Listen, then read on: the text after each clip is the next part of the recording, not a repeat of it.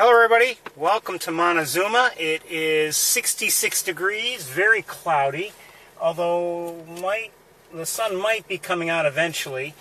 There was a little bit of rain, let's get that off the windshield, but it has slowed down, maybe even, not stopped entirely.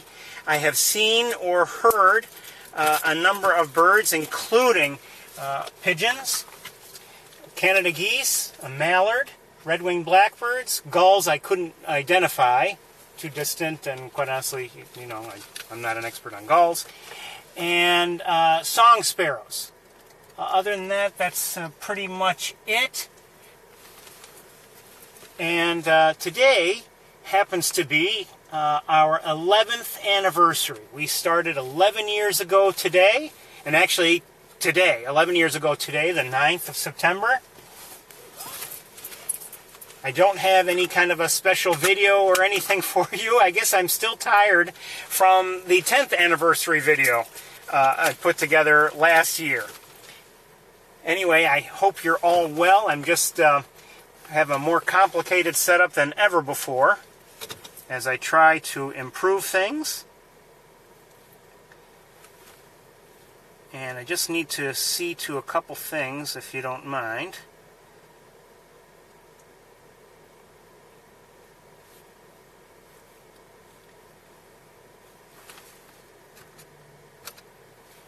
Couple things, 1 second here.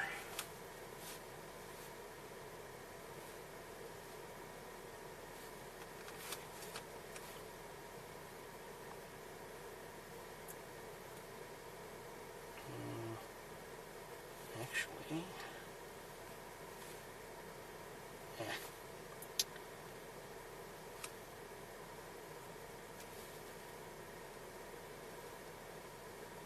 One or two moments, just a moment. I need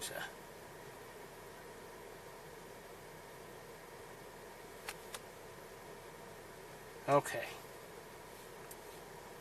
I think we're up and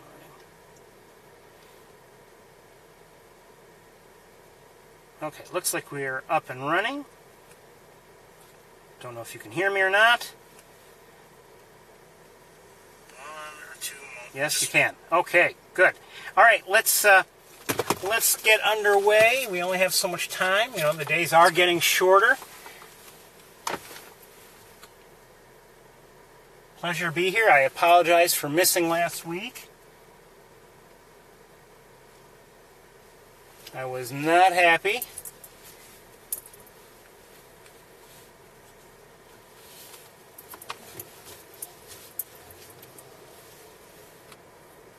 It was a last-minute decision on Saturday morning, and I thought, well, maybe, possibly I'll be able to go on Sunday, and nope, that didn't happen. And Monday, no, that didn't happen. And you know, finally on Monday, my car was all ready, everything had been packed up and ready to go, and finally I decided, okay, I guess I'm not going. You know, Monday was Labor Day, and I was able to, I could have. You know, in terms of, you know, time off, I could have come here, but there are other things at work.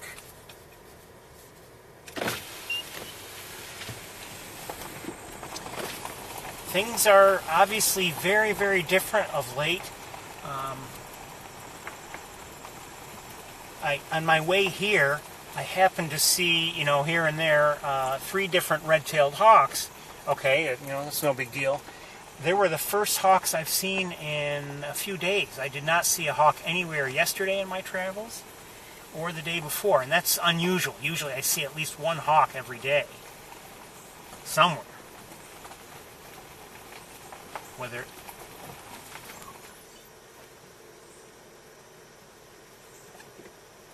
there's somebody in the distance. Whether it's you know, one of my neighboring red-tailed hawks or some of the others I regularly see in my travels, didn't see any. And as for my neighboring red-tailed hawks, it's been a number of days since I've seen any of them. And those few sightings I've had, just the occasional sightings lately, have been, you know, long-distance sightings. Just they're happen to see one from home or something. It's just things are a little different, of course. It's been in my neck of the woods, the weather's been warm. It's just cooling off a bit now. But we had a few warm days, warm and muggy. It felt more like summer again.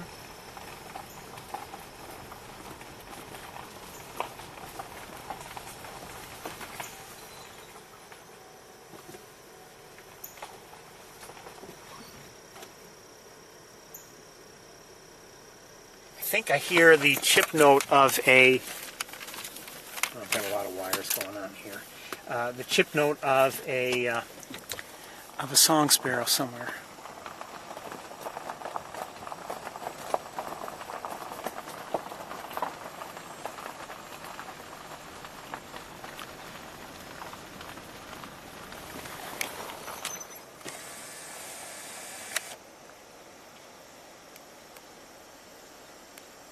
I don't know with certainty what those are, but if I had to guess, they were red-winged blackbirds. I've been seeing them fly around. The sun might be coming out a little bit. The sky does look like it's lightening back there, lightening up a bit. Car is parked here. I wonder if they see something. Oh, maybe not. I think they're just pulled over.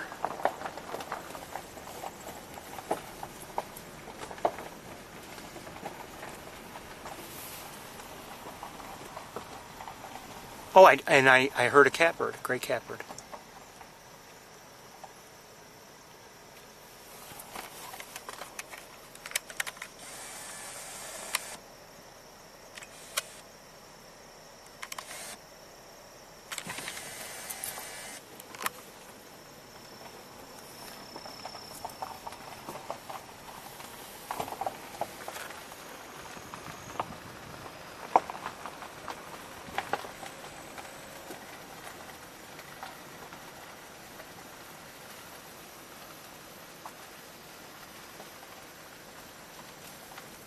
I need to set you down. There are things I need to do. One second.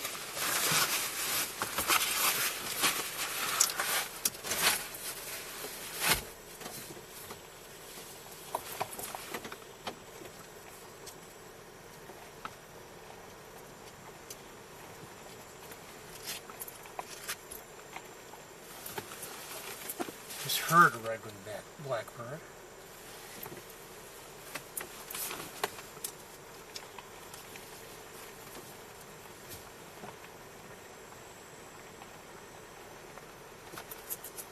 So we're going, things are definitely changing, but we're going to do some things like we have in recent weeks in terms of where we go and how we look at things.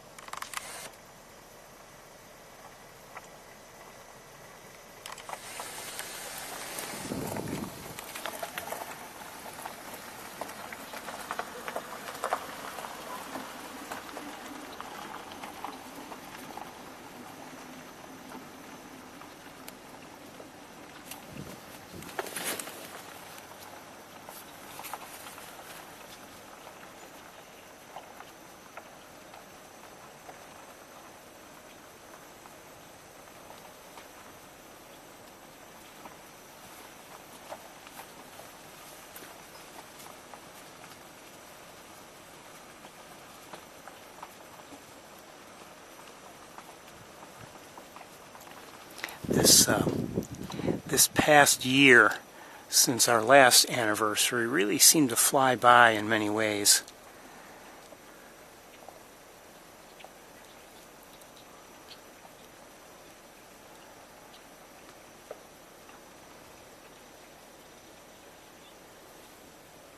I just heard something. It sounded like a belted kingfisher, but I'm not sure. Hold on, there are people ahead there.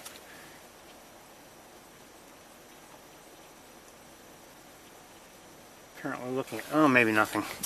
Nothing in particular. And also way up ahead, something's in that tree. Looks like it's of relatively good size. Could be crows, but I don't know.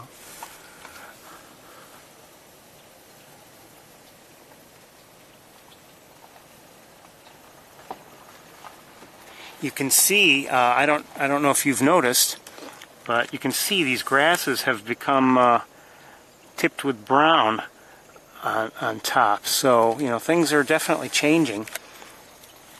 Maybe it's just dying out as it normally would. Okay, red-winged blackbirds. Okay, they're not going to be easy to see.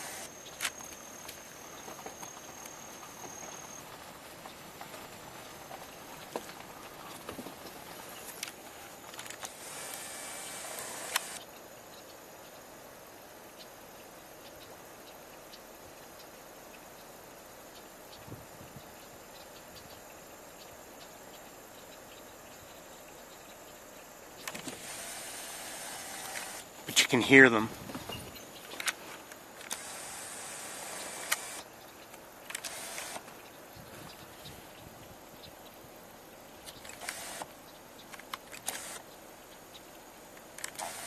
I couldn't get it.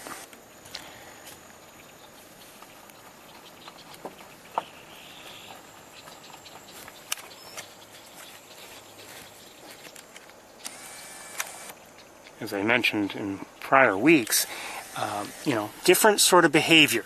You know, earlier in the spring, you'd see them being territorial. You'd see a male by himself chasing after anything and everything that might come nearby, and now you see them all together. You know, flocking behavior.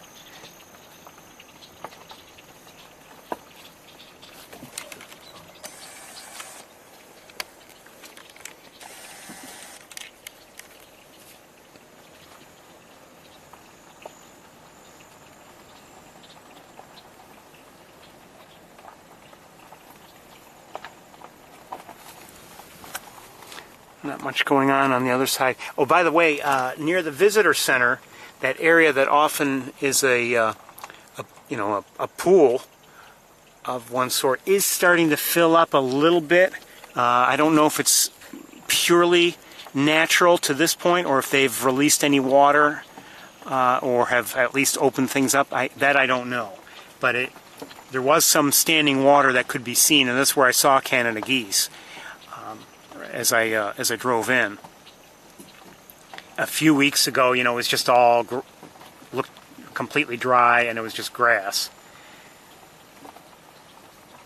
And actually, you know what? Now that I think about it, it looks like someone went through with some kind of machinery and turned things up a little bit, because I saw a lot of big chunks of mud. It looked like the ground had been disturbed.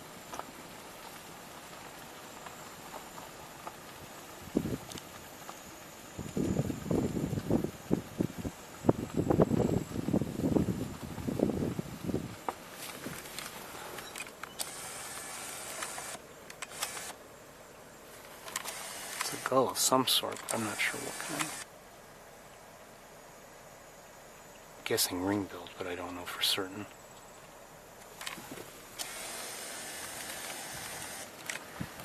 That pickup truck I showed you earlier with people nearby, they're still there. I wonder if they're looking at something or not.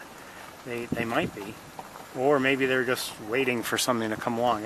They're in that area where we last saw the, you know, in that stretch where we were lucky enough to see the least bittern a couple weeks ago.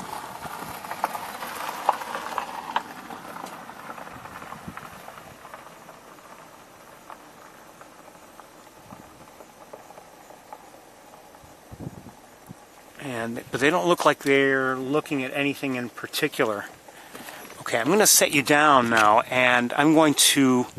Oh, see something. Hold on. Well, at least I thought I did.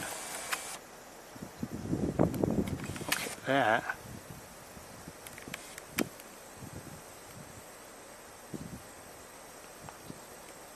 looks like a... it looks like an immature, but maturing common gallinule.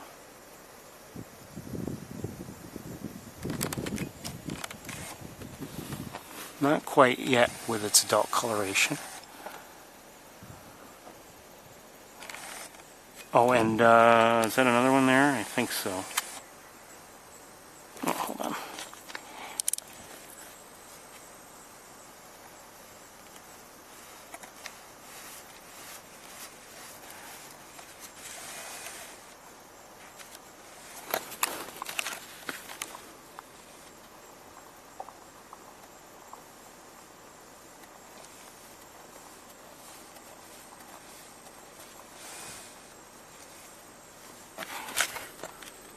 Come on, there we go. That might work. Hold on.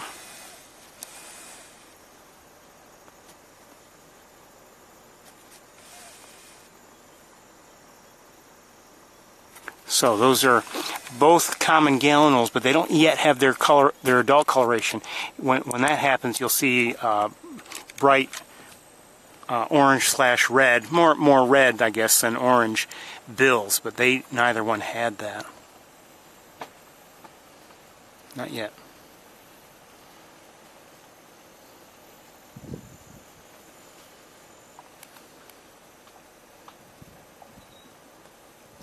Okay, so I'm going to start looking a little bit more closely as I drive by here. So I want to set you down so I can use my binoculars and look.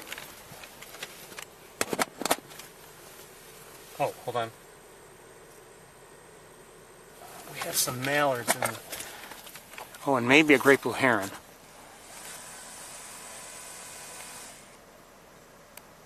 Mallards there, and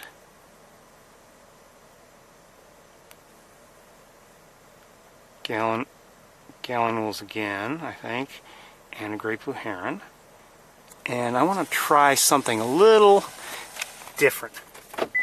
Just a little different to see if it's... no, I'm not going to try that. That's wrong. Sorry, never mind. Never mind.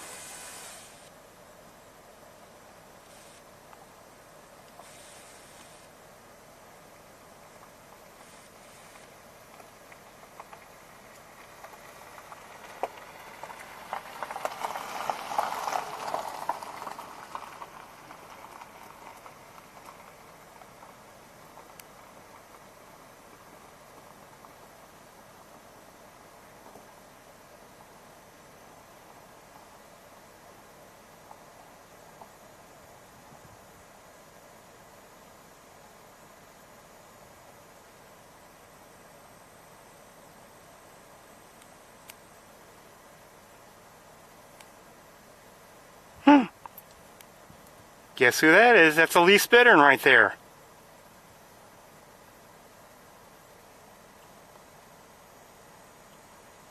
Okay, let's see if we can, of course I didn't get it ready, let's see if we can look at it with the other camera. Hold on one second.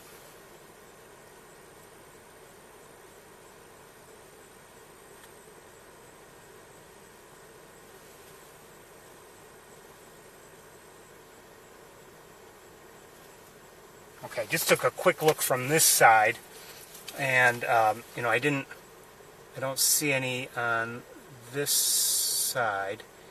So let's let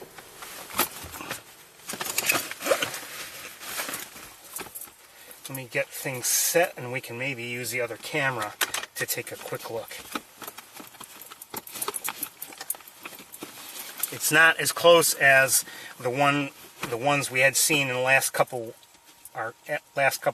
journeys here, but we'll take it.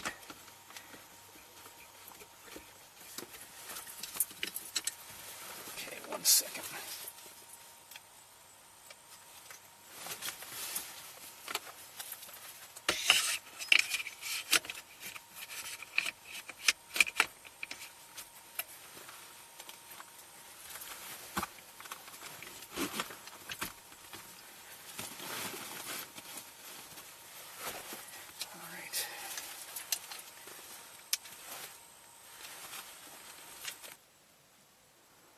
And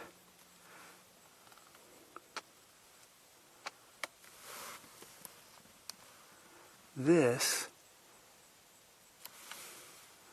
is a leaf bittern. Oh, it looks like a young one. See the downy feathers on top of its head?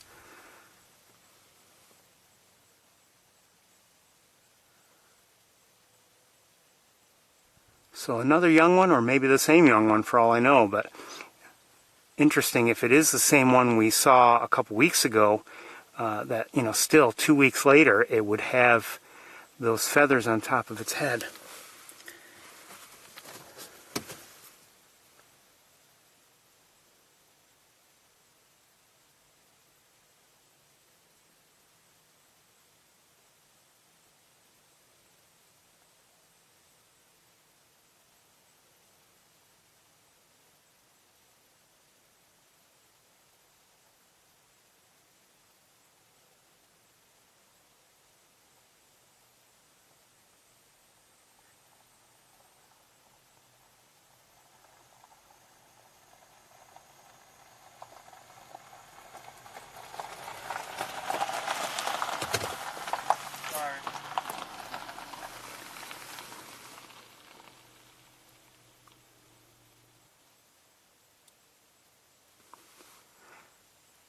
My setup here, my rig is a little shaky, just a bit today.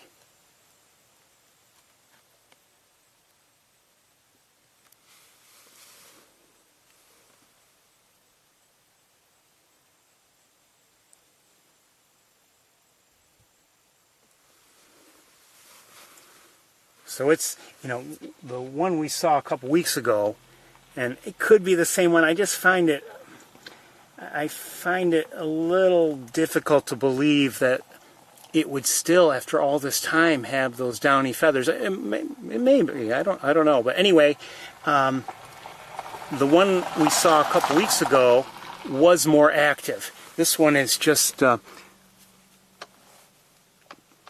ground level and not moving around. So while we're here, let's we're not going to spend too much time looking at it.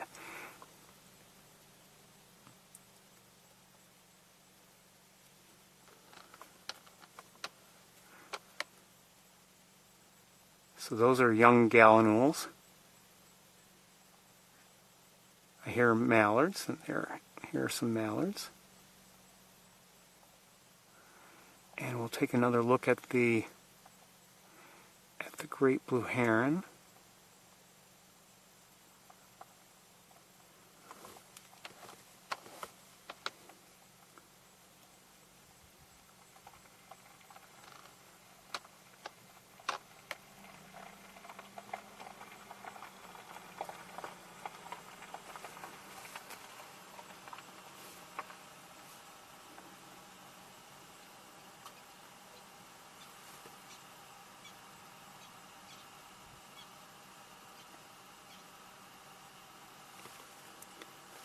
I think I'm hearing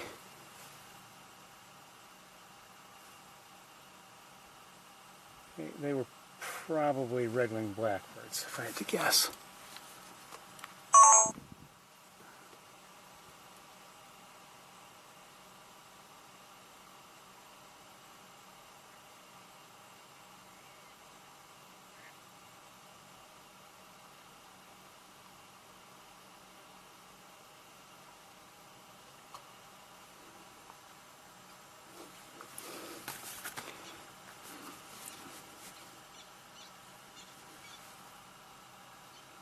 Here, Canada goose.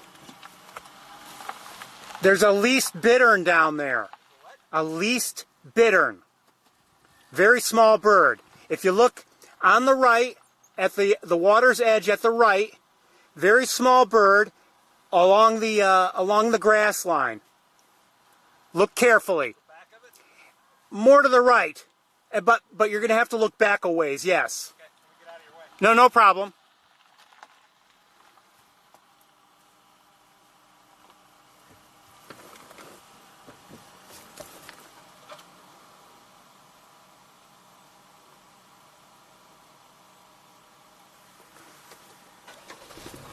I don't think you can see it from there. Hold on, we gotta.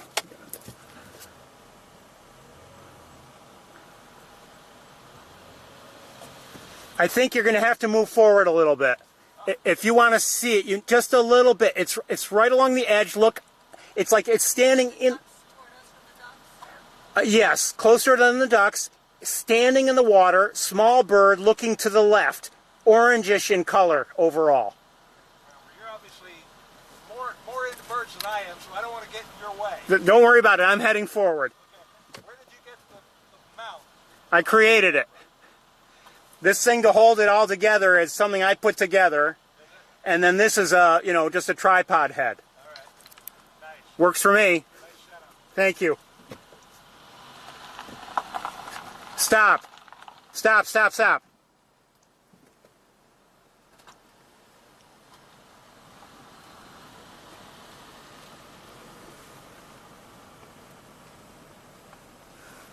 All right, I'm gonna switch. Oh, is that something?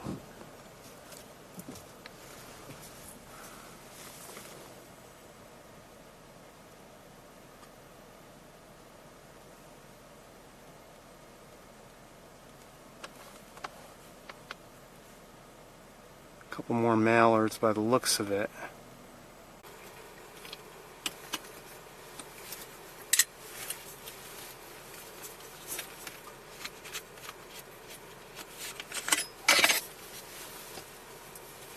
So anyway, I'm glad we saw least bittern, but you know, I would have liked a better look than that.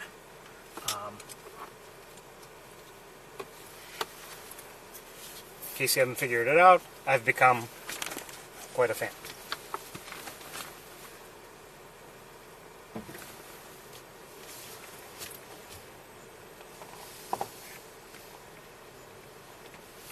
So I'm going to continue looking to see if maybe we can find another one closer or something else here. Who knows?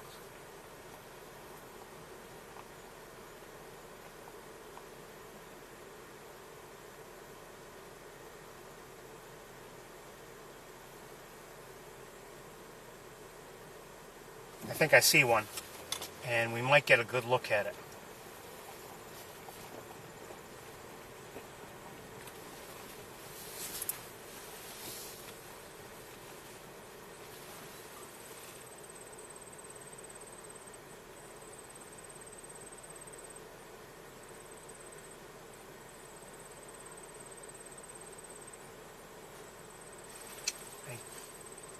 I'm going to drive forward. I still know where it is, but it's not in the best spot.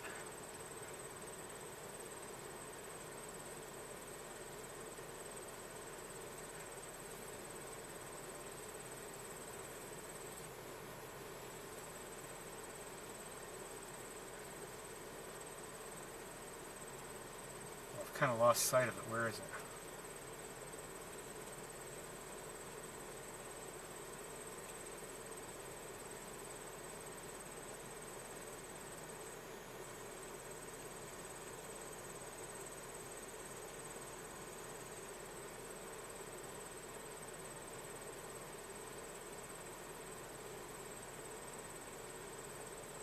I have lost sight of it. 1 second.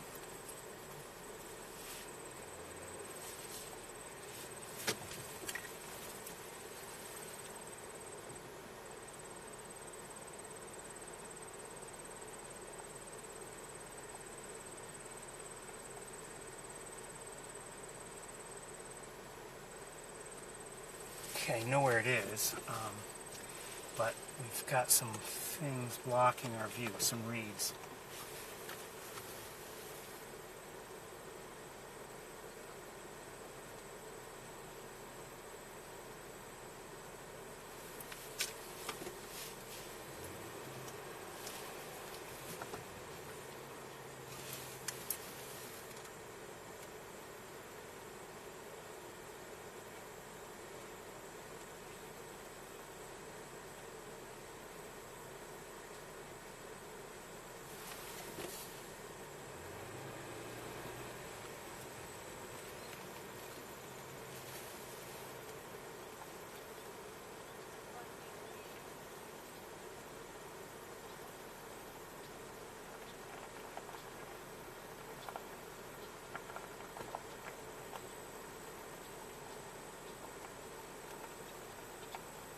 Okay, we'll try from here. We've got some vegetation that's going to be blocking our view a bit.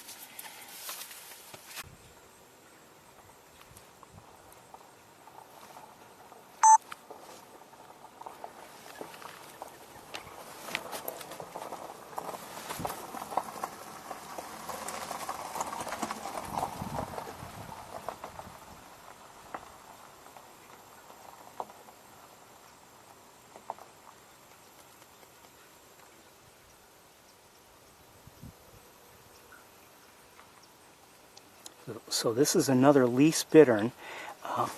Unfortunately, it's pretty well hidden. You can see it's above the ground. It's actually holding on to some reeds.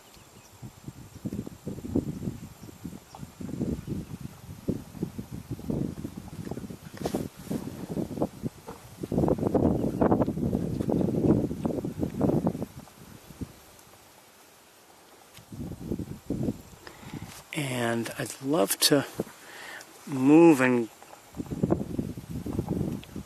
get it more clearly in view. Where is it? I'm looking with binoculars. Oh, there it is.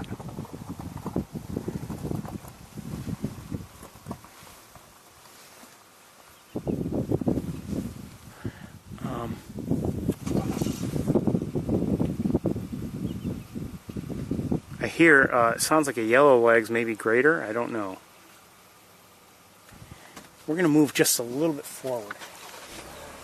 See if that helps us any.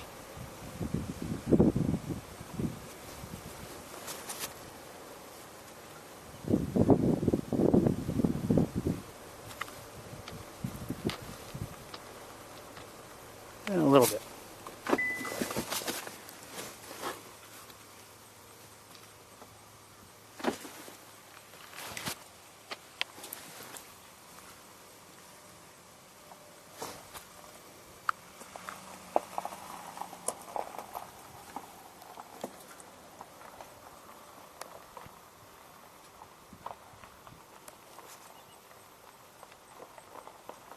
Got a little bit of heat shimmer at work.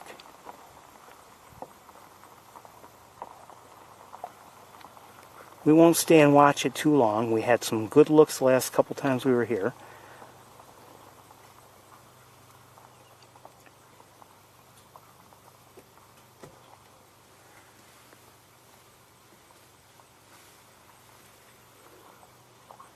Notice this one does not have any downy feathers on its head, so it's not quite as young, I would say.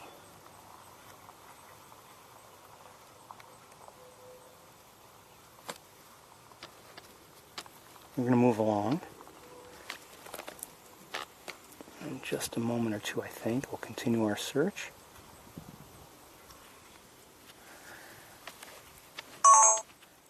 Okay, I'm going to leave this camera in place.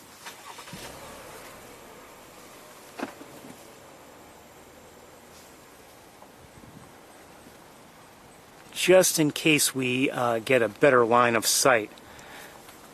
I've got to keep stopping because I cannot see it with the naked eye.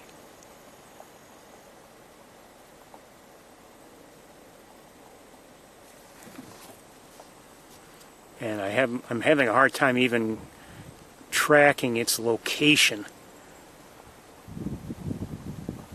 Oh, we might have a clearing in a moment.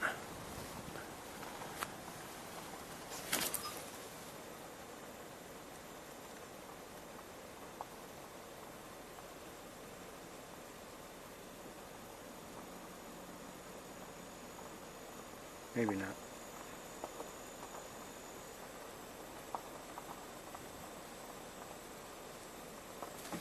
Maybe not.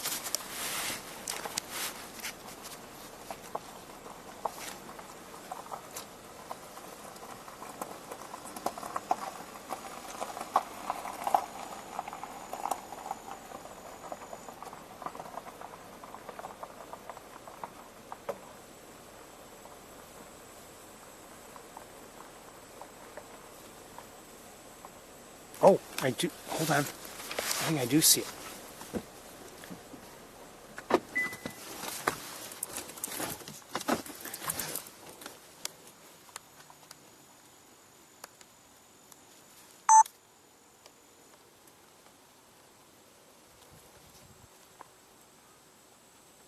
We need to move forward just a bit. And I think that's all I can do.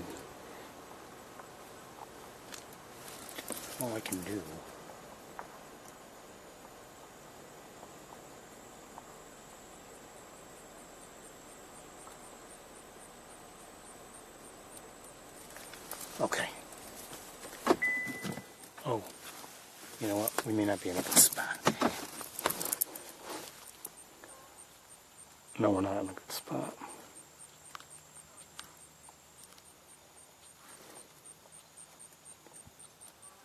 Sorry. Hold on.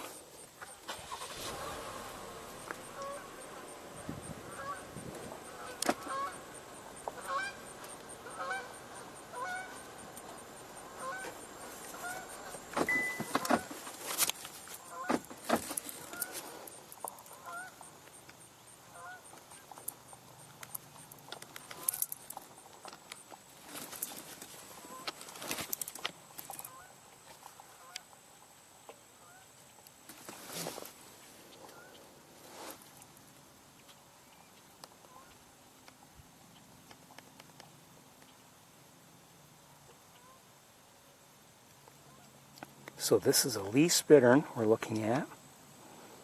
It's our second one of the day.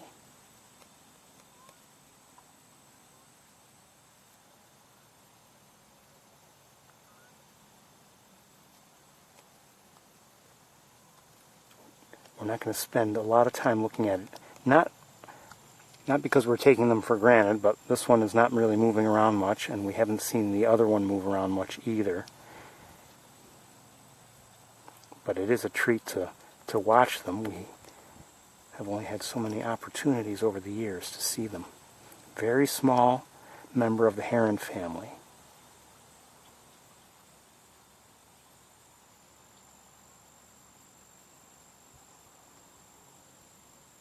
And I'm hearing some pied-billed grebes, by the way.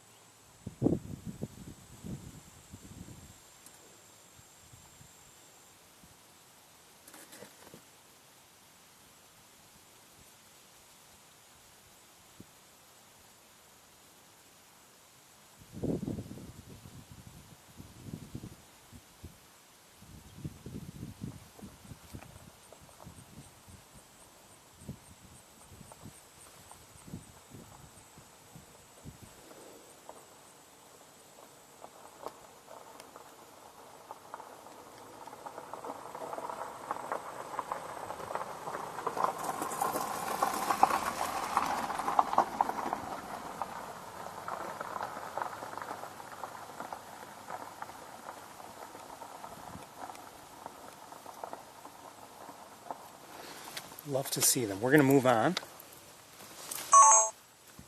And again, I'm going to I think we'll keep this camera and, well, maybe we won't.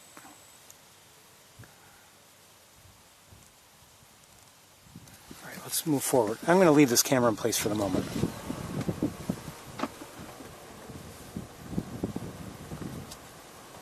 Good to see the least bittern.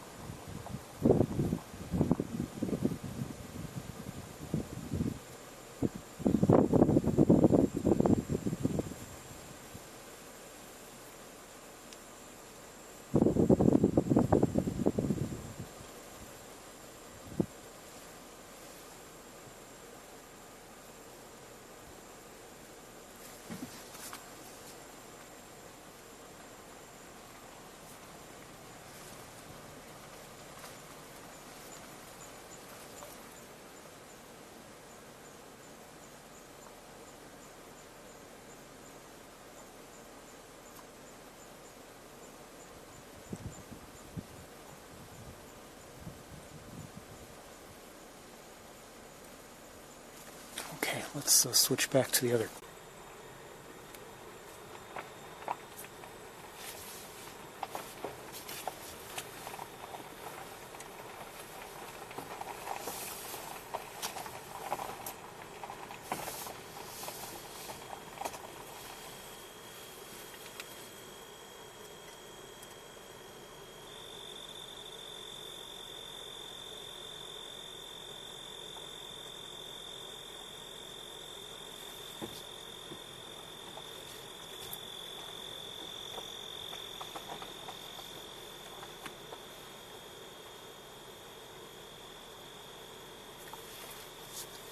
Looking at the other side of the road now.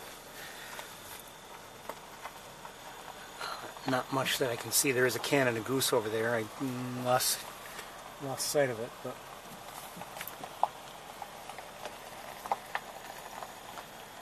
oh, there it is.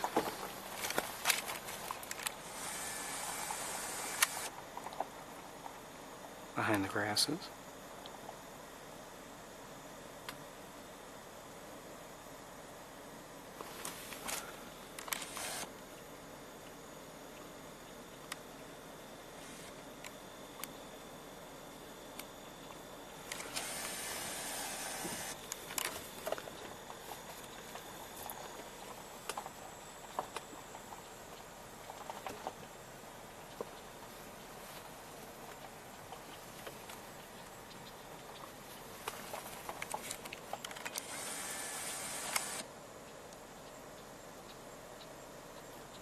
I believe you're hearing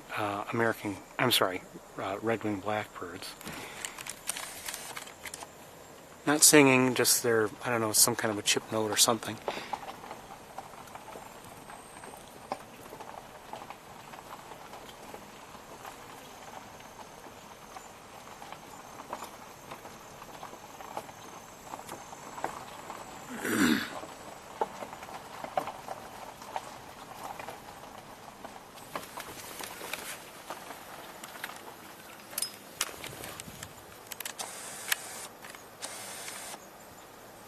Yeah.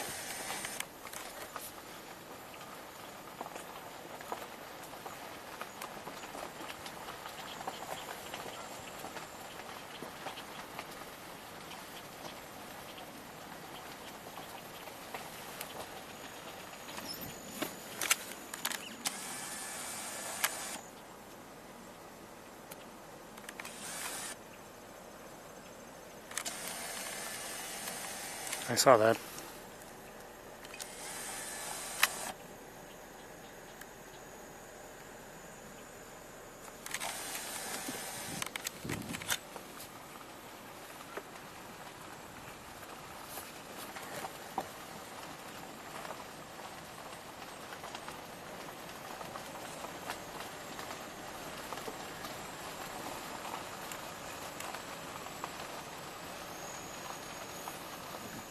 Ooh, hold on, I gotta deal with something.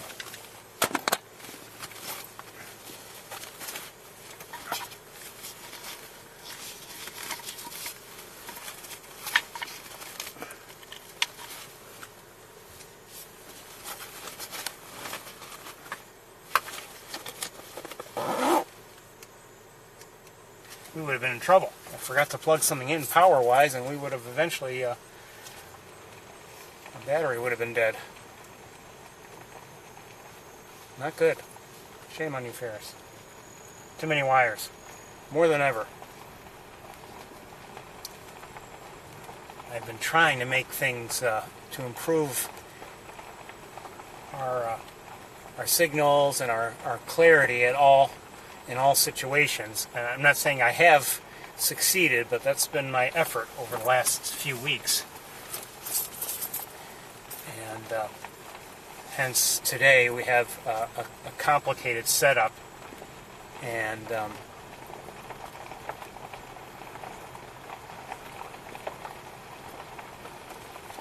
it's meant to hopefully keep us connected and keep everything up and running and clear as much as possible. I can't guarantee that it's successful, but that's been my effort.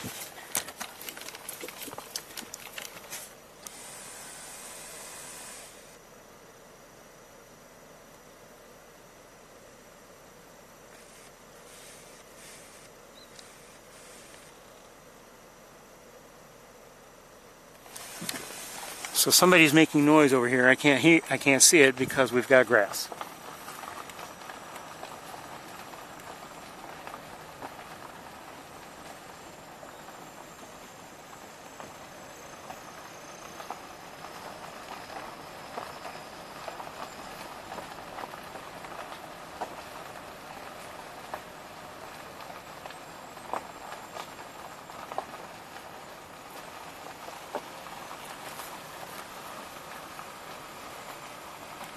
probably should have gone back to those people that I had told about the least bittern, because we saw a second one. Might have been hard to find, but who knows, maybe they would have found it.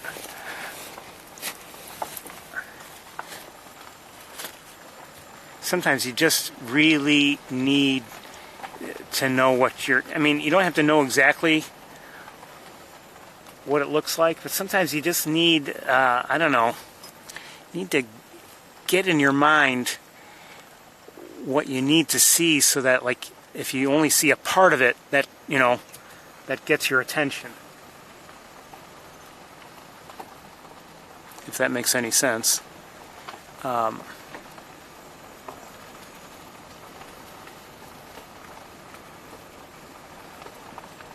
I guess, for, you know, very much, you need to be looking for something that is not, you know, grasses or a flower or reeds. I mean, it's going to have at least somewhat of a bird shape, and that can catch your attention.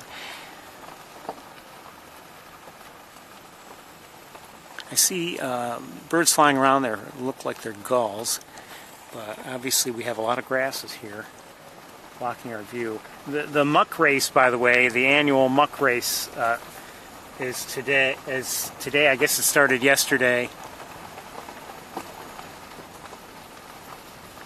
I'm not saying that the people up ahead are part of that. I think most of those who participate in such a thing are, you know, maybe experienced birders, or somehow these people look like they're just on a tour, but I may be wrong.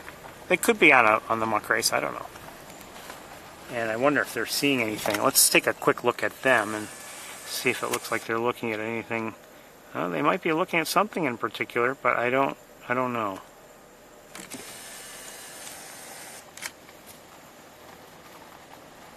That looks like an eagle.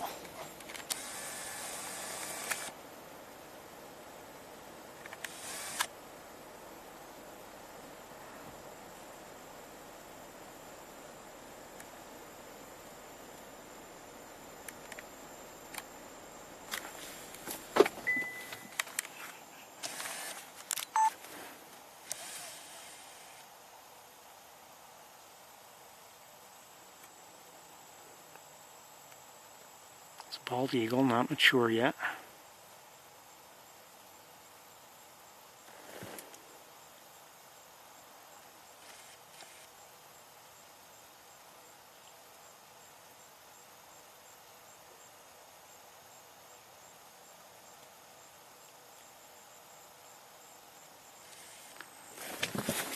I think a couple weeks ago when we were here, we didn't see any eagles at all, I think all day, as I recall.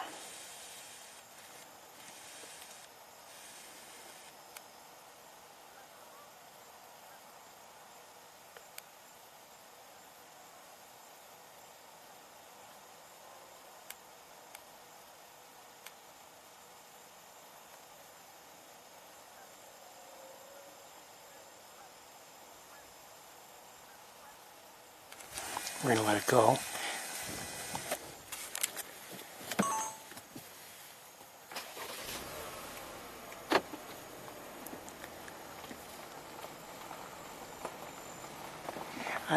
I was wondering on my way here, have the ospreys left? I would not be surprised if they have. I haven't seen an osprey all day anywhere.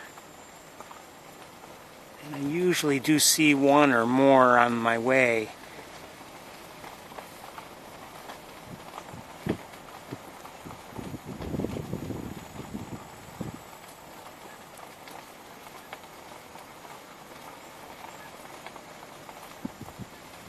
They may still be around, I don't know.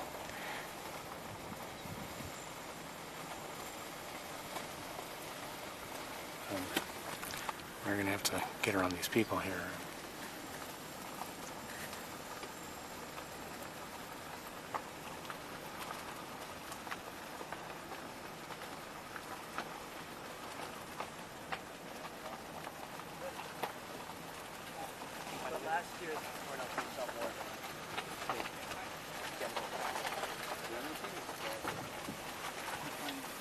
Seeing anything special? Just some scaup and ruddy. They had a ruddy duck. Did they? Okay. Thank you. Ducks and redhead. Okay. Thank you. We can try to take a look. I hate to park here in the middle of the road.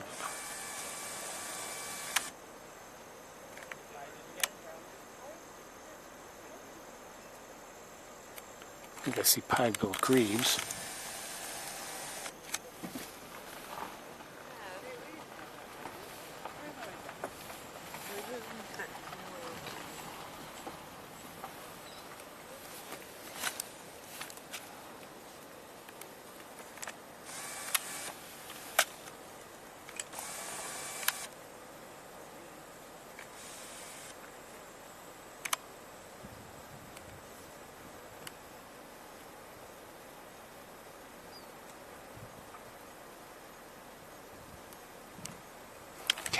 We'll try to take a quick look at the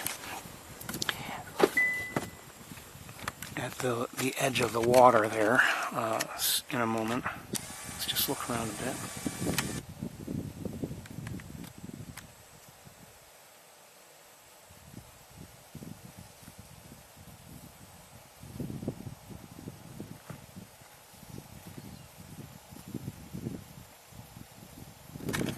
Okay. Just set you down. We'll take a quick look.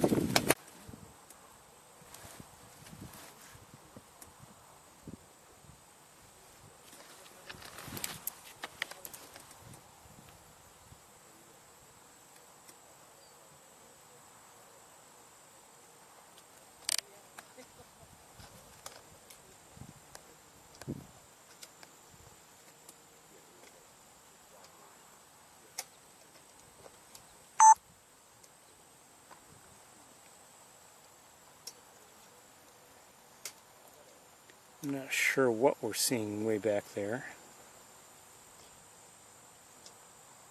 I think we might be seeing, I don't know if they're, I don't know if there are any American widgeons back there.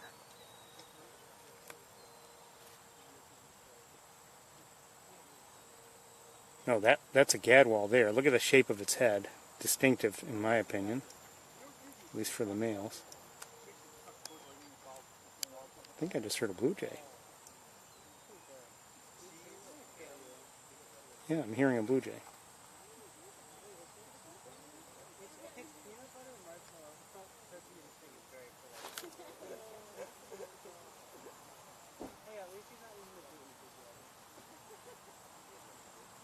Now he had said, the gentleman we spoke with had said scops. I haven't seen any, I don't know.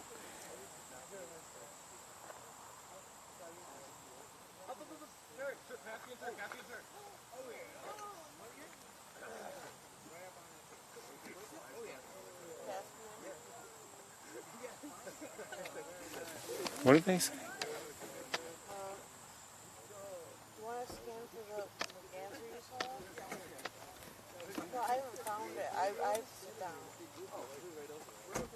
I don't know. She said she saw it. I haven't seen it. But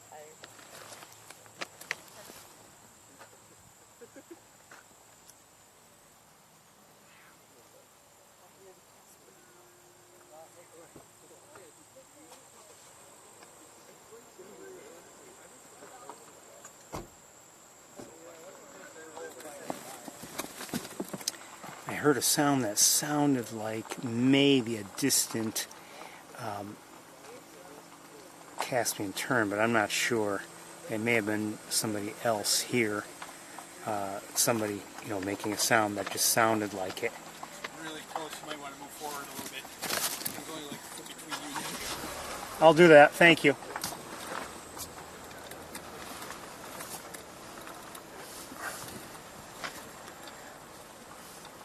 All right, let's stop right here.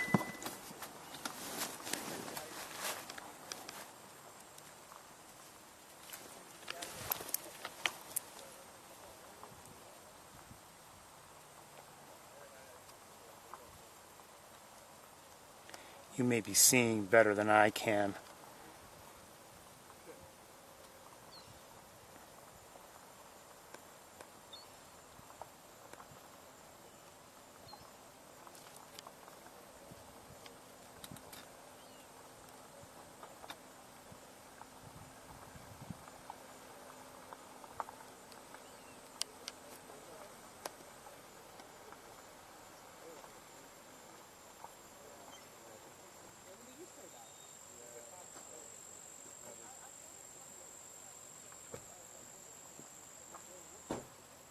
we're not going to spend too much time looking here.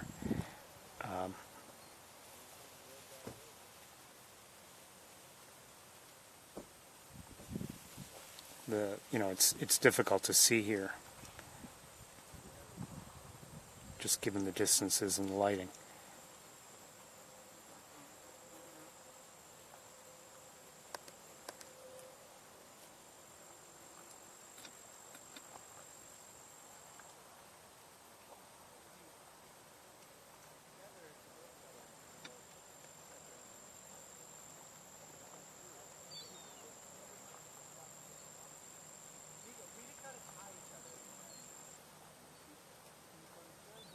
I don't know who that might be back there.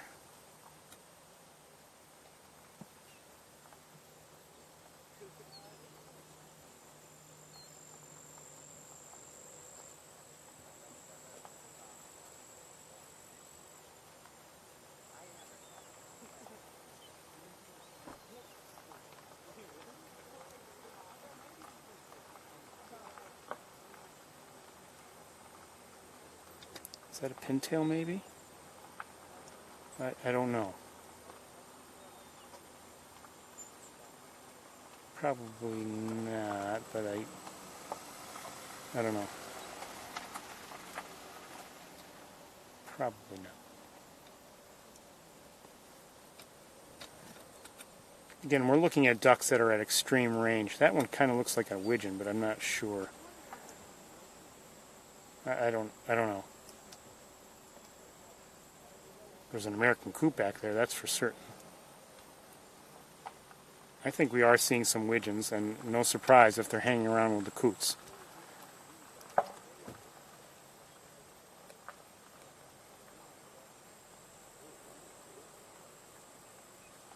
We've seen that many times before.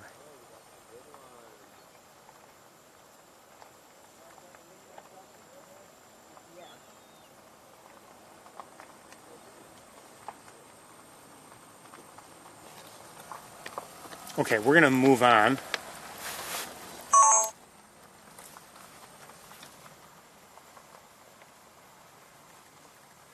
In that dead tree that I had shown you earlier, I don't know if it's one of the same birds, but I see a double-crested cormorant up there now. Just took a look with my binoculars. Oh, pied-billed grebes right here.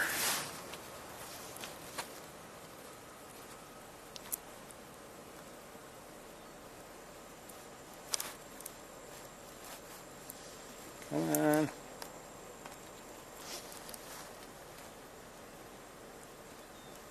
Young one. And there were two, but I missed the second one.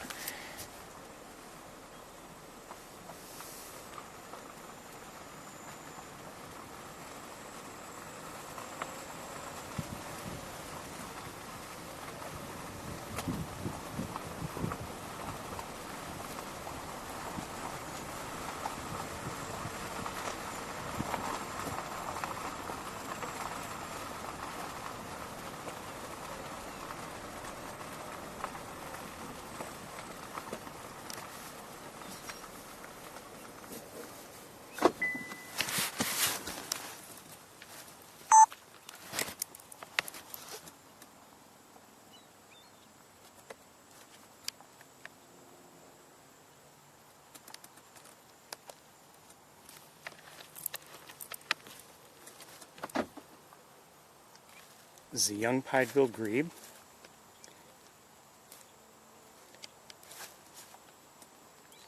The striping on its face and neck are indicators that it's a young one.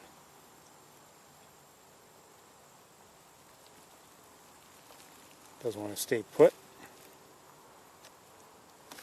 And I just dove and it popped up over here, so we're going to let it go. And 1 second. I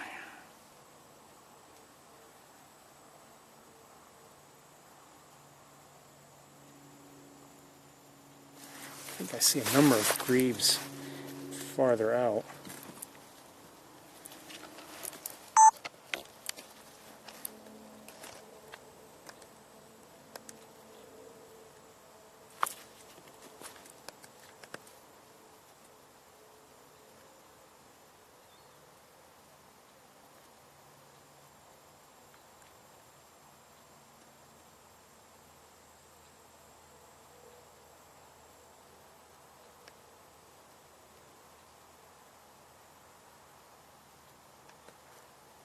Not very sunny, but there's a lot of heat shimmer today. On a relative basis. I would have expected a little less.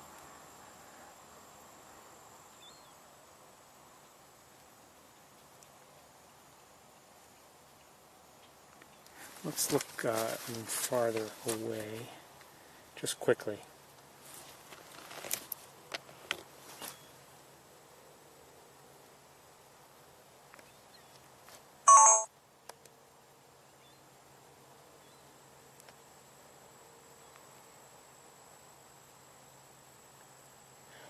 The distances, you can tell, they're giving us trouble today.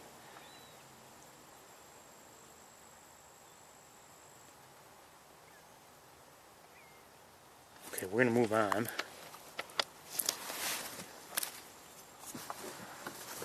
We'll leave this in place. And oh, by the way, in that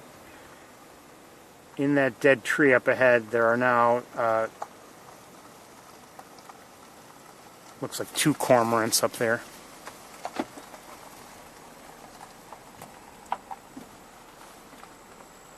And I'm seeing a third one that happens to be flying in that direction.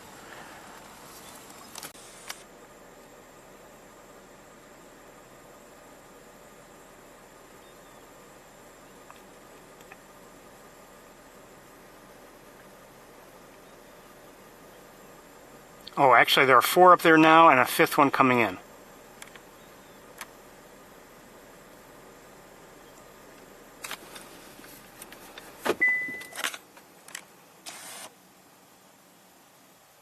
And who's that?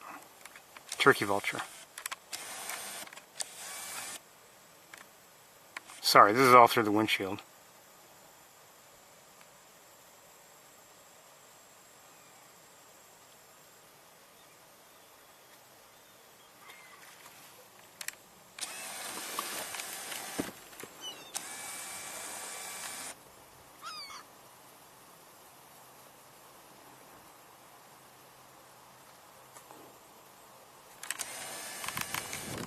I think that one had just splashed down for whatever reason. Now maybe it went after something. I don't know if it got it or not. Oh, you know what? There might be something nearby swimming.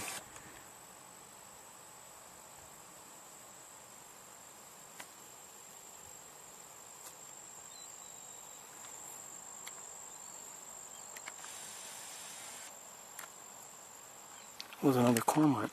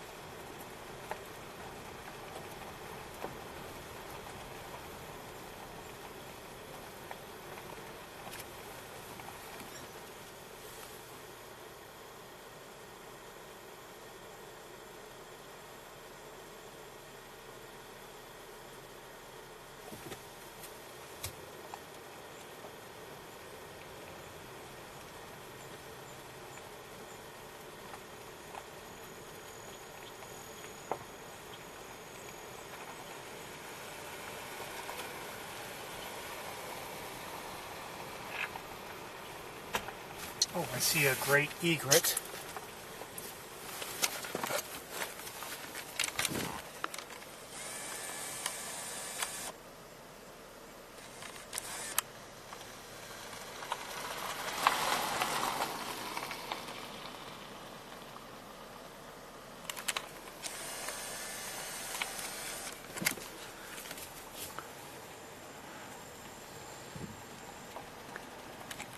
So we've seen 3 different members of the larger heron family.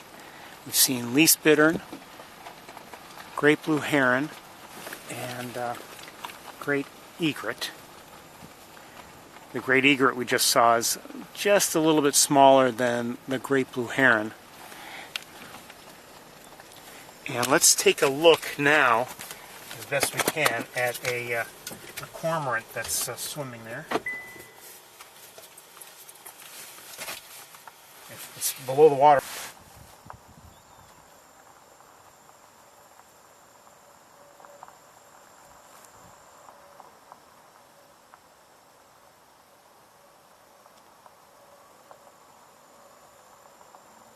I don't know where it is now. Oh, it must be. It's really underneath somewhere. I don't know where it is now. Oh, there it is. Hold on.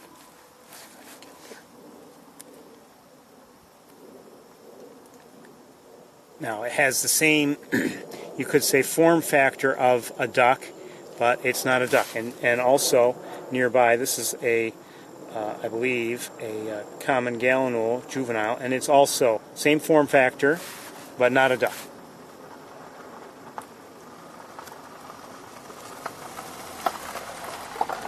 When I say form factor, I mean it's just the way it's swimming there. It's got its neck above the water, and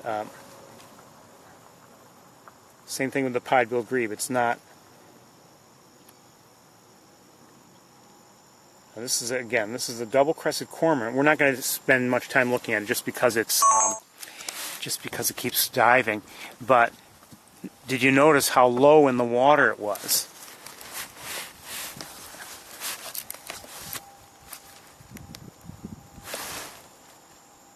See how most of its body is submerged, and it's just its head above the water. And it's just that's what they do. That's how they're adapted for their environment, and they're able to swim. Their feathers, my understanding is, they're not the most buoyant, and also they tend to absorb more water and everything. So they do different things when they want to dry them out. You'll often see them. If they're out of the water, they're perched and they've got their wings extended just because they're trying to dry off.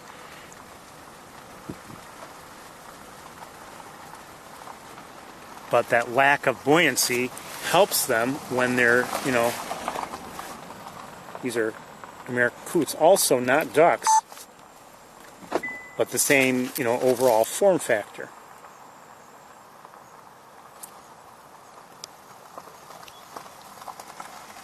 And, closer to us, who's this?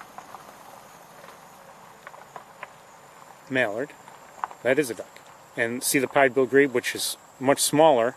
The pied-billed grebe isn't a duck. The mallard, of course, is. And here's a different pied-billed grebe. It looks like it's probably an adult. And here are the cormorant. I'm sorry. Here are the American coots again.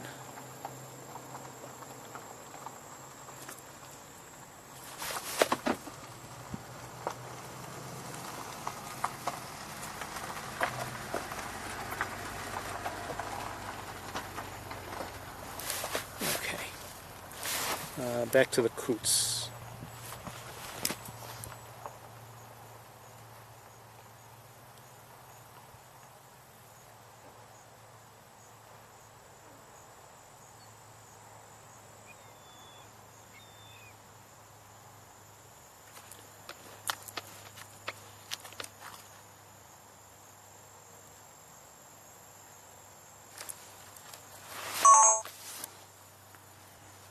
So let me just take a quick look around.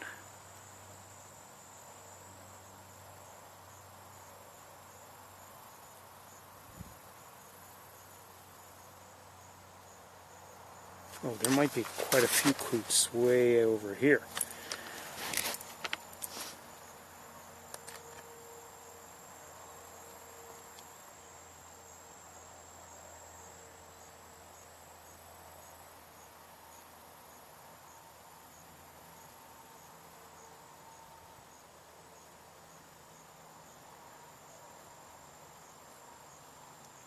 In my experience, we see that fairly often with American coots. You'll see, fairly decently sized groupings of them. Don't usually see that with the very similar, common gallinule.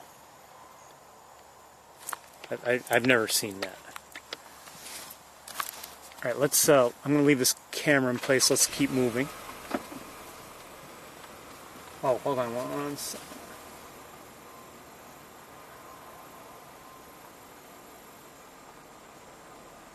Never mind.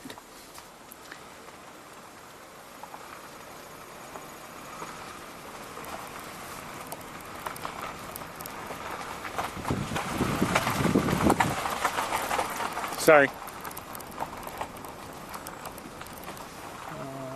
Oh, who's that? Is that an eagle up there?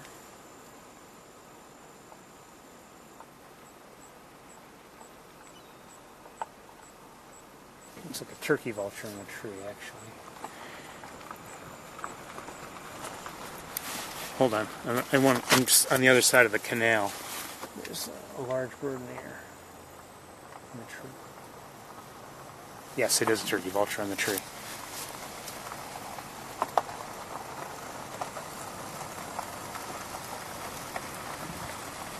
Oh, and there's another grouping of American coots coming up and closer.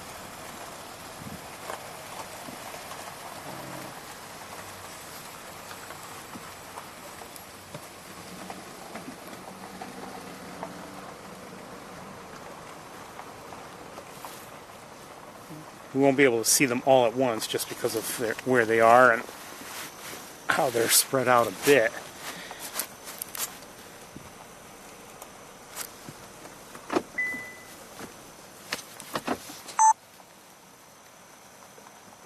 Oh, not sure exactly where I'm pointing. Those were not. Those are ducks. Look like mallards. Okay, the coots are closer.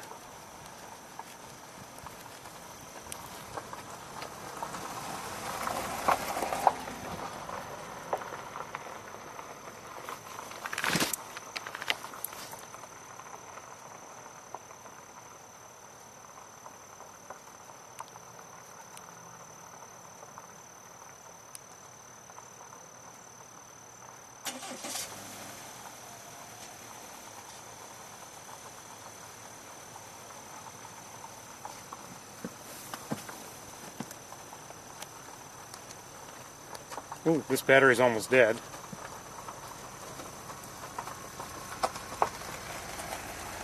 So I have to change it soon.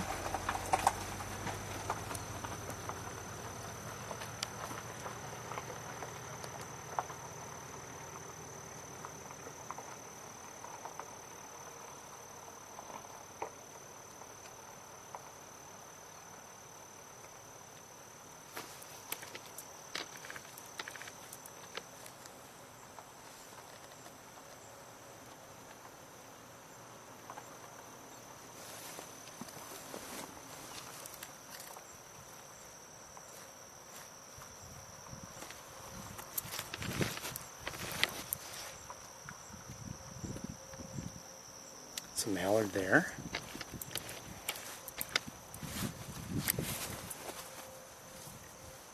And I'm just looking around with binoculars a bit. So we have this, these groupings here, and then must be some good vegetation there that they're eating.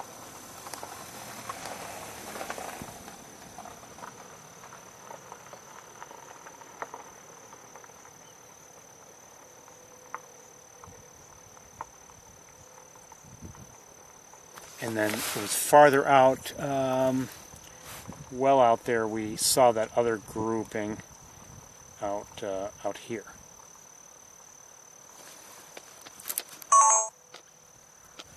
Okay, let's continue.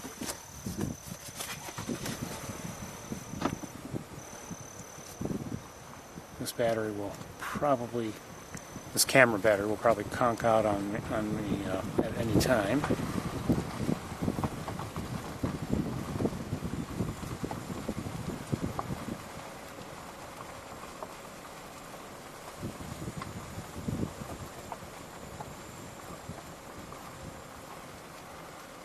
Those cormorants are in that tree. I just don't know if I'll be able to have a good line of sight on them. It'll be backlit though, unfortunately.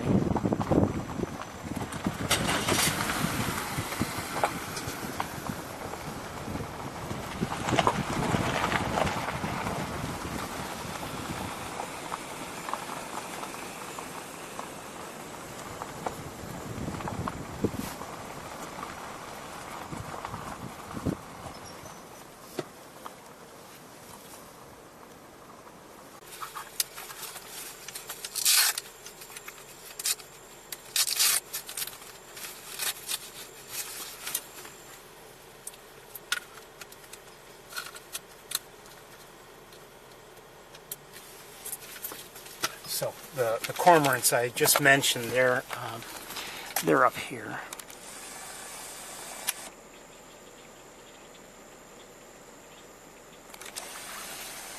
I think I'm hearing again red-winged blackbirds. I don't think I'm gonna try to. Well, maybe I will. I don't know.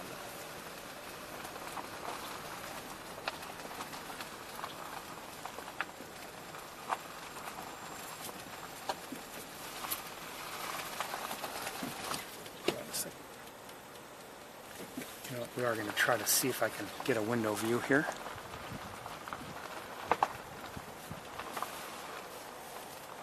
And I may have traveled too far. Well, we'll use this camera anyway.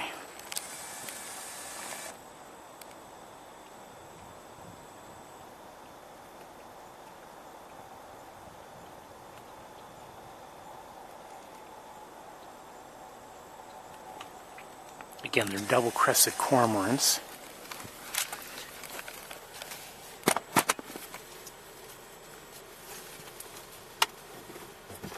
Come on. Yeah.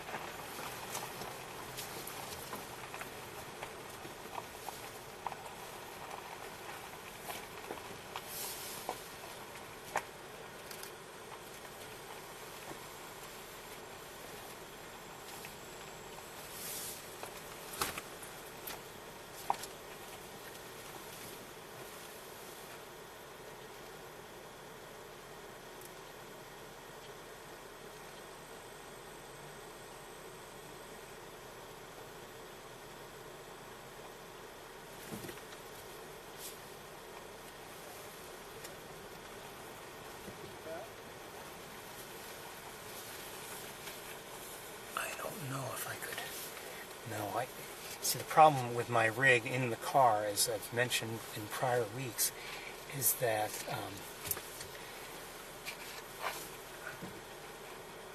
because it's set back from the window, I can't look in quite as many directions as I would be able to if I were looking right through, at the window edge.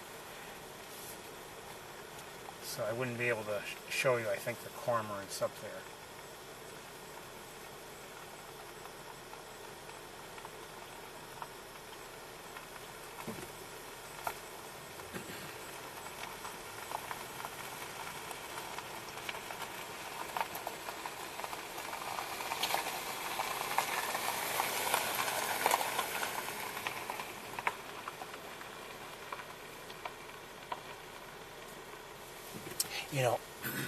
So we've been doing this now for 11 years.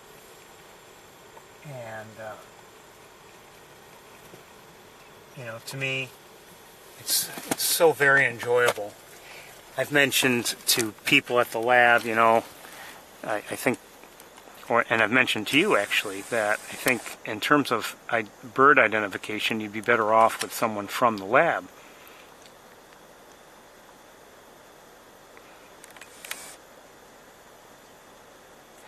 And I still believe that to be true. But whenever I've mentioned it to, maybe someone at the lab, once or twice I've mentioned it. We just don't have the time in terms of our, or the staffing to do it or whatever. And that maybe it's true, maybe it's not.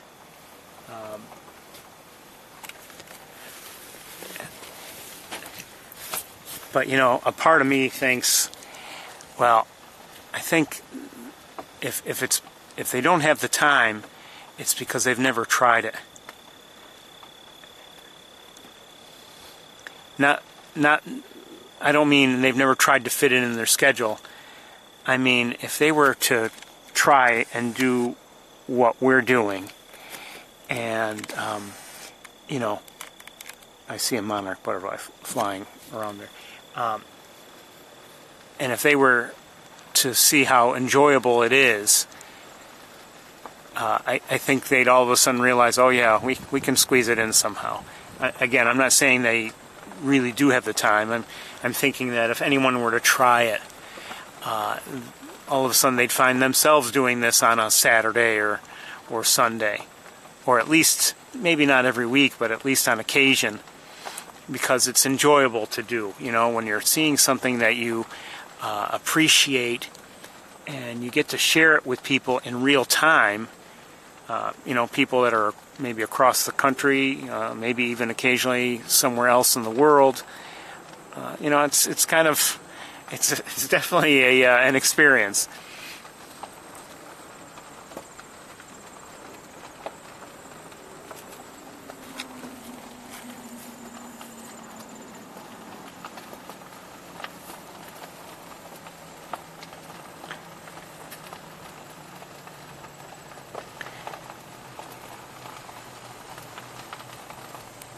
My thought is, even if there's a given person who does have the time and has never tried it, if they were to try it, they'd think, well, that's actually kind of fun to do, and they'd want to do it again. That's my point.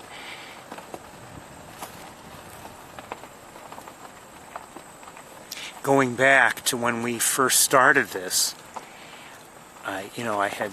And I've told this story before. I'm not going to tell the whole story maybe at this moment, but I remember at the nearing the end of the day, or maybe at one point during the day,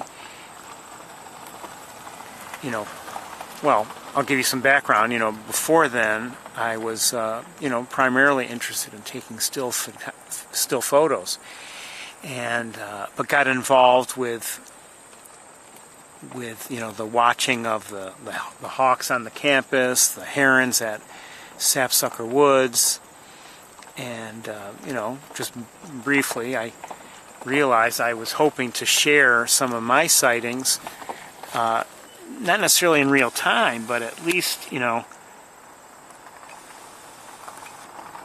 if I was seeing a hawk, for instance, and the camera could not see it, it would have been nice to have a nice way to show everybody, oh, this is what I'm seeing. Just to transmit a still photo. And my equipment couldn't do it. No, I knew of no way to do it. I kept searching and searching, and then eventually, one night, I was at home doing something, and just a different sort of search term popped into my head. I don't even remember what it was, but it popped into my head. Someone just flew across the road. I think it was a sparrow of some sort. And I thought, okay, I'll have to try that. I tried it the next day, and that led me to an article that had mentioned Ustream. That was the first live streaming service that we used. And we went from there. And anyway, the chat room had been closed already for the season. The chat room, for the Cornell Hawk Cam. And, I think it had closed in either late June or early July, or I can't remember exactly when it closed. And, all of a sudden we had a way to open up our own chat room again and to also go and look for the hawks together. And I remember that first time we did it on the 9th, the first official tour. There was a nest fest that day, and while waiting for things to, activities to, actually, begin, I was walking around in some areas around the campus, namely around Rice Hall and everywhere that, places that no one could see before because the camera couldn't get a line of sight on such areas. And I said, I'll take you on maybe a little bit of a tour. And that's kind of where the name came up, just to call it the Ferris Tour. And but anyway, towards the end of that day,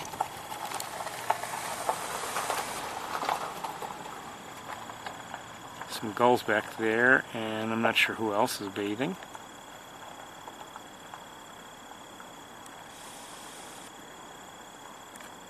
Oh, that's a shorebird there, and so is that. I wonder if they're greater yellowlegs. Hey, don't do that. All right, let's take a quick look with the other camera.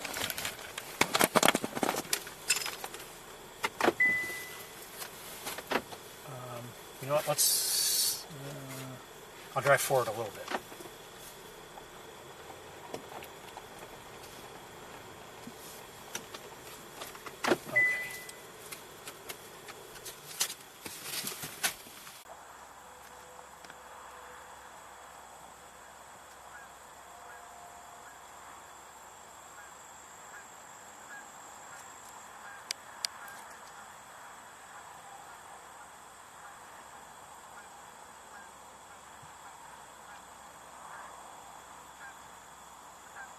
Here, a Canada goose.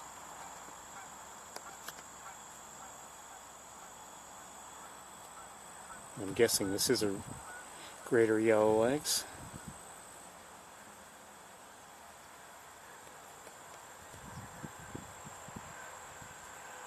Is that a lesser yellowlegs? I don't know.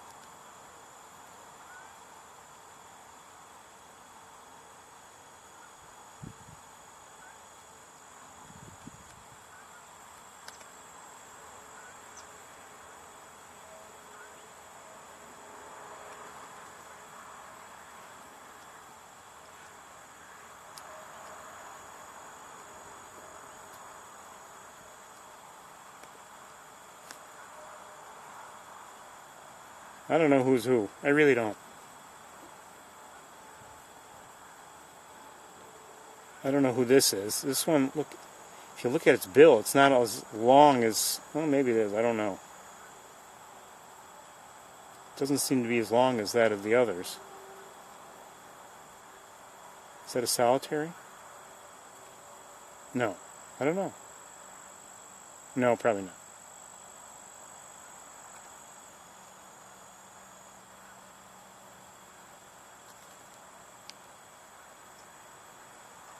Maybe.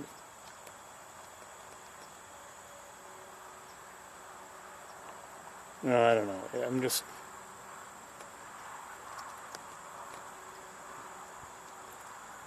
As I said, you might be better off with someone from the lab who knows what they're talking about.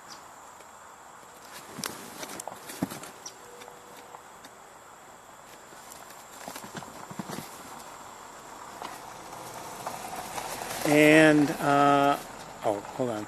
That was a gull splashing. Okay. Well, anyway, you've had your look. We'll keep moving on, I think. I'm just going to have a look with binoculars, just to see if there's anything else we should look at before we move on. Nope, that's about it. Drop out of our view in a moment.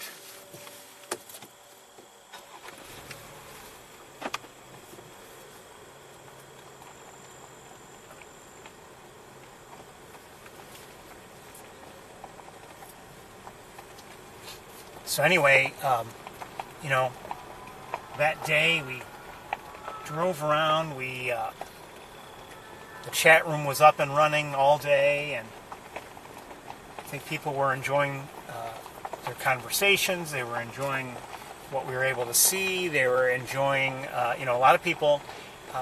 That was the first time anyone had a Nest Fest, and that was everyone who tuned in got to participate at least in a way, and to see what went on, and people enjoyed it. And at one point during the day, people were like, "Well, this has been fun. Can we do this again?" And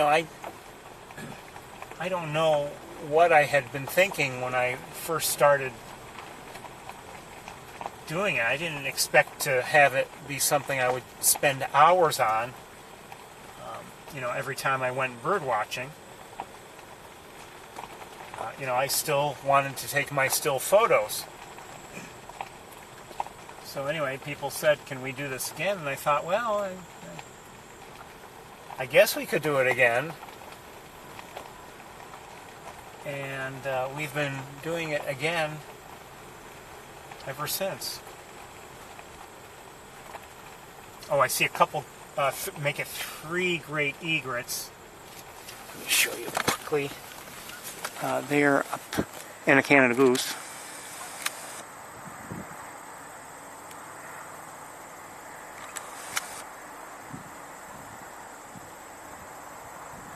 Maybe we'll have a good opportunity to see one.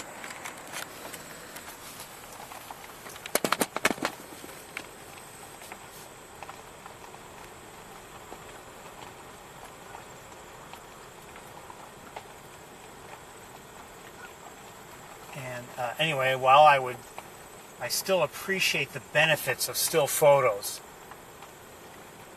no doubt. But I don't think I'd trade this for anything. I really, truly enjoy this opportunity.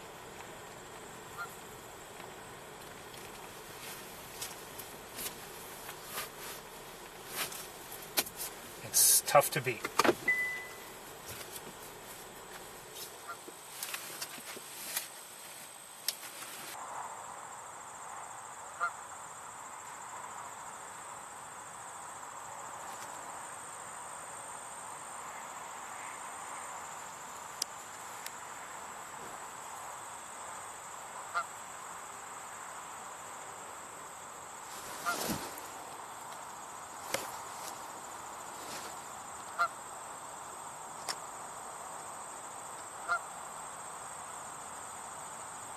So these are great egrets. Again, a little bit smaller than a great blue heron, but obviously very similar form factor with that long neck, long legs.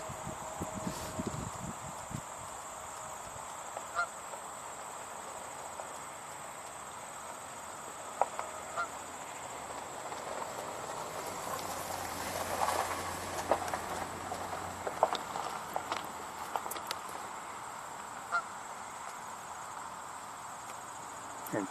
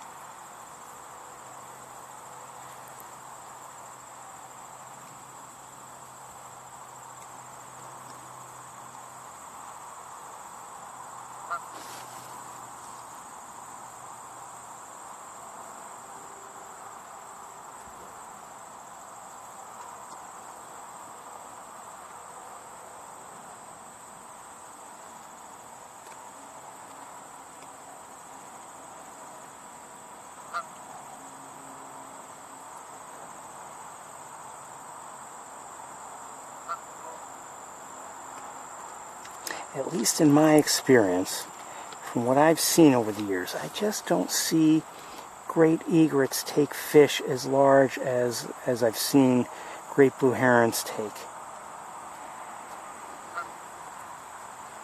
I'm not saying it doesn't happen, but I just don't see it.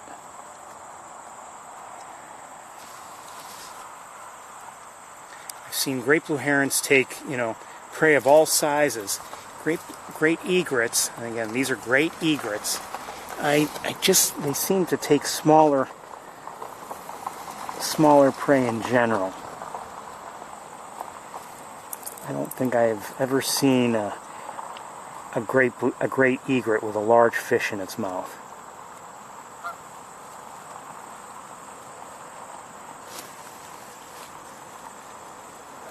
Again, I'm not saying it doesn't happen, but I haven't seen it.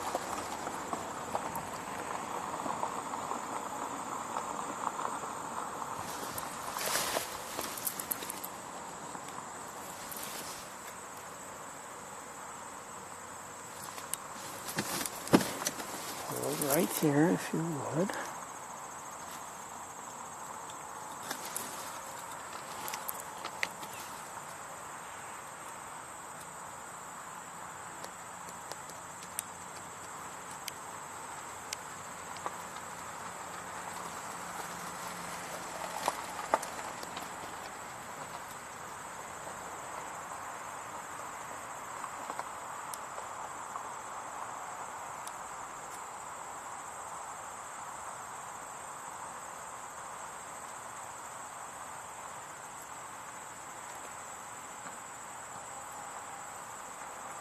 We have to make adjustments here.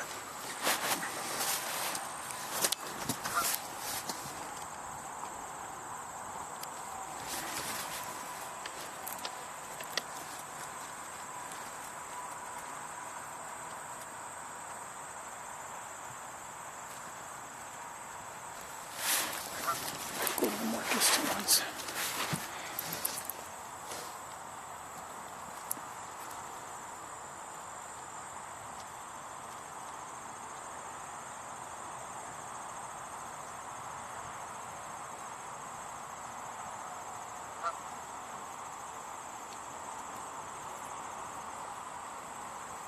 We've seen on a few occasions another species of egret called now all of a sudden now the name escapes me.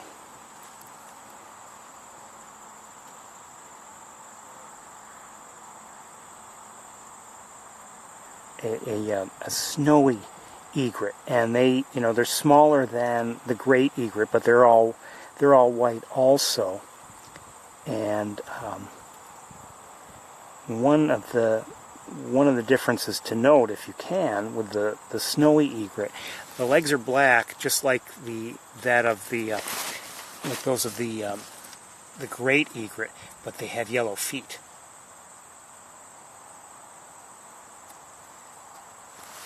The great egret will have black feet, and the great egret is larger. The snowy egret, I'd say, is maybe, I don't remember if I think it is larger than, let's say, a green heron, but certainly not as large as a great egret. We're going to move.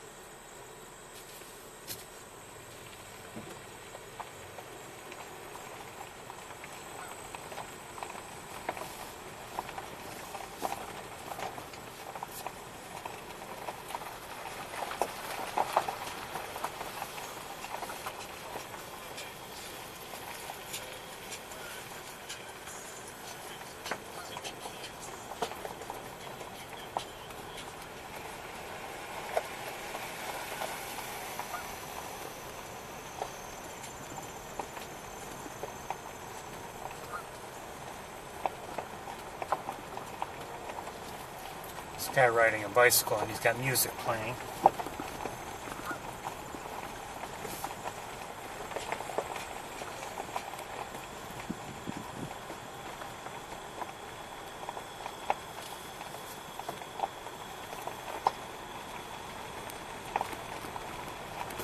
there's no other, you may not have realized that there's no other place on earth to ride a bicycle.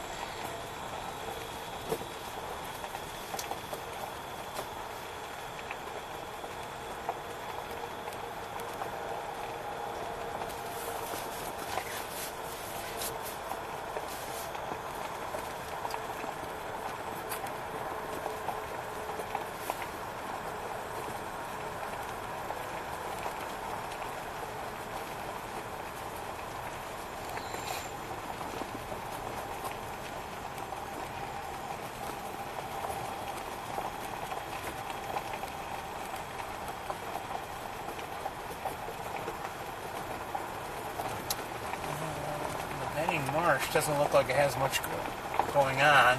I might have seen a couple Canada geese. Lots of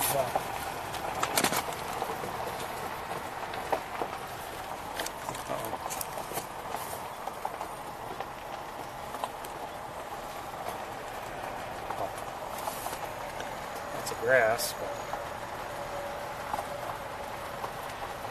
but I do see some people. One or more people up ahead. I don't know if they're taking photos of anything in particular. Grass on this side, so nothing to see here. Anyway, so you're not missing anything.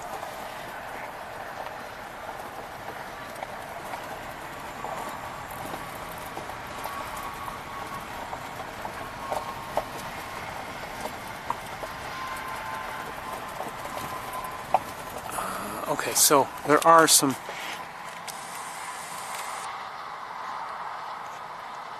Not a huge number, but there's some Canada geese.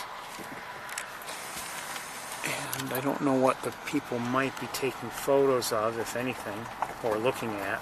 The scope? With a scope, yeah. Hold on. Oh, is that a... Who's that?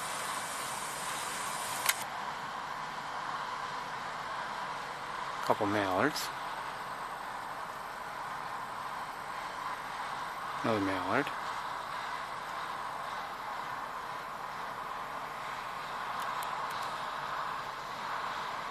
Geese, Canada geese.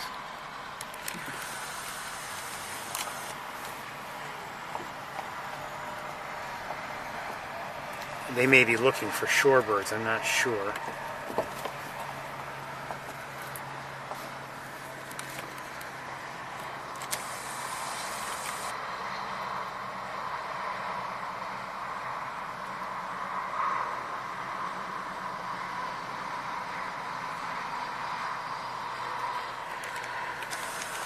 I'm not seeing any.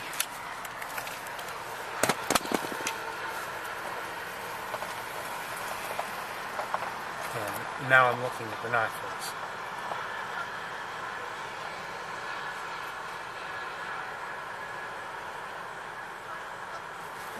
Nope. I'm not seeing any. We'll keep moving on.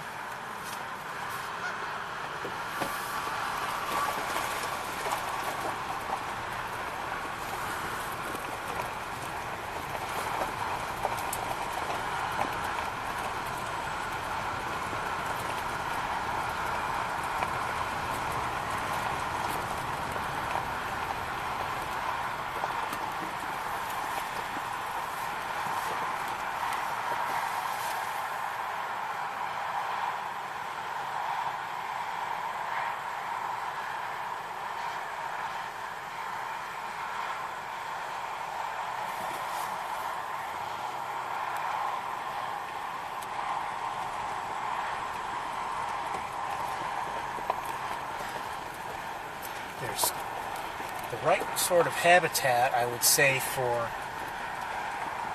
American bitterns and least bitterns nearby, to our left.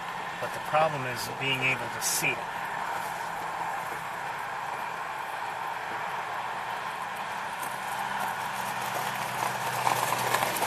Now, I don't know. The water could be too deep or something. It's very possible. But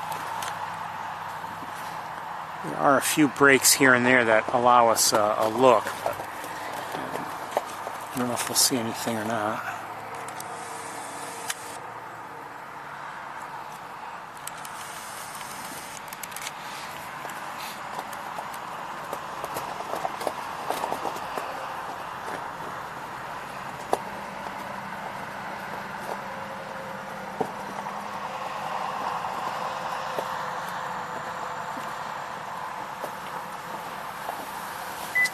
I'd say this is, for us, definitely been a good year in terms of lease bitterns. To see them on three different occasions has been great as far as I'm concerned. Plus, some possible other sightings we had earlier in the year, but definitely having, confirmed sightings, these today and the last 2 times we were here.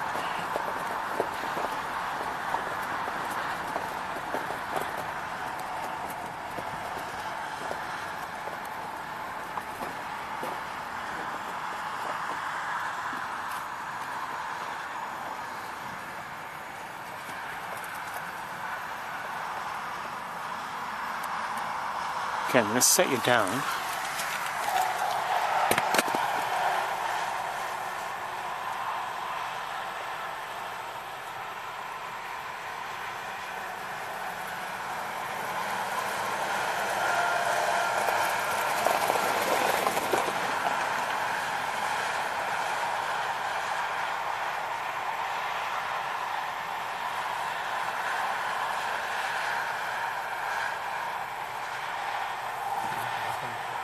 Nothing obvious.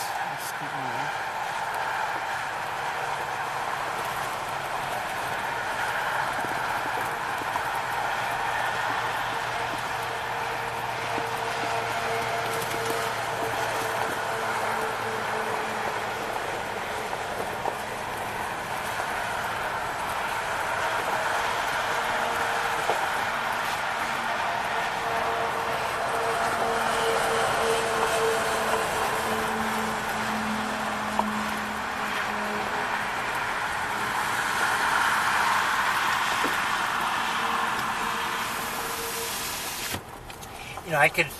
Thinking about the lab again, I could see them also thinking, okay, what would be in it for us to do a live stream like I do? And I would have to say maybe the same benefits that any of their live streams provide.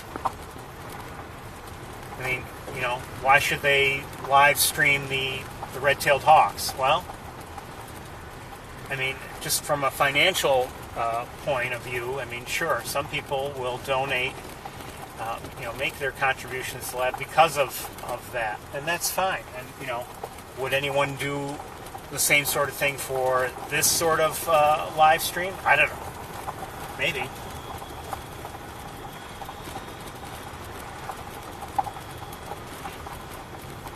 But I would say it provides a sort of just yet another way to engage interested, people who are interested in birds.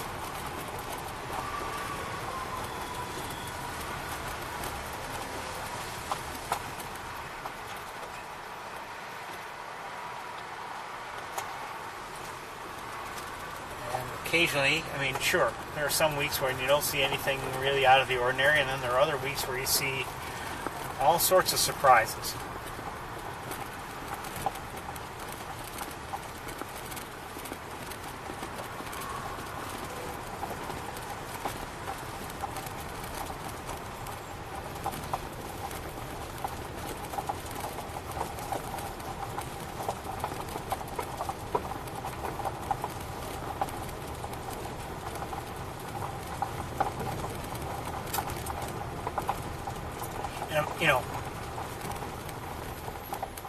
Of course, if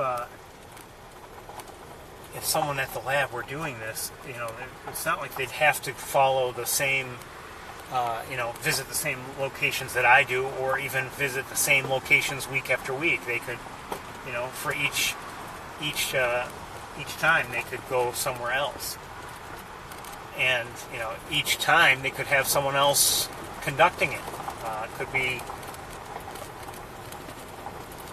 someone else running their own version of this. I'm not making any argument for the lab, for the lab to do this instead of me. I enjoy doing this. I'm just saying you'd probably benefit more from someone with more bird knowledge than I have.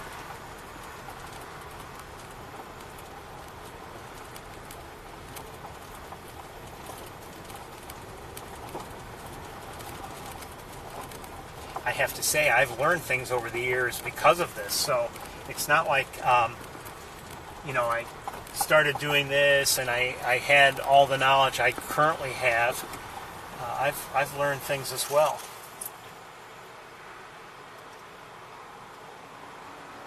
Who is that? Hold on. I think I see maybe a peregrine falcon.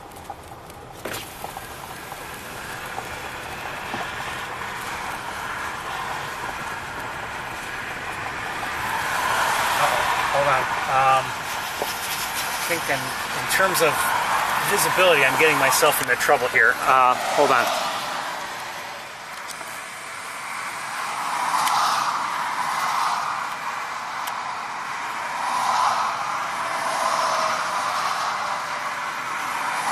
All right, we'll try to take a look from here. I'm pretty sure that's a peregrine falcon.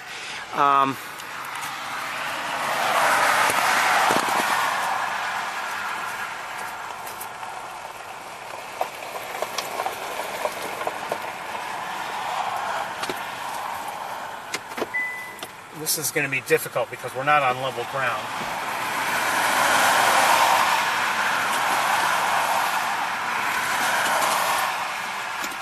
Hold on. Oh, it just took off.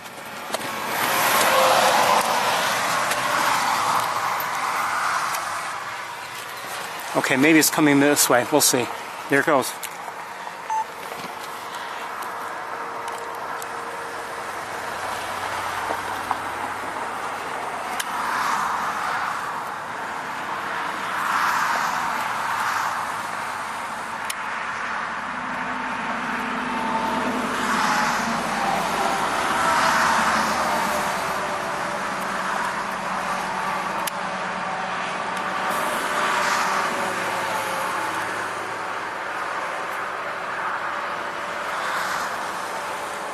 Oh, wait, that's not it. No, I lost sight of it.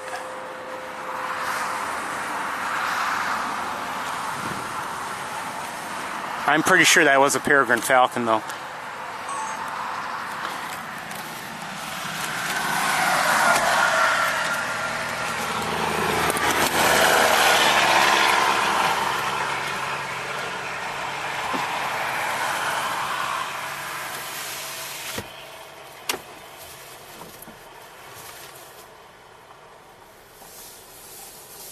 Flock of geese in formation over to our right. I'll give you a quick look. Got to get the rig out of the way.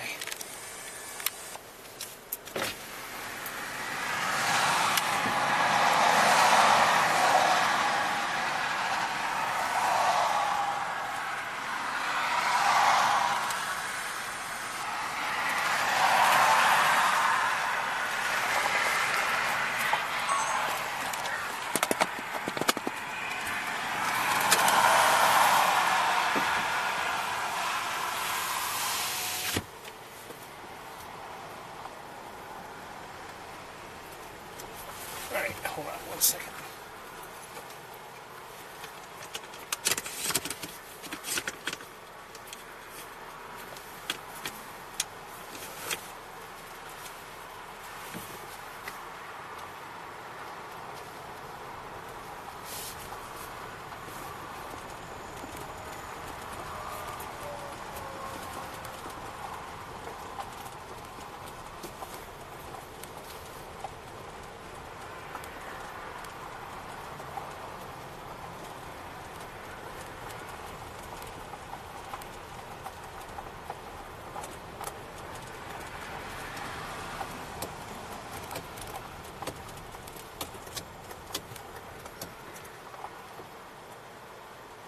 See another great blue heron over here. Oh, I don't know if I can show you now.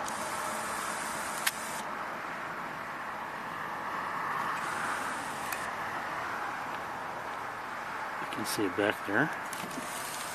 But not much, I mean, even less than normal here so far. I haven't seen any ducks on the water or anything like that. And you know, one thing I don't know, that peregrine falcon you never know, maybe on its way to that tree when it arrived, maybe it frightened any other ducks that might have been in the area. Who knows?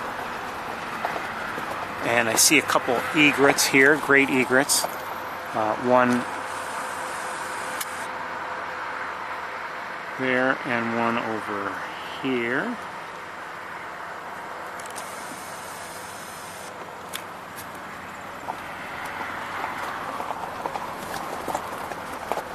Well, there is some little bird, well, smaller bird on the water here. Probably it looks like a gallinule, young one.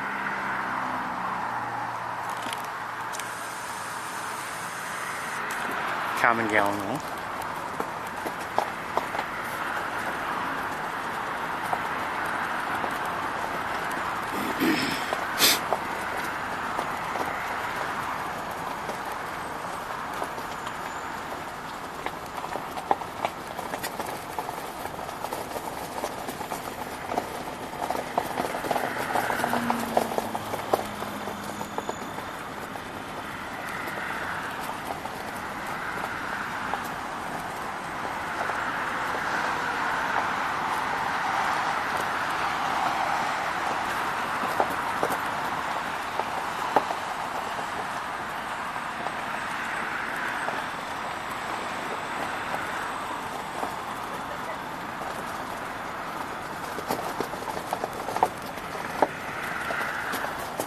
It's actually overall in many ways a nice day to be here. I mean, it's 66 degrees according to my thermometer, and it's not oppressively sunny or hot or anything like that, so it's not too bad. Not, you know, not the most beautiful of days, but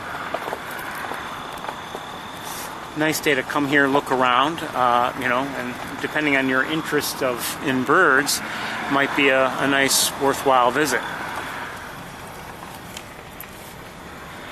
Now, I would say, if you're not really interested in birds, and let's say you're just hoping to see, you know, 50 bald eagles, well, it's not going to happen.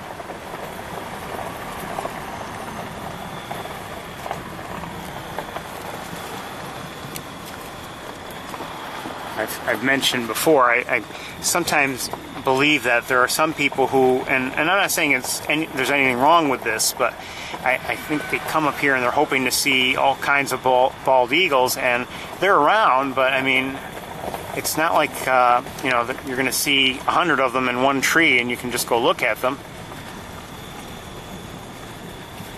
Sometimes you need patience, sometimes you just need a little bit of luck.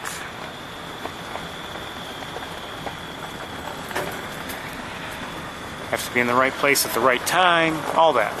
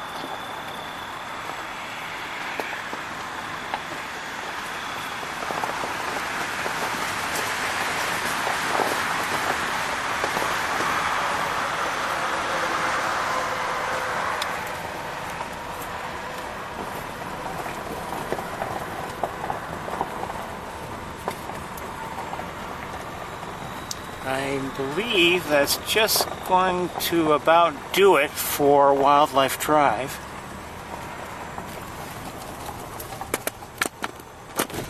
You might think, well, boy, we didn't see that much, but you know what? We saw a decent variety of species, and I can't say I'm all that unhappy.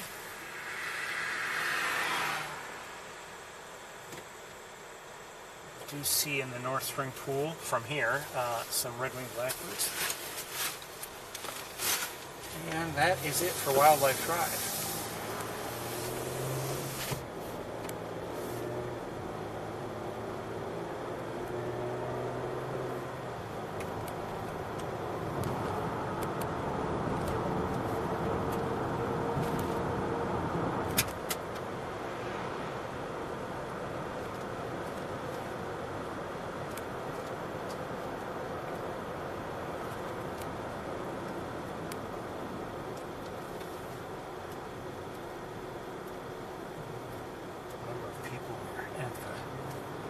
Tower there, and the people walking. Okay, that's some of the group that we had seen on Wildlife Drive.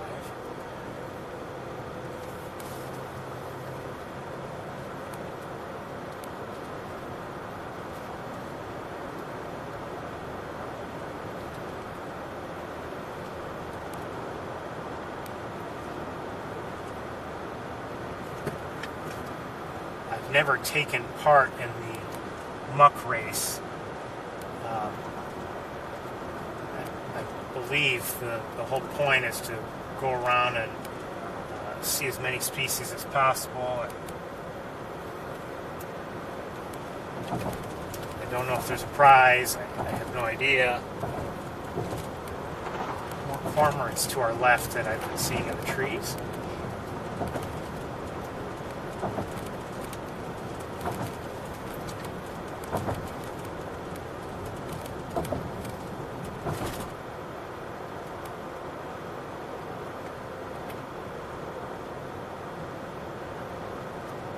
I guess I've never really been one to write down all the species I see in a given day, or do counts on individuals. I saw so many Canada geese, so many this, so many that. I don't do it.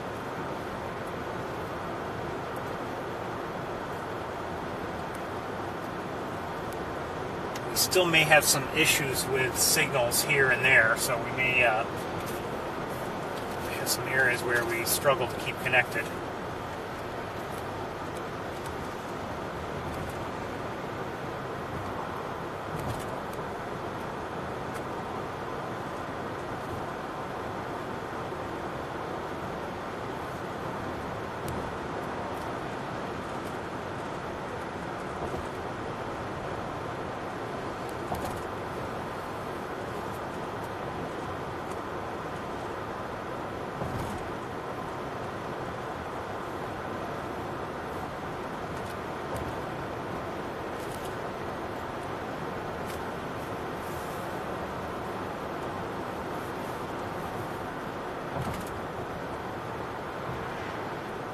On the utility lines, looks like a lot of starlings.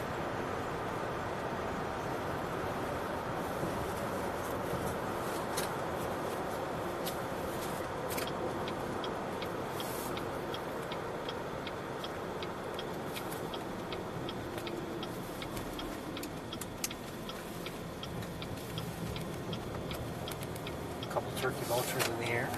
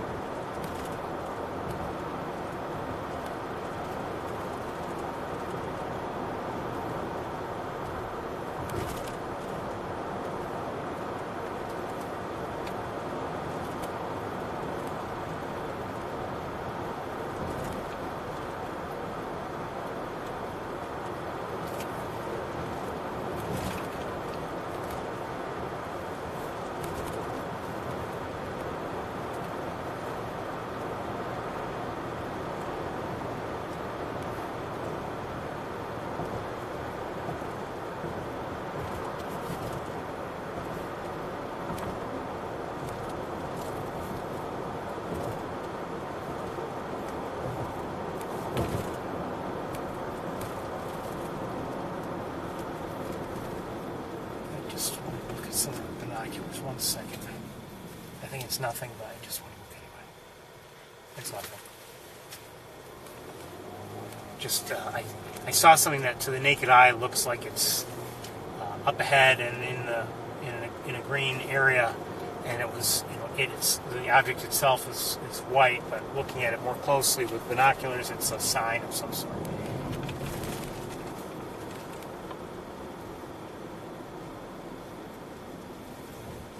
Let's take a quick drive out to Van Dyke's Tour, see if there's anything going on out there.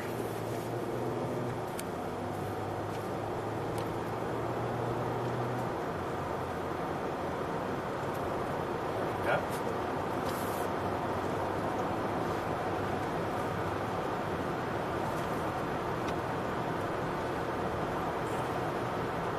I remember, obviously that first tour back in 2012 was essentially, we remained on the campus and that immediate area.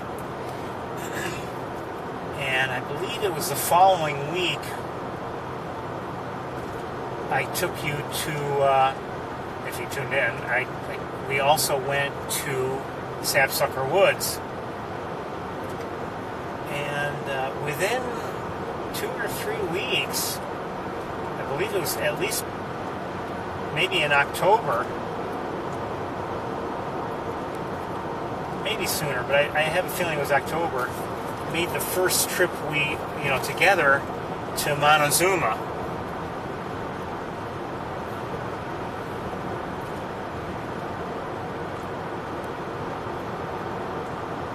And, I wouldn't be surprised if some people who have, I wouldn't be surprised if some people who've tuned in to the various camps, not just this one, but Cornell, if they had no prior exposure or awareness of Montezuma and all the various sites that are possible there.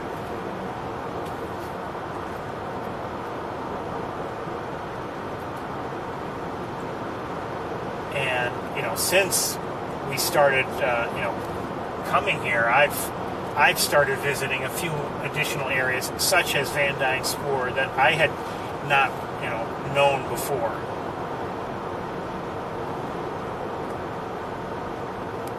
Canada East to our left.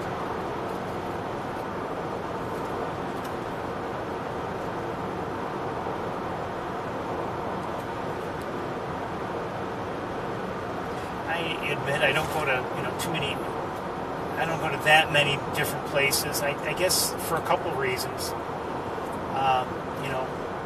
Primarily is, when I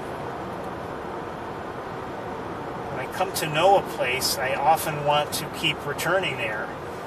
And, so going elsewhere would mean, I can't go to those other places, and I would, I'd miss the other places.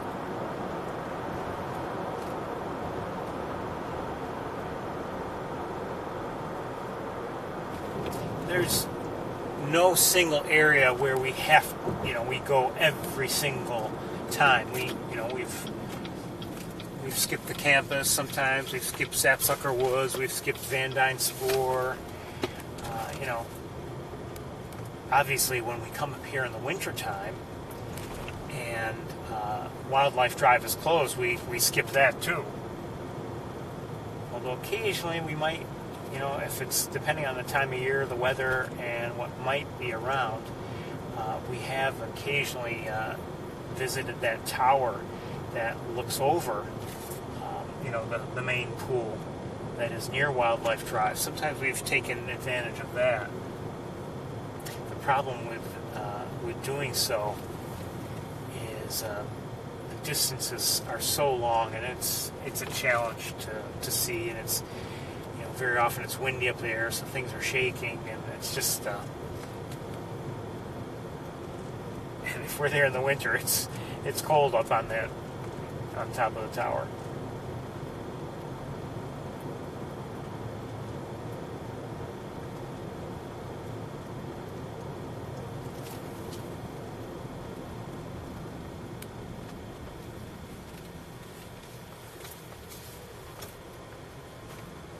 So we're on Van Dyke Spur Road now.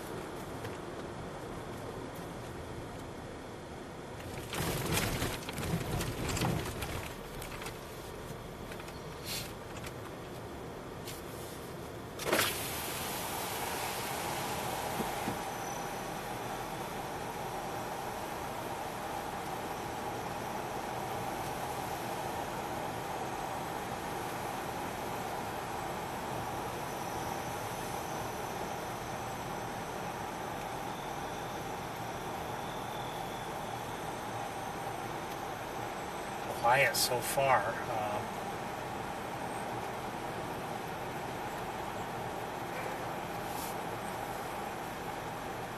I mean, I'm not seeing a lot of birds on the power lines or anything like that.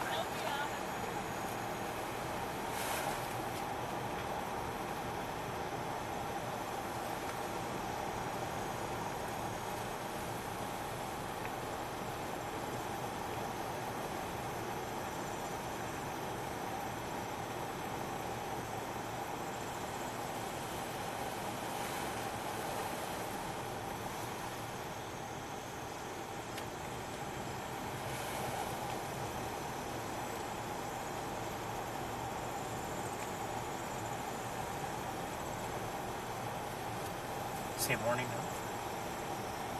If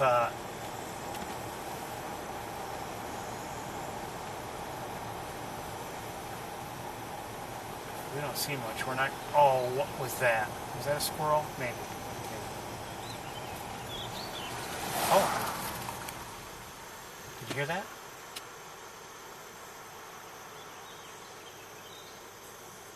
Sounds like, I think it sounds like a warbling vireo. Maybe with a hoarse throat, but it sounds like a warbling vireo. First one I've heard in a while. I was hearing them fairly regularly, several weeks ago, but I haven't heard one since.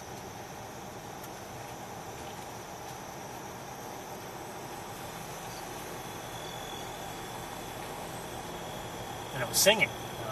I don't know what other sounds they make, to be honest with you.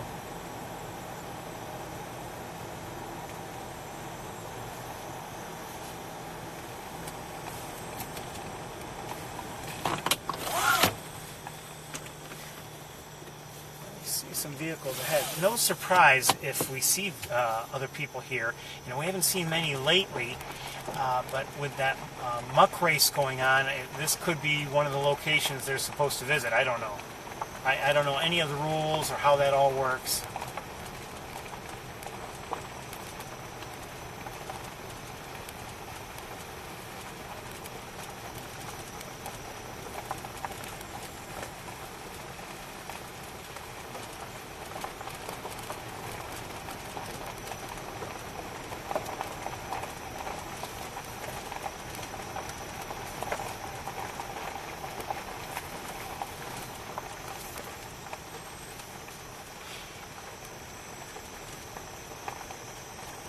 Whenever we come up on an anniversary, you start to wonder how long are we going to do this?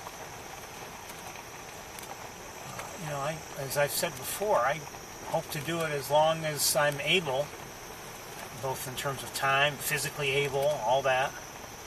And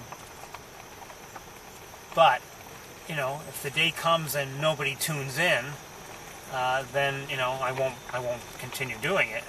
If maybe I've upset everybody enough that they stopped watching. then I'll stop.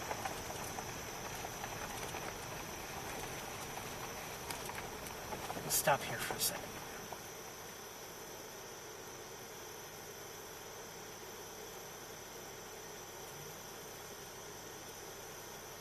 I'm hearing frogs maybe, but and I see people are up ahead. I don't know if you can see them. They're pulled over. Well, two vehicles. One vehicle is now moving, but there are people outside, and you know, maybe they're getting back. Yeah, they're getting back into a vehicle that's currently pulled over and stopped. But now, okay, now looks like they're ready to move along. So I don't know if they saw something, or I don't know.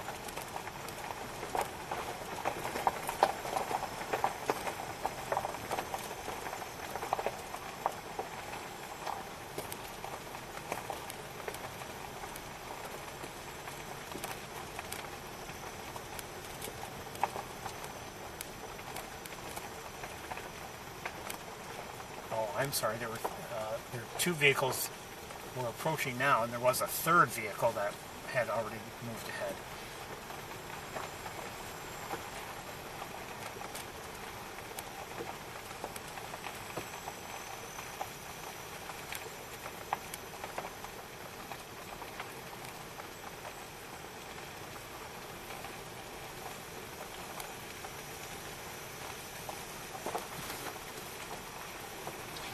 Anyway, if we don't see much, we're not going to spend much time, you know, waiting around and hoping for something to show up. We'll turn right around and head back.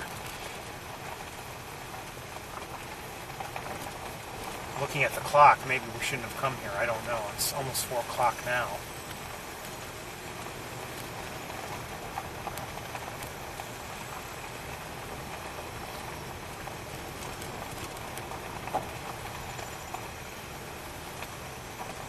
Thing is, you just don't know about Van Dyke's Word. You know, it often can surprise.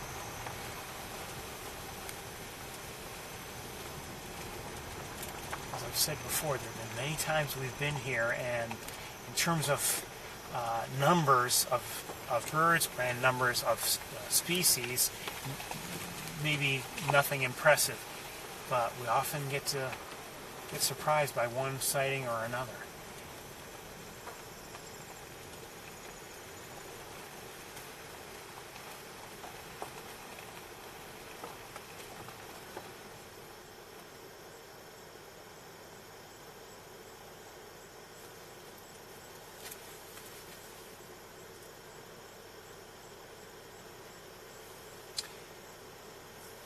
There's someone in that vehicle who's got his or her hand out of the vehicle with a phone, by the looks of things. And I don't know if they could be taking photos of something. Of course, that's not necessarily the best way to take photos in this setting. Not of birds. But do they see something? I wonder. I suspect they see something.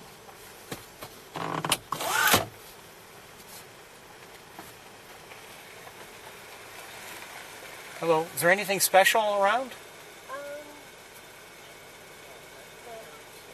You're just looking? Yep. Good luck.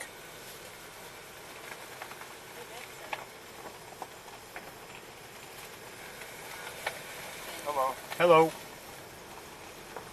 Then again, maybe they're muck racers and they're afraid to give me any information. They don't want thinking I'm competition.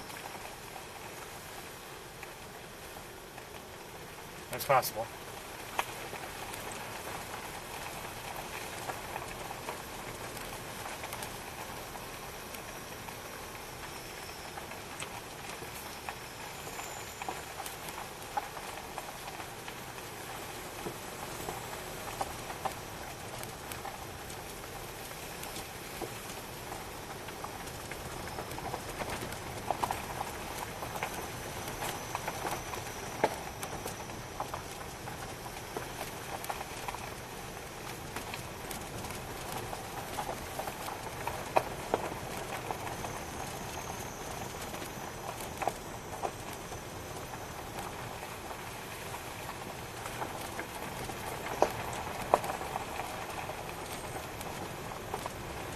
Okay, so I forgive me for not really showing you what's going on here, but there's really not much that I've been seeing, so you're not missing anything.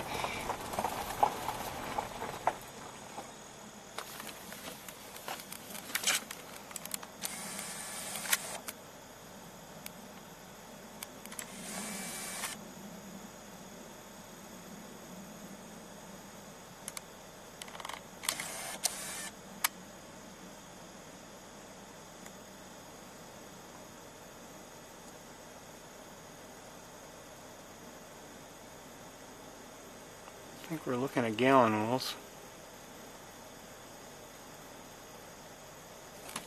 That's my guess.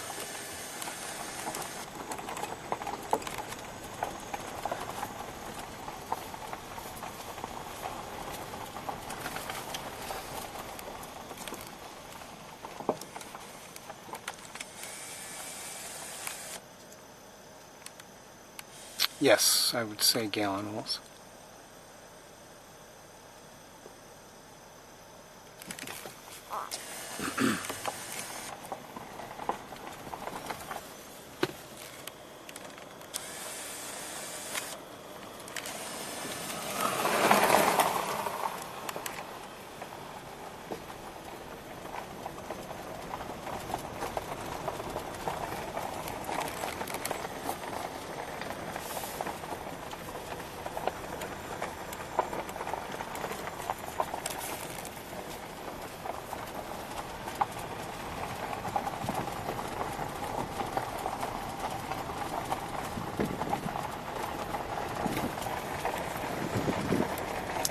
You know, as we look around, not just here, but in other locations today, you can see. I mean, things are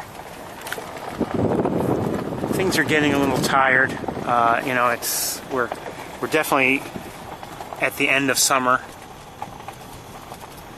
Things are not looking like they did in the spring.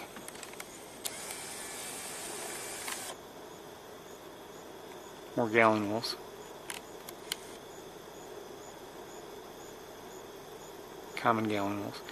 Notice towards the back the white striping, and I'm going to see that with American Coots, for instance.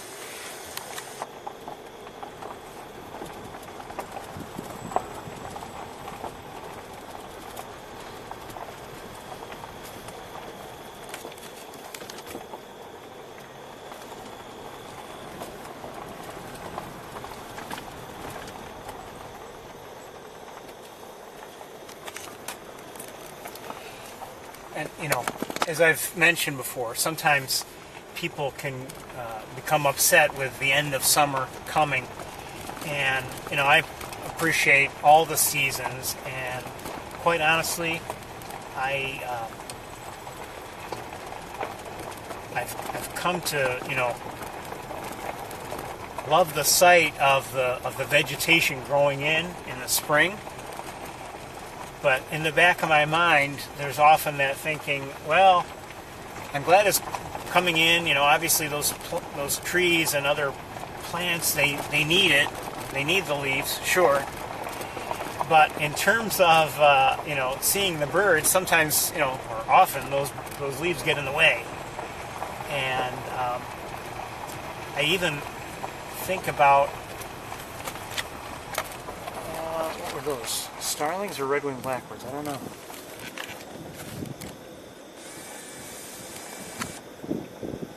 I think red-winged blackbirds. I don't know if those are, but I think I hear one anyway to our right. So I don't know if they were starlings or not that we just saw, but I believe I've been hearing a red-winged blackbird or two.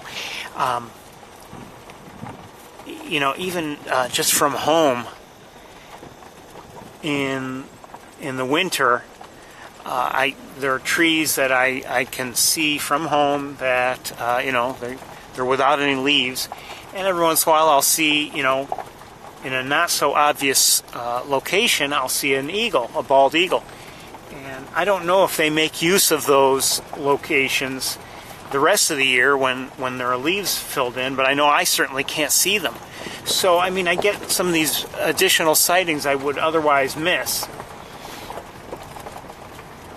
And, you know, in the spring when I start to notice that the leaves are coming in, you know, I always think that, well, I am going to lose those opportunities.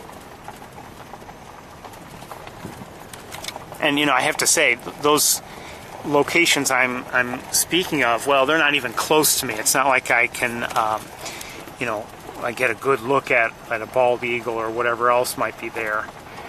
Even through my scope, it's just a so-so view. But it's just nice sometimes when you're looking out about to see, oh, there's an eagle, or oh, there's a, you know, maybe there's a hawk of some sort.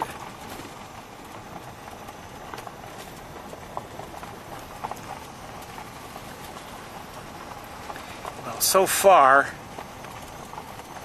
we really haven't seen much here today, and I think we're about to head right back.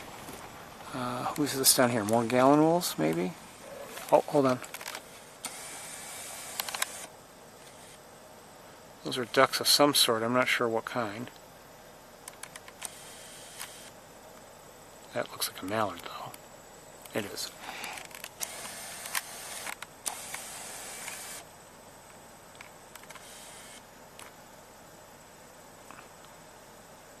Gallon wolves.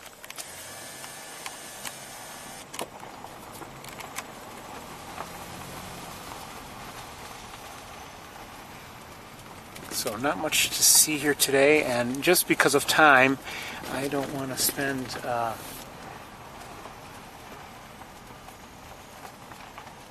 don't think we're going to stay here much longer. Hold on 1 second.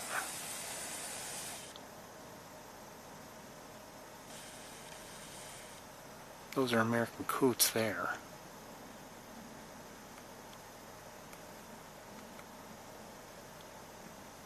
Looks like a mallard, I think.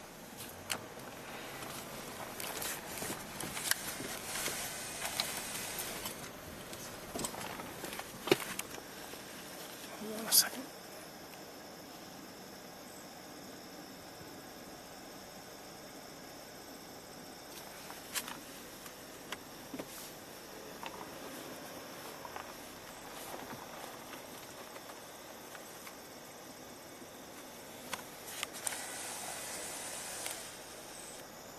Okay, that's nothing. I'm going to set you down.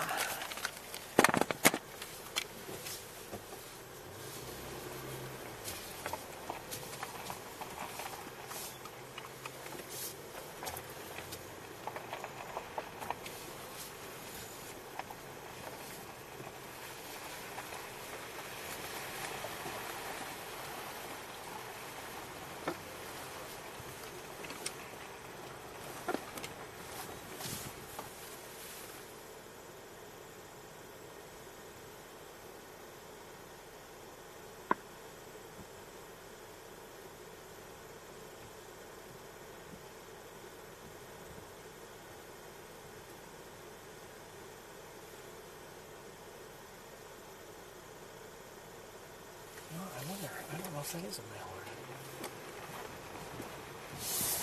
I don't think it is. It's too small.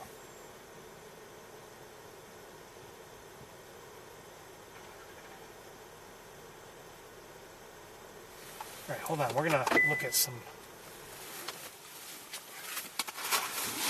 ducks. I don't know if they're mallards or not. They might be, but somehow something doesn't look quite right. Where'd they go?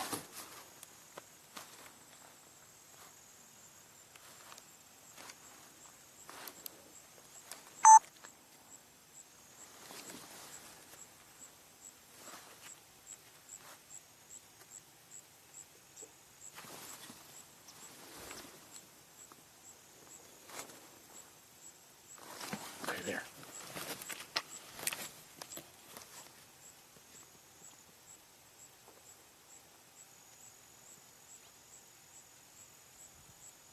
I don't think that's a mallard. Is that a... Was that a blue-winged teal, maybe?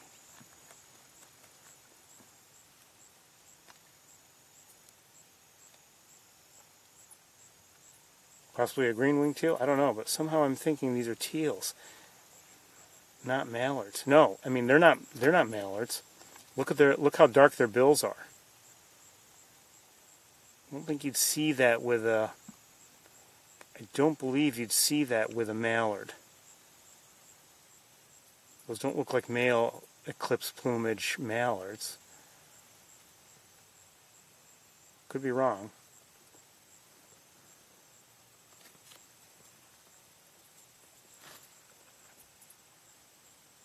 I'm not sure what they are, but I don't believe they're mallards.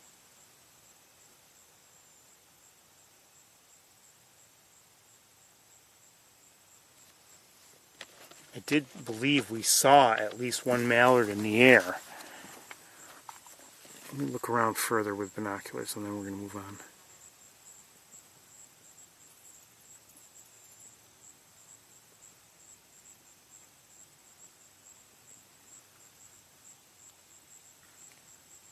Okay, let's go. Oh, 1 second.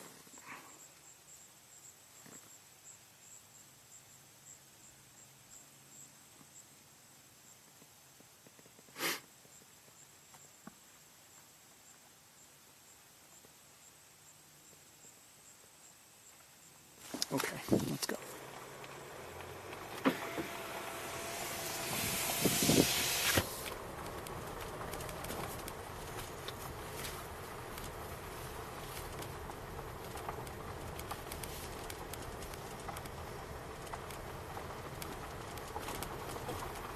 Okay, so anyway, not much going on here today.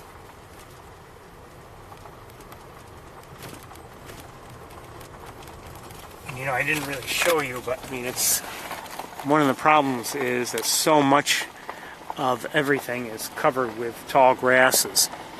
And I do remember, you know, we've been here in prior years when there's been a lot less of that and more areas that were open or at least had shorter vegetation.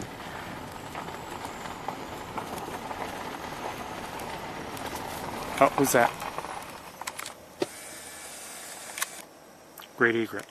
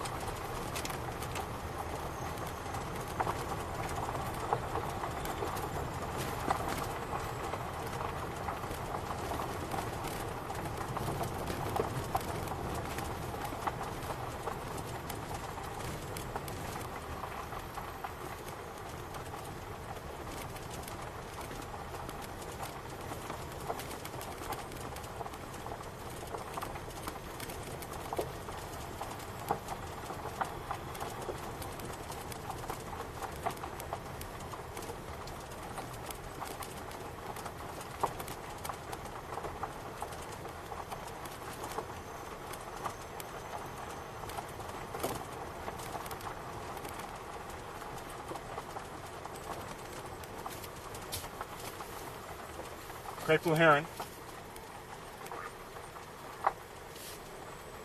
Anyway, just saw a great blue heron.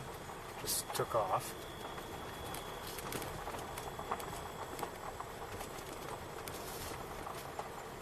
And you know, I didn't see it before. I wouldn't be surprised because these people are walking along the road.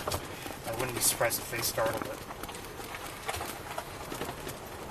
As I've mentioned before, you know, not that I've discovered this, but I mean, the vehicle can act as a pretty decent photo blind. And often you can drive by, you know, a given bird, and the bird may remain watchful or may even ignore you altogether when you're driving by. But walk by that same bird, and it, you know, it will be frightened and fly away.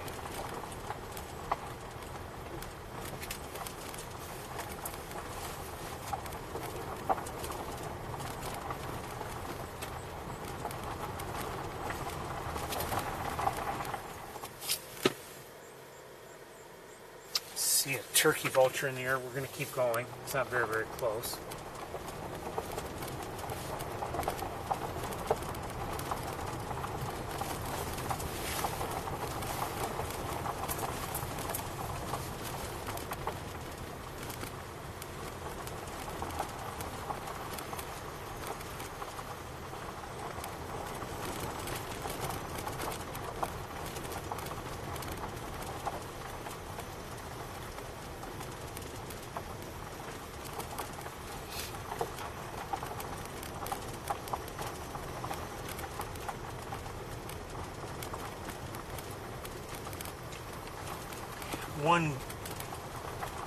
One goal I think I have overall with the tour is, you know, my hope is that occasionally someone will tune in who's not necessarily a bird watcher, but for whatever reason they tune in. Either they've been encouraged to do so by someone who has watched in the past, or I don't know, maybe they just happen upon my stream as we're live.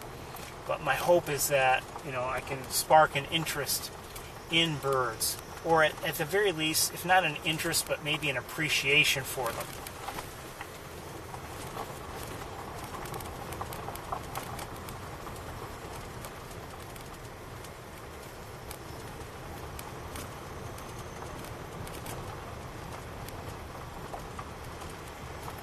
But you know, if someone tunes in on one occasion and they like what they see, and boy, I really enjoyed those birds, or whatever, I want to do that myself, and they go and they go out and they bird watch on their own and never tune in again.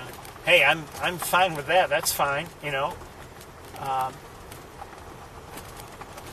It's a success, actually, if you think about it.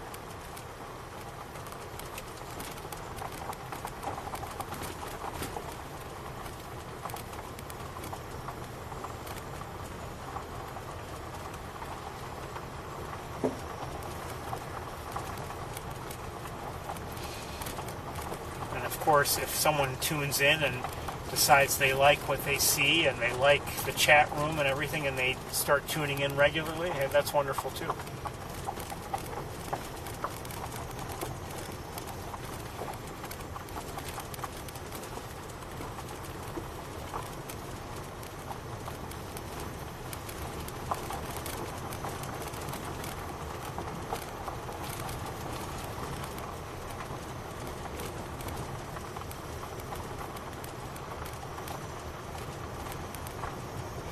It's 4:15, so I'm really becoming concerned with how much time we have left. So we're going to proceed on to our other usual locations up here. I may leave you in the car at times and just run out myself and check, see if there's anything around.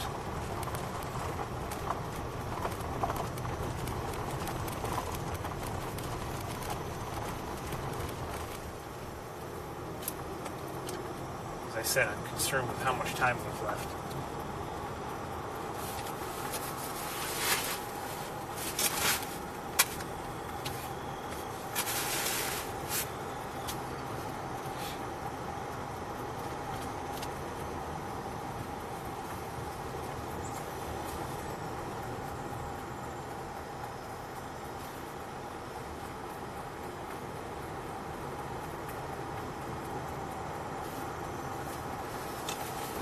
Someone was on the road. Hold on.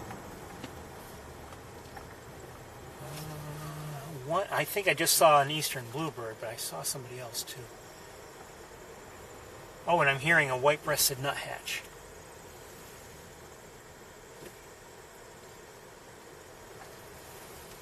I don't know who that other bird was on the road. I never got to see it.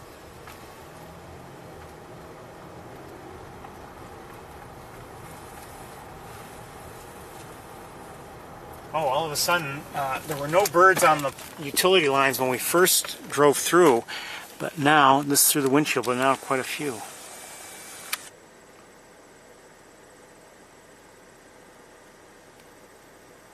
Look like tree swallows.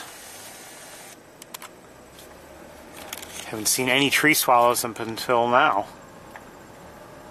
So, good to see them.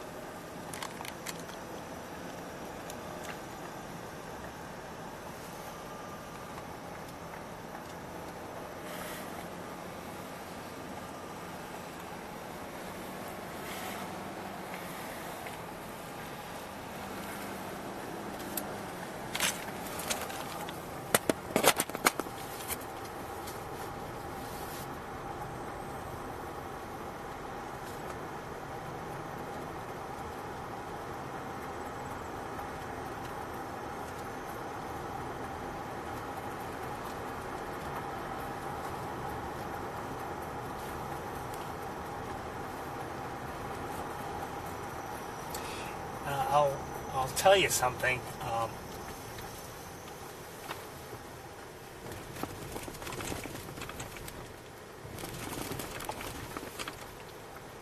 You know, thinking back, a few months,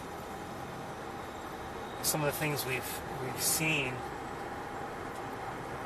and for instance, I have some fond memories of some of those weeks when we reversed things around, and we went through Ithaca first and then came here and closed out the day in the Montezuma area.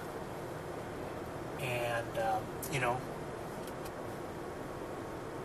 because of the great blue heron rookery, we would spend, we'd end the day essentially at Shockey Pool, and just some of the beautiful things we'd see between the rookery itself, maybe some other birds that would be around, the sun setting on those evenings, and just beautiful.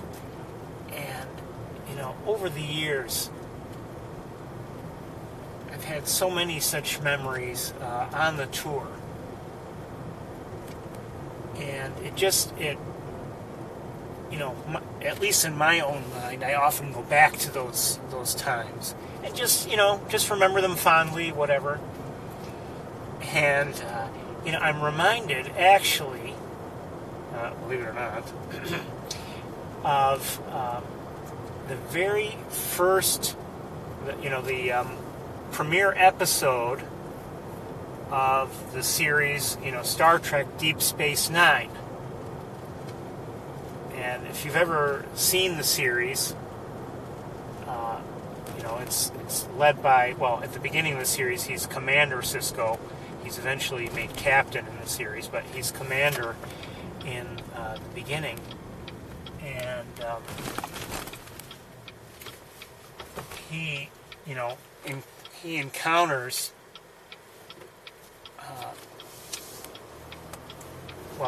they're called by the people of the planet Bajor. They're considered their prophets, but they're also known as the wormhole aliens. But the the Bajorans believe them to be their gods, essentially. And but anyway, as it turns out, Commander Sisko is really the emissary of the prophets to the Bajoran people. And he will often have, from that very beginning, he has communications with the prophets. And at the beginning, they don't understand his concept. They don't understand the concept of linear time. And you see in the as they communicate with him, they will often be in one place or another from Sisko's past. And they don't fully understand all this, but they say to him that you're still here. And for him, he looks at things differently. He thinks of time as a linear construct, and you can only move forward in time. You can't go back in time. And but when communicating with them, he often does go back in time. And to some memories that are very pleasant, and to some that are terrible. And for me, coming back to all this, I don't have too many terrible memories. We've seen some sad things over the years. But, I've had so many good memories as we've gone around looking for birds. We've seen beautiful things. And, for me, all this becomes a part of, I still live here, or I still live there. I'm not delusional. I realize what linear time is. But, a part of me goes back to that time when we were there at Shaki Pool. Or, believe it or not, that time when I was sharing the video of my trip to Nebraska and the Sandhill Cranes with you. I know where I was on the Cornell campus as I shared that with you.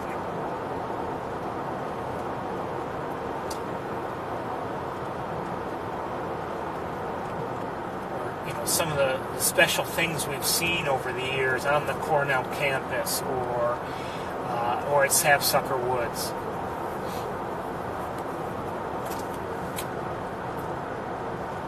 By the way, I think the lab is going to have maybe a less formal and less extensive,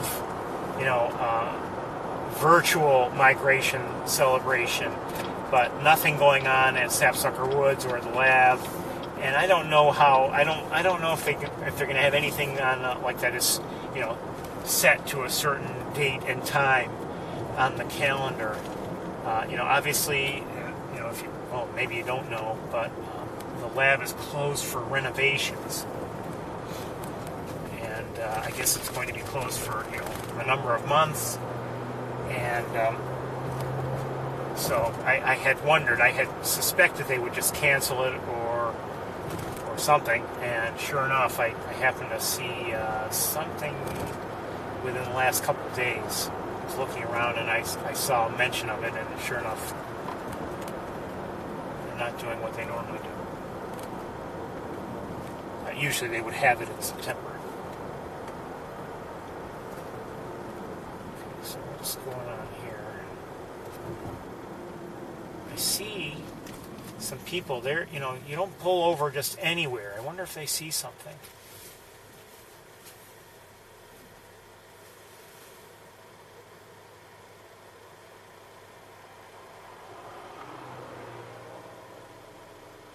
They're all looking at something specific.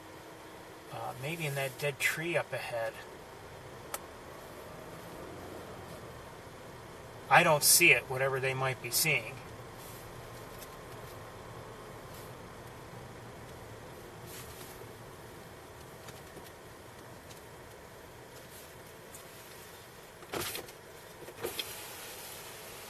What are you seeing?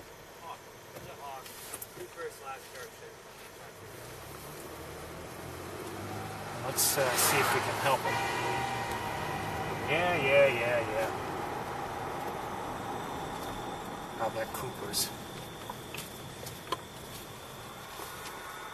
Given the location, if I had to guess, it's Cooper's.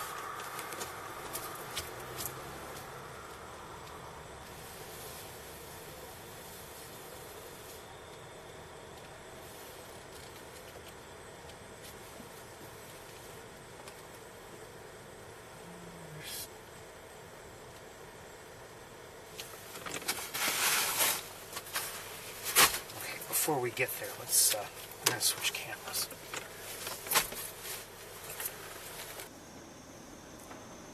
Left already? Yeah, there's like a dead tree further back, and it's on the left side of that tree. Okay. It's a sharpshin. Thank you. Sharpshin. Well, they might know.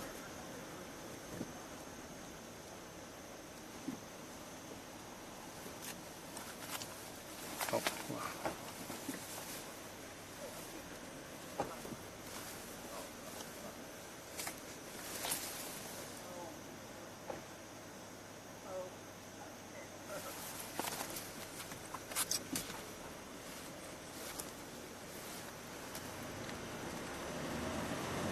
Well, we're not going to see it.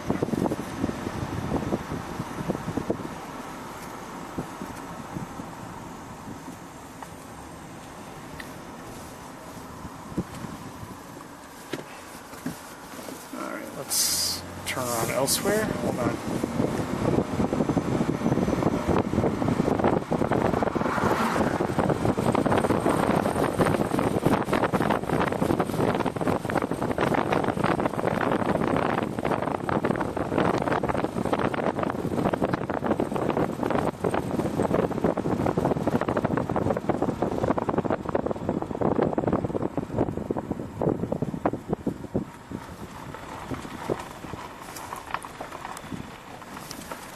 All right, hold on. You know, it's always worth it to make the effort. You never know.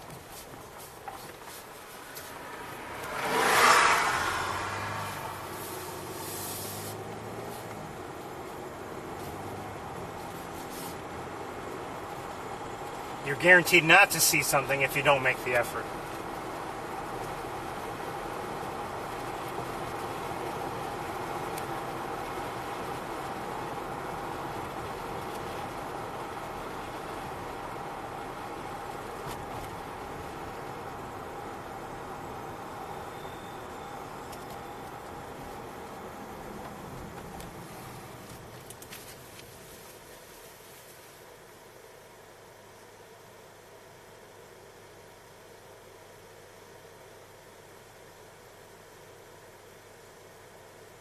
Oh, I do see the bird. And I don't think it's a sharpshin. I think it's a Cooper's.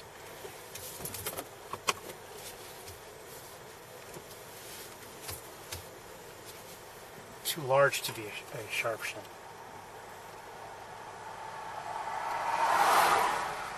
Now, I don't have the benefit of both a Cooper's and a sharpshin sitting next to each other.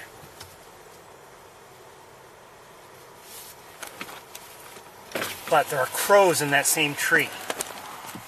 Hold on, let me see if I can show them to you.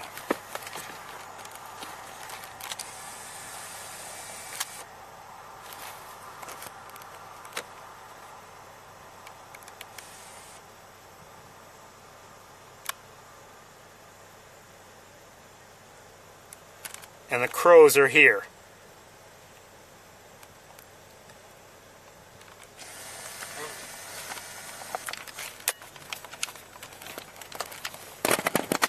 Given the crows in that tree, I'm guessing that's actually a Cooper's, not a sharpshin. That's my guess.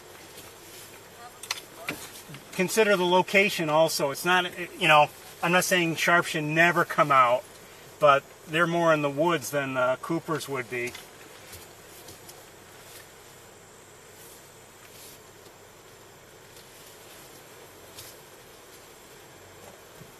What do you think?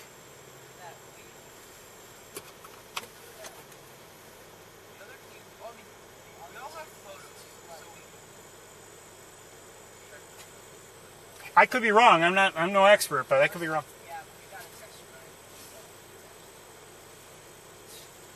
Is it Cooper's, they're saying?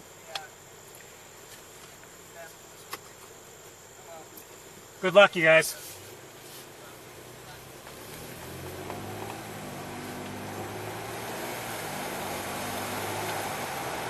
I didn't show it to you well. You know, it's difficult to show you, and like I said, I'm concerned with time. Might have been able to get the other camera on it.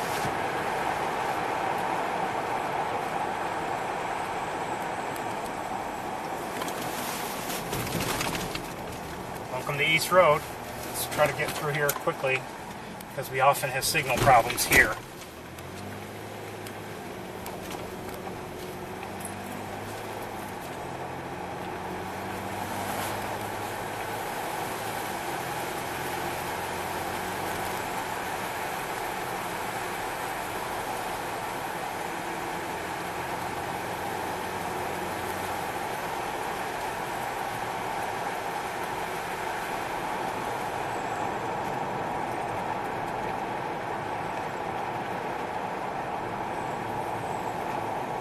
See a mourning dove. I did see another small bird on the utility line, another mourning dove, but I did not, could not identify it, and I didn't want to stop and look just for fear of us being disconnected.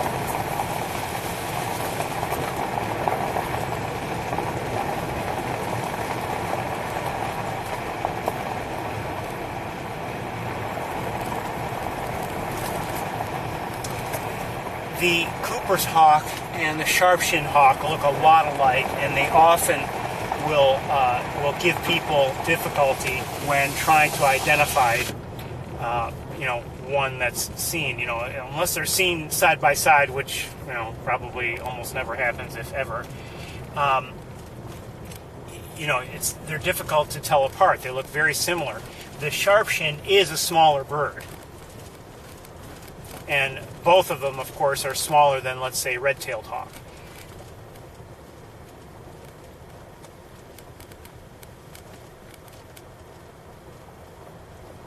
Quite a few cars here. And I see a fair number of white spots down there.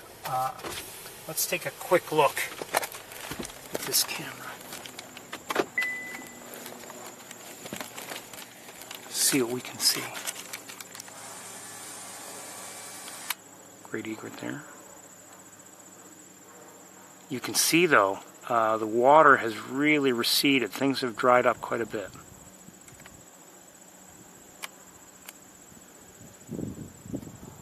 More great egrets, some gulls.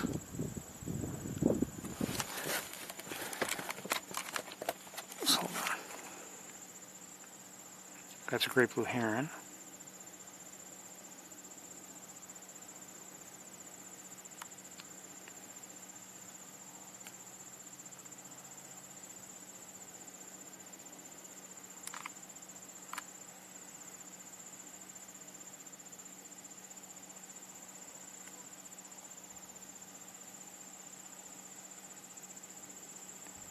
Those are gulls in the back, but there's still some great egrets here and there. Okay, it looks like we have some ducks we should probably try to identify a bit, but quite a few great egrets here today. And lots of ducks down there. And probably in terms of number of birds, this is the most birds we've seen here in a while. Canada goose there, along with great blue heron and great egrets. Oh, sandhill cranes there. And you see, of course, the great egrets around them, but there's some sandhill cranes. Quite a few cranes. It's the most cranes we've seen in a while, also. Oh, yeah.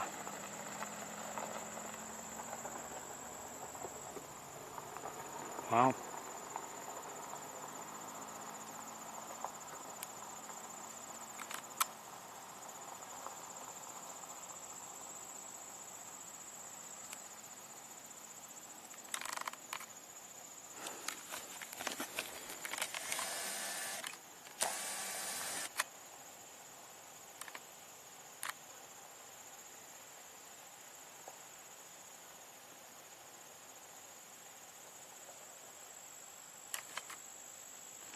Okay, let's take a quick look. We can't afford a lot of time here, but let's take a quick look at the other camera and see what we can see.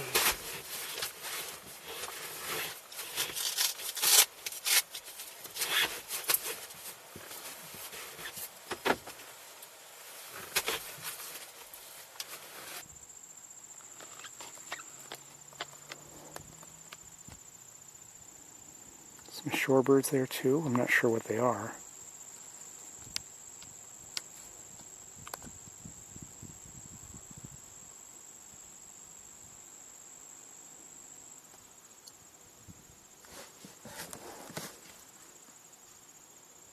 I'm guessing at least some of them are greater yellowlegs.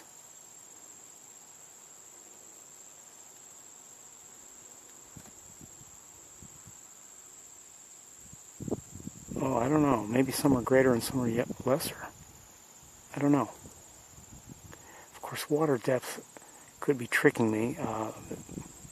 If some are in shallower water, they may look, larger than the ones that are in deeper water.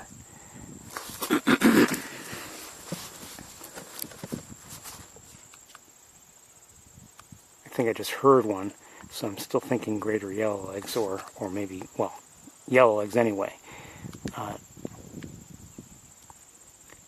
Okay, looking in there, you see some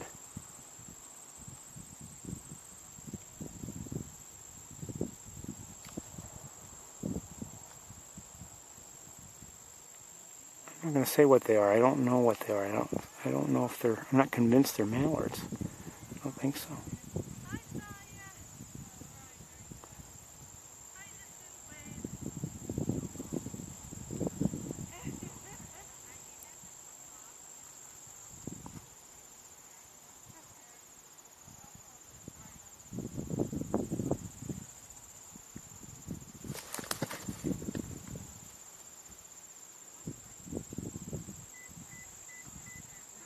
They might be predominantly mallards. I'm not sure.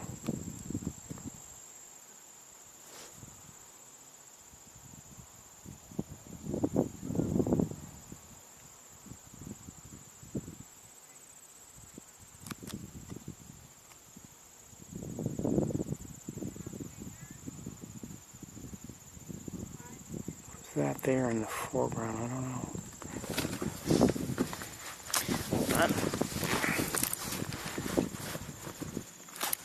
In the air. Oh, Canada goose, I think.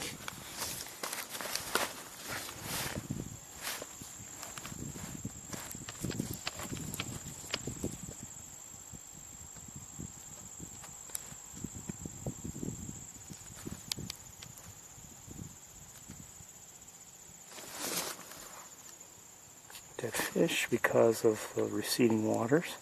No surprise.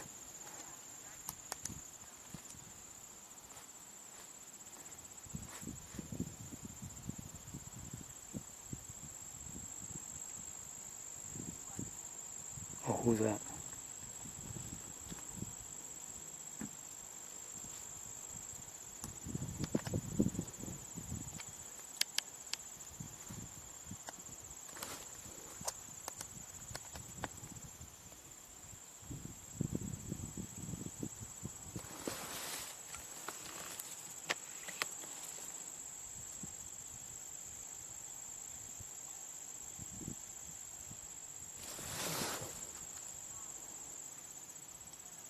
Not sure what these are.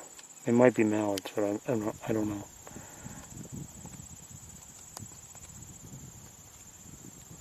Double-crested cormorant there.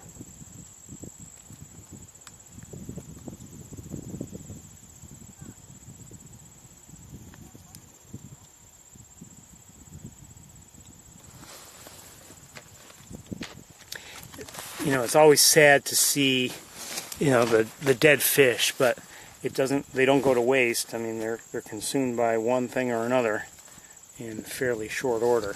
1 second, let me look around with binoculars.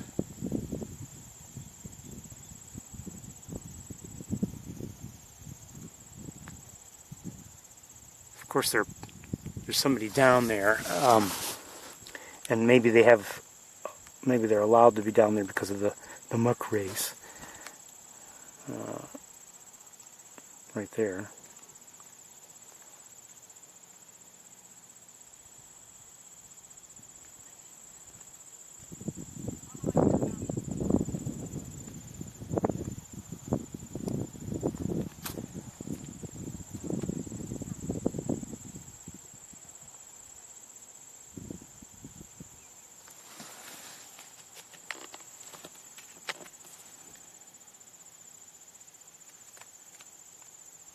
We're not going to stay here too long because of time, that's all.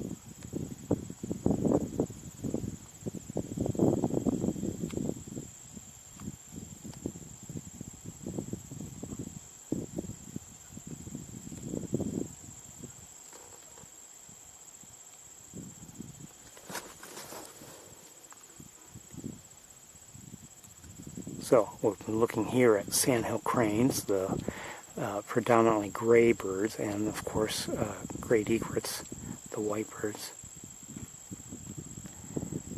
But this is the most, I just heard a crow, this is the most sandhill cranes we've seen in some time. We've seen 2s and 3s, and that's it. Even single birds, or at least what appeared to be just single birds. But this is the first time in a while we've seen some good numbers.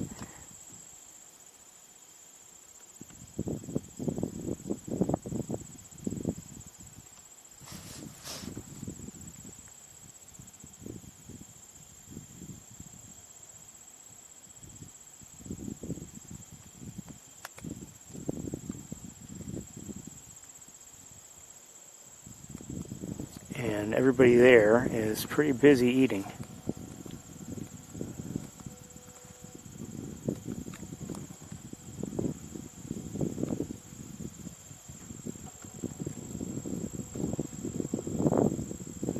Got to be careful when you're looking around, because the great blue heron, you know, overall has the same general look as a sandhill crane. Differences certainly, but if you're not seeing like that right there at center is a great blue heron. But if you're not careful, or maybe you're just describing something to somebody else, or they're describing to you, you might confuse one for another. Alright, we're going to move along just because we only have so much time.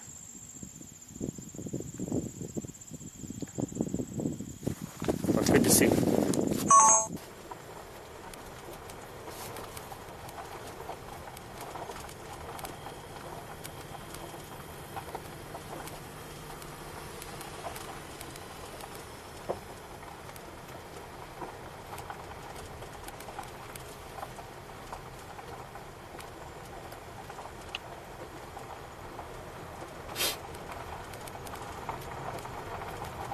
What this tells me, though,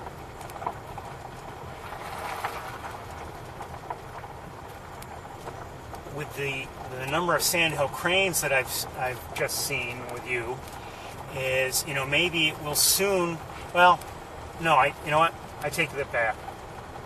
I was going to say maybe it will soon be time to drive around and start looking for cranes on some of the various roads, but I would guess as of this moment the answer to that question is no, at least, you know, today. And the reason why is because those fields have not been harvested yet, and I don't see the cranes either going there, or at the very least if they do go there, I don't see us being able to see them.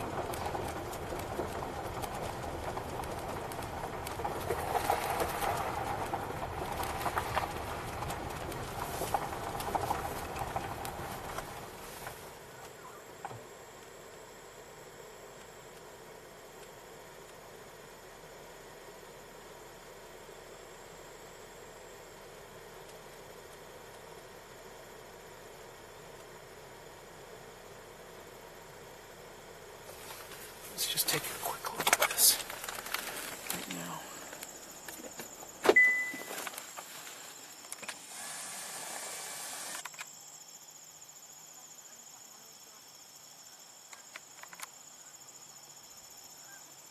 Again, lots of egrets are within view, and lots of sandhill cranes.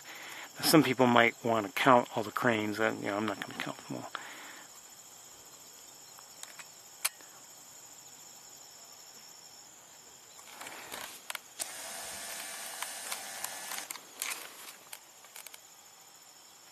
I believe I'm hearing American goldfinches right now. So anyway, if you look to our right, which I guess I'm not letting you do, you see nothing's been harvested. And, I don't know when things will be harvested. And, they'll favor, I would imagine, more than anything else. I mean, there are other crops that are grown here, but I think the most commonly grown crop, see another mourning dove, around here is, corn.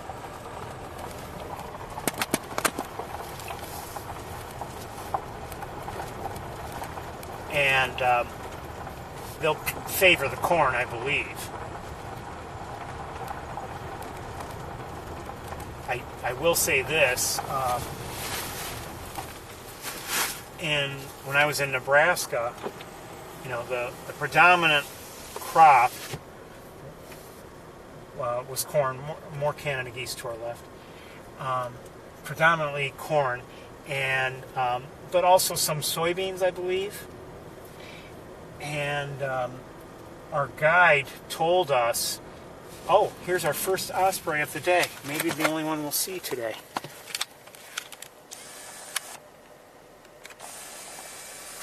Hi, good to see you.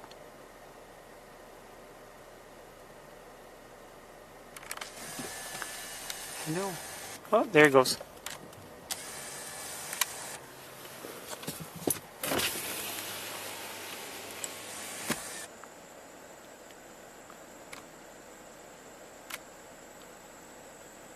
Looks like it has a fish.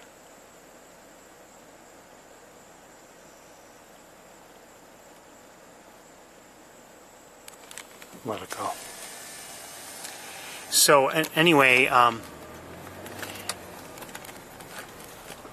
he let us know that sure, the sandhill cranes might go to a field where the soybeans have been harvested and everything, but they definitely prefer the cornfields.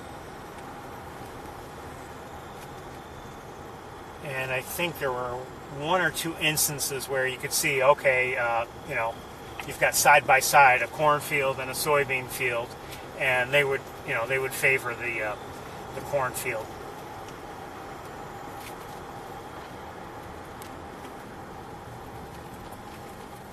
I very much enjoyed that trip.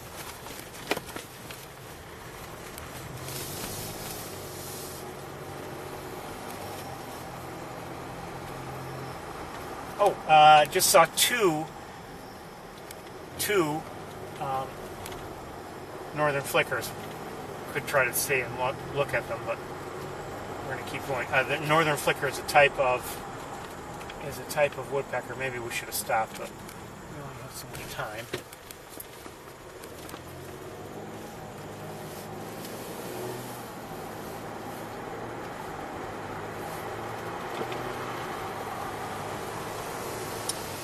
As soon as it took off, and it's a decently sized bird, maybe the size of a robin, or maybe even a little bit larger. I don't know. Well, about the size. And light overall, but that as it was flying away, that the white feathers near its rump were very obvious. Don't see those when it's not in flight.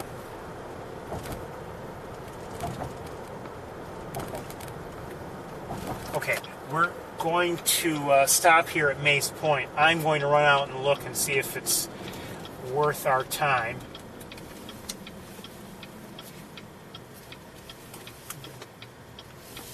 Someone is in my parking spot. I think that's really very bold of them. How dare they do that? Seriously.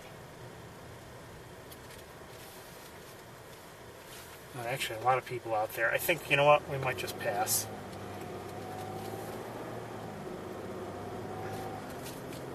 It's almost 5 o'clock anyway.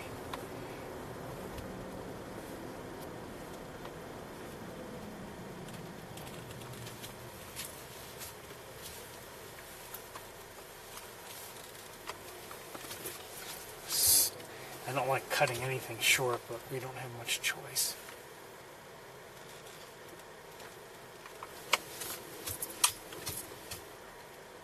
Well, we'll see. I think I'll just park and then I'll run out, like I said. Oh, what's that? Hold on. Is that something? No, never mind. Looks like I don't know, they might be getting back in their vehicles anyway. Maybe not. Oh no, that's the third vehicle that just pulled up.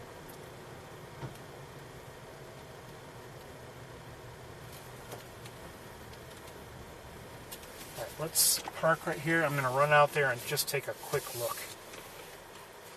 Alright, as usual, I ask you to not touch anything, okay? I don't think it's asking a lot. Alright, I'll be right back.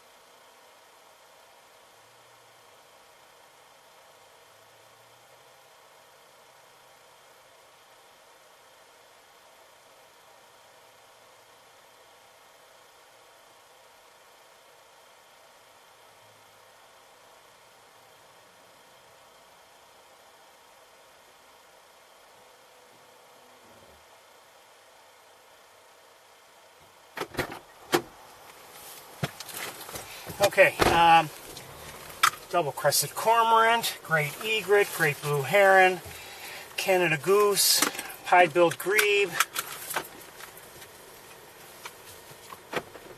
I believe ring-billed gulls, not much else.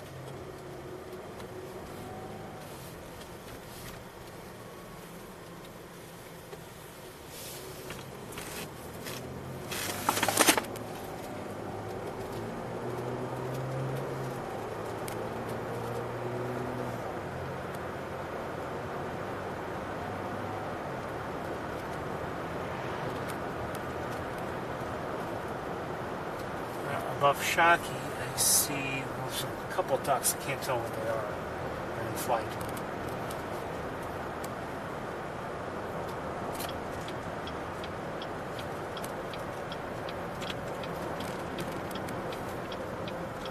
I do get the sense that some of those people whom we've encountered before, like the ones that had said initially that they had seen a sharp-shinned hawk, I sense they're, in that muck race or whatever, because it seems like they're really keeping track of what they're seeing, and that's fine, but we're not.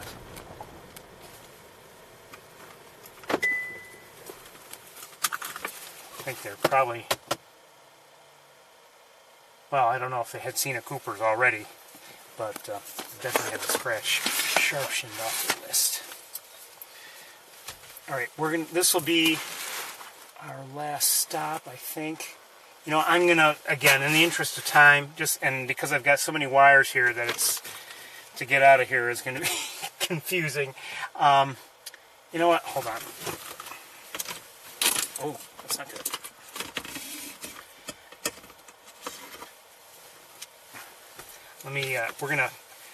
We are gonna stop here for a bit, but we'll use this camera. I'm not gonna take the other. Come on. There we go.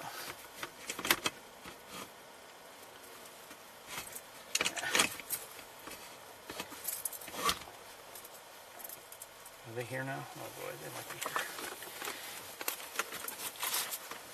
Okay, let's, I've got to see to some things before we can get out of the car.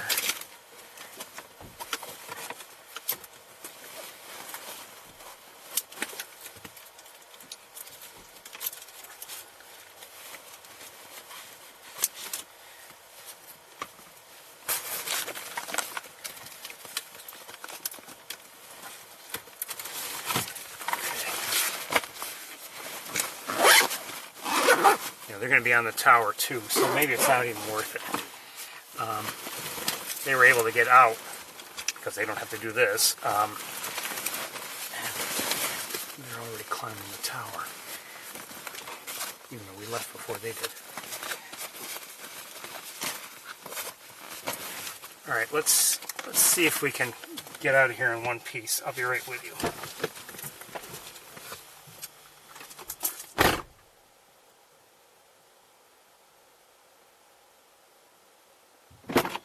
Here an American goldfinch.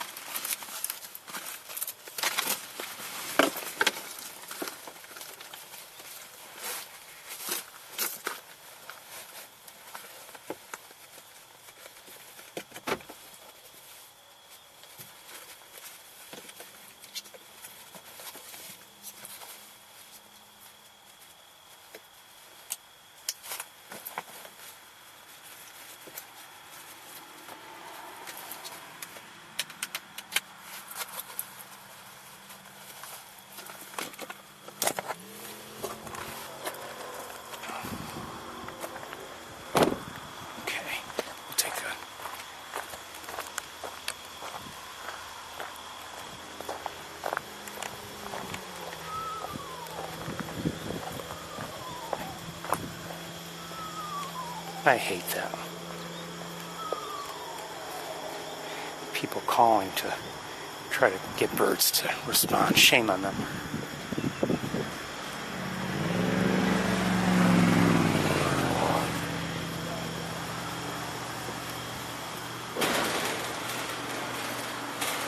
little time.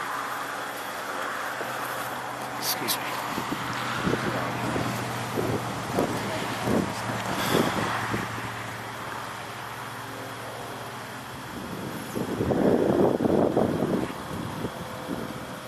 Great egrets.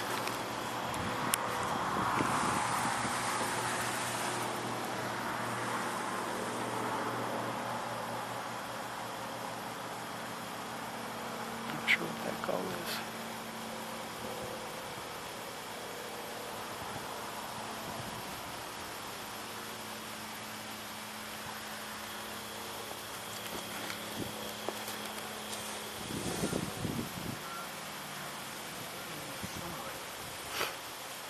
County geese.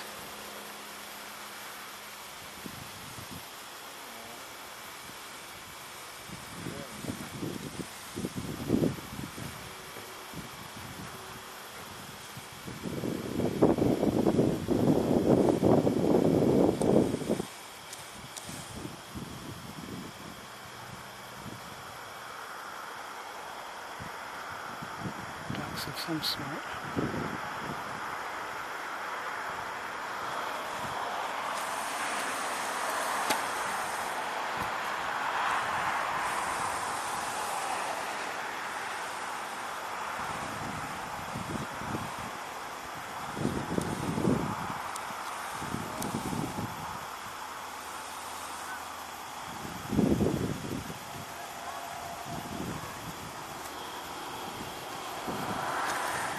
I think I just heard a greater yellowlegs.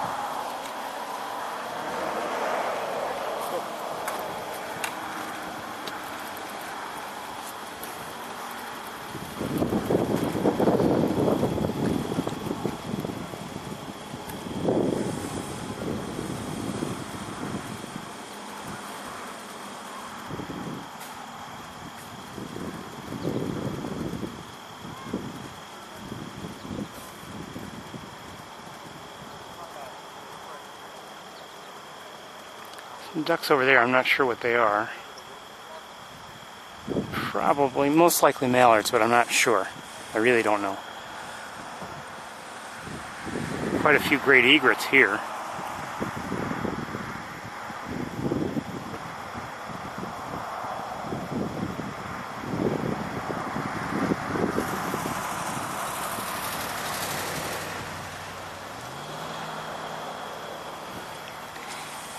I don't know if it's just total number of species. I think that is the goal of the muck racers, and maybe they can, you know, maybe that's total number observed over the entire day. I don't know. I don't think it's like I don't think you get credit, for instance, although I may be wrong. If, for instance, you see a great blue heron here and you see one and another great blue heron in another location, I think it's just number of different species that they're counting. But again, I could be wrong.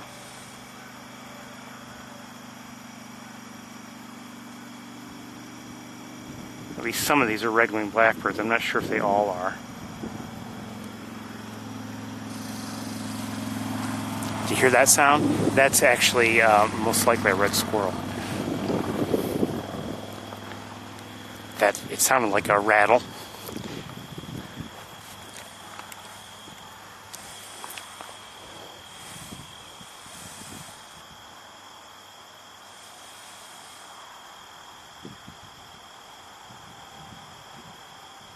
Quite honestly, the whole notion of just going around and counting species, I mean, that appeals to somebody, but that's more like a sport. And maybe that's why they call it a race, a muck race. I'm not here for sport. I want to share with you the birds as best I can. Sometimes that means a quick look because that's all you're able to get. Sometimes, you take a closer look at the bird, and that's what I like to do as much as possible.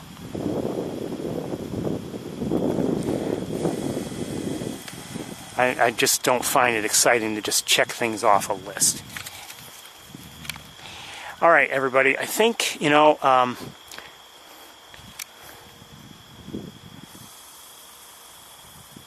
while there are birds here, of course, you know, they're mostly distant. We're not really equipped to look at them closely anyway, and even if we were, we would only see them so well.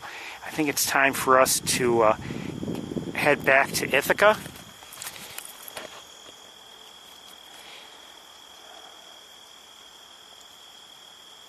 I think we're looking at a time of maybe closer to 6:45 by the time I get there and get things back up and running, everybody. So roughly 6:45. Let's see if you've received the message.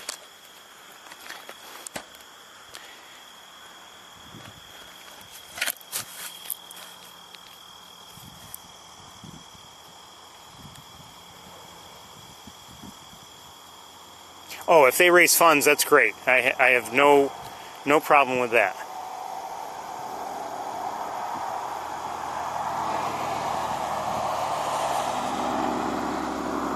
Okay, you got the message, and I will see you all in a little while. Bye-bye, everybody. Hello, everybody. Welcome to Sapsucker Woods. We are just buttoning up so we can take a walk. Now, I see, troublingly, that the street lights are already on, the parking lot lights, and I'm concerned about rain. It is kind of raining a little bit now, and we'll see what kind of a walk we can have. We'll see. Let me just get some things so we can go. We're going to try using this camera, and we may have a very, very abbreviated walk if it starts to rain, and it very well might.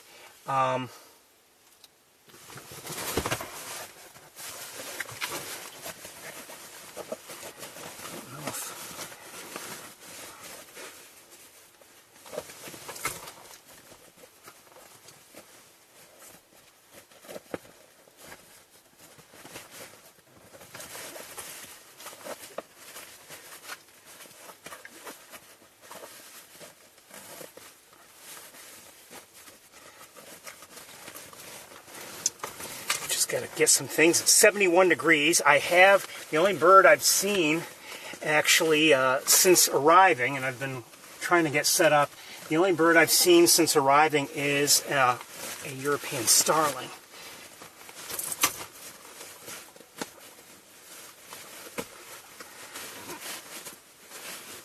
Oh, and I think I heard also a downy woodpecker. It's either a hairy or a downy. Can't even get my umbrella out. Okay, let me get a tripod and we'll take a walk and see what happens.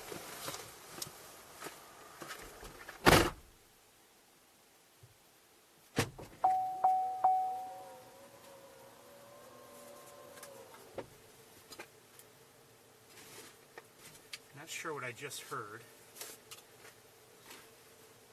If I heard anything at all.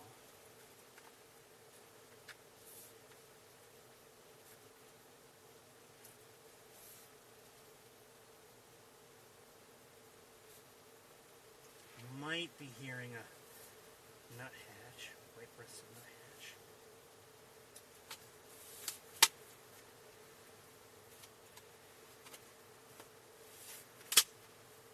Traffic has been frustrating today.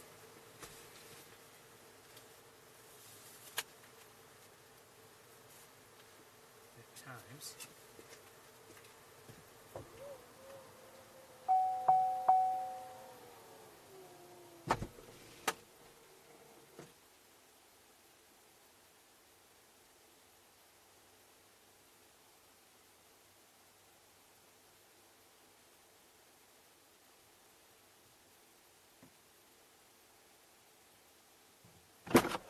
Just heard an American goldfinch.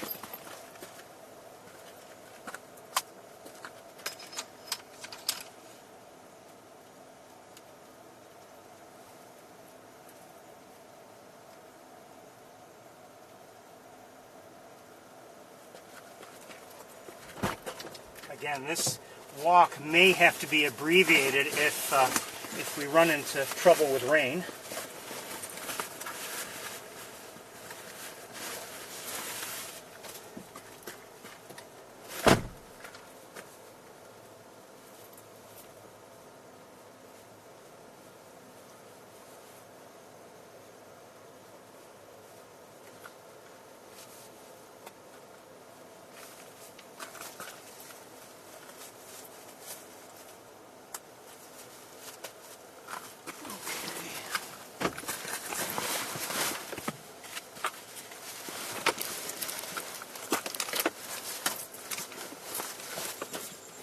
just heard a downy woodpecker, no doubt now.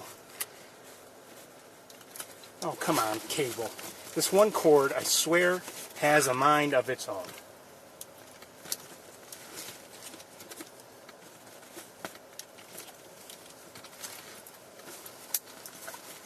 Alright, I have to disconnect you for a moment. Two downies. Just two different locations, the same call from two different locations. So, downy woodpeckers.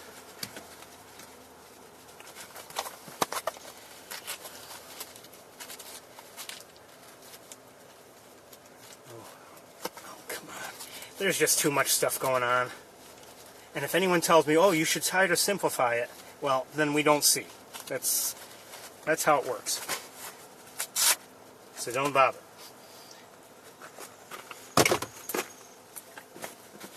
You should try to make it easier. No.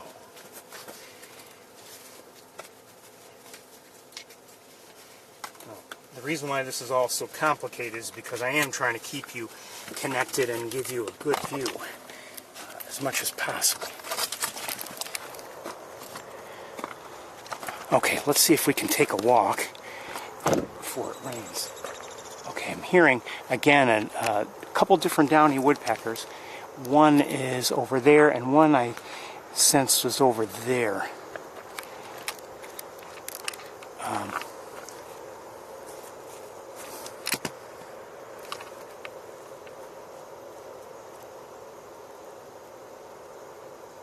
I don't know where it is. Let's go. We don't have a lot of time.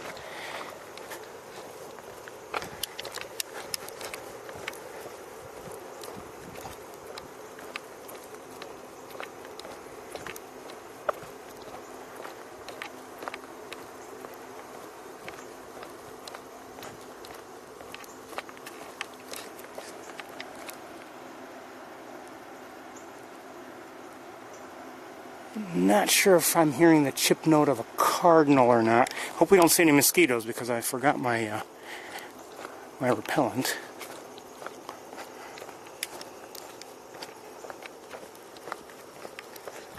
Too many things going on.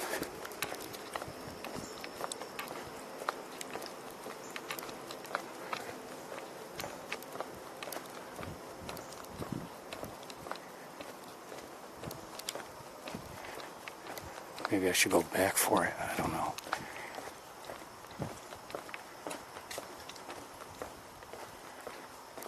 Probably should. Let's do that very quickly. Sorry.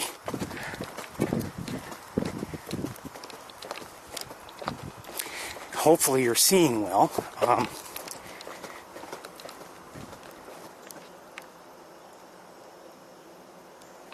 not sure what I'm hearing in the distance.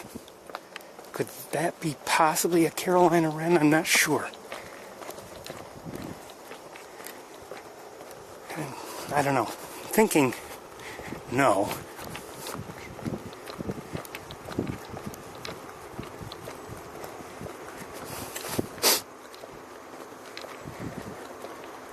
Sorry about this.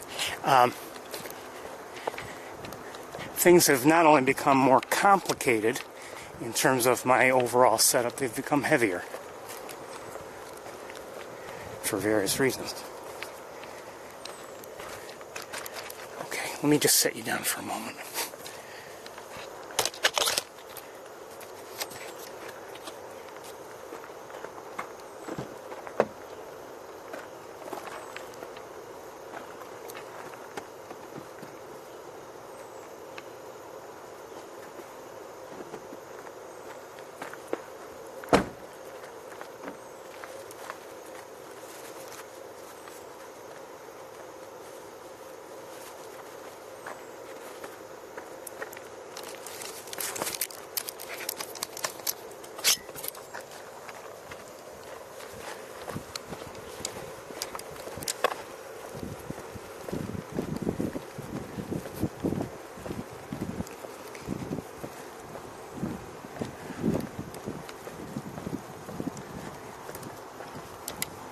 Effectively, I have 2 more wires than I used to have, and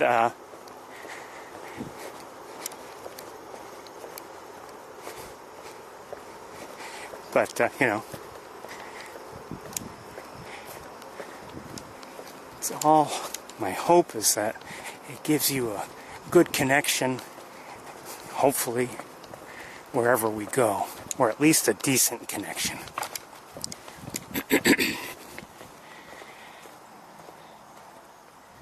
Leaves are starting to turn. We see some leaves here on the sidewalk.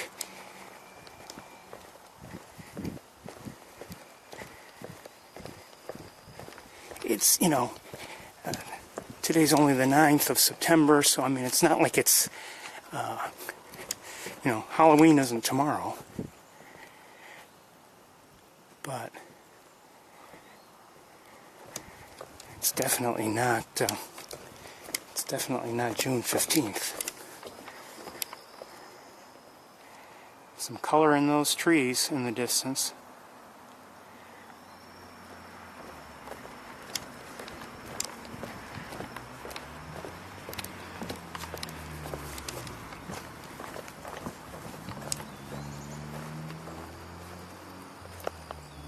I'm hearing, I believe, an eastern phoebe.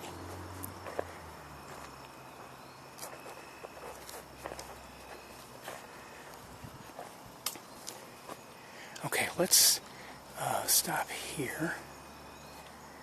Look around. You know what? I can take the chance and walk forward. Do I see a green heron?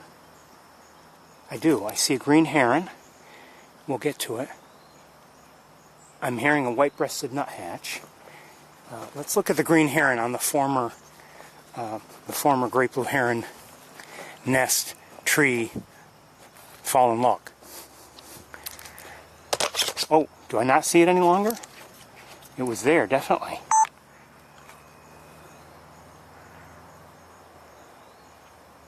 Okay, we have I believe the merganser's there. I saw the heron, the green heron, was on that tree. And now it's not there. I don't see it. Where'd it go? I mean, I could tell it was there, that there was something there with the naked eye. Let's look at these two, whom I believe we saw a couple weeks ago. This lighting is much better to see some of their coloration, and also we're 2 weeks farther along. So my thinking is that these are mergansers. My question is, I had believed a couple weeks ago that they were hooded mergansers, and I'm still thinking that.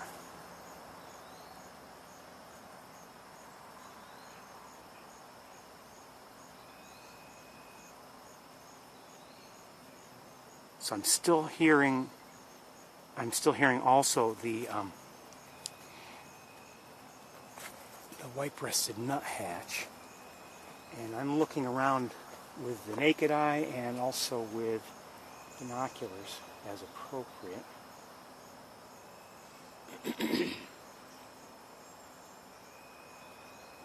Oh, we have a green heron much closer. Hold on. Oh, I just heard a belted kingfisher. Hello. Good to see you. I believe, I cannot believe this is the same green heron. I don't believe I would have failed to have noticed as it flew in. So that must be a different one. And the other one is still not within my sight. I don't know where it went.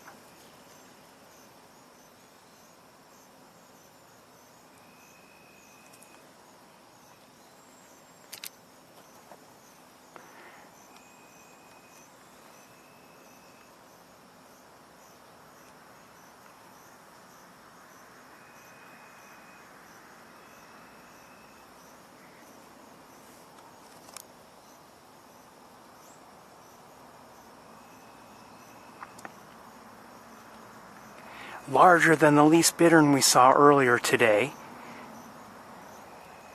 but a fairly small bird, probably a little smaller than an American crow, and definitely smaller than like the great blue heron or the great egret.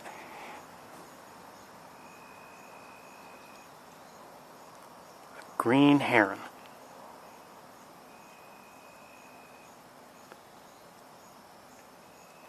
while you're looking there at the heron, I'll continue looking around.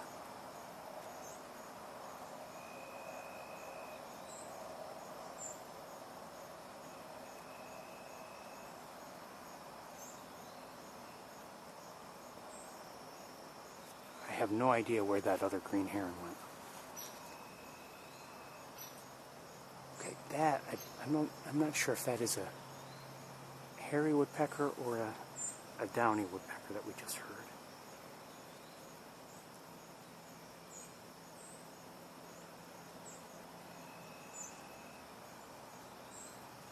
I think I might be hearing white-throated sparrows, but I'm not sure.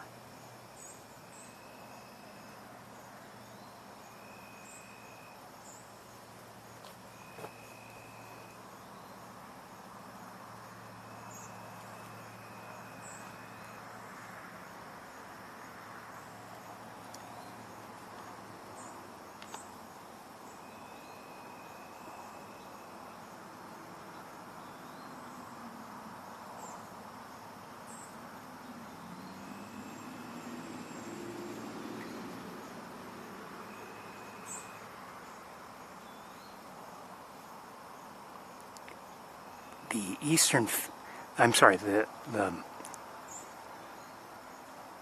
easternwood pewee continues to call.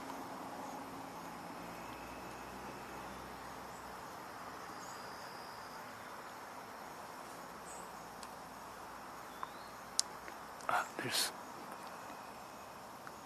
just showing you what this green heron is standing on.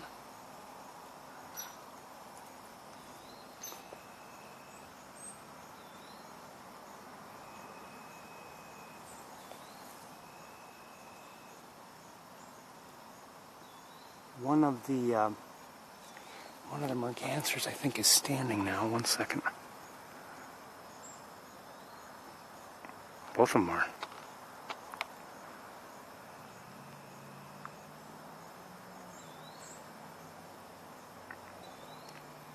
Again, I believe they're hooded mergansers. I could be wrong. Let's go back to the green heron.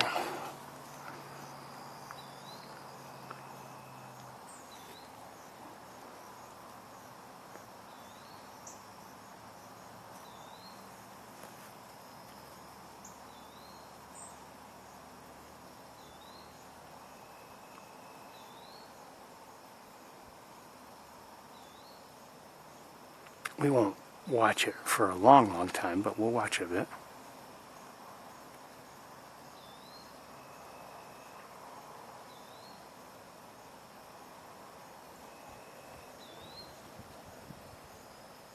And it's starting to rain again.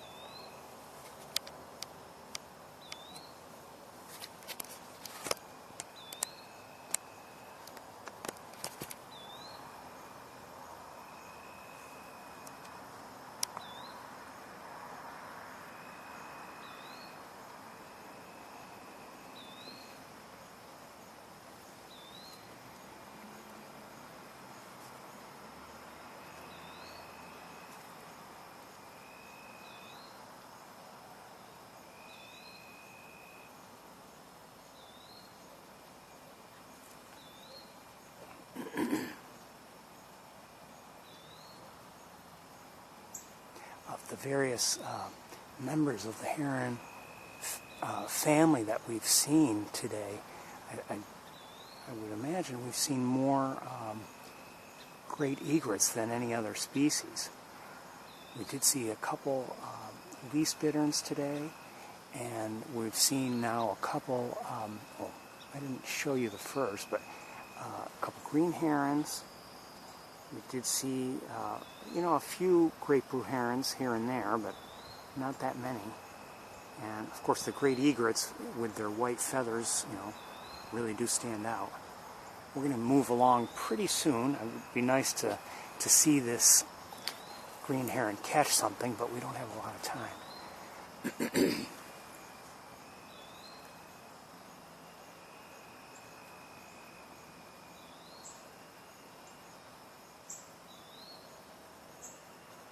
Just taking one more look around. I don't see much going on.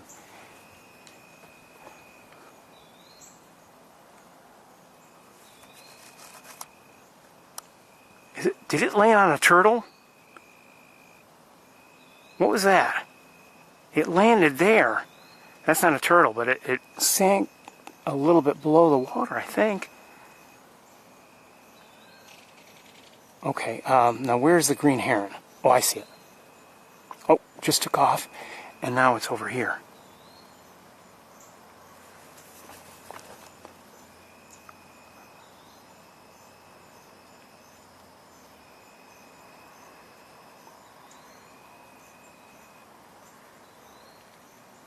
I'm going to move forward a little bit.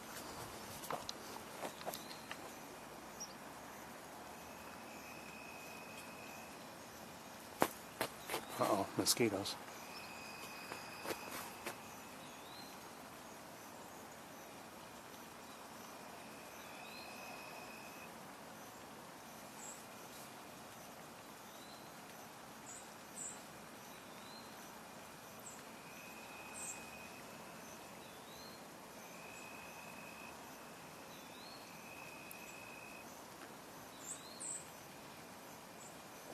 I believe I am hearing white-throated sparrows. Those sounds that you're hearing, I believe, are white-throated sparrows.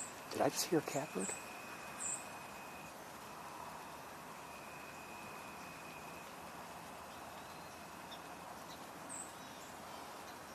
I think so, yes. Gray catbird.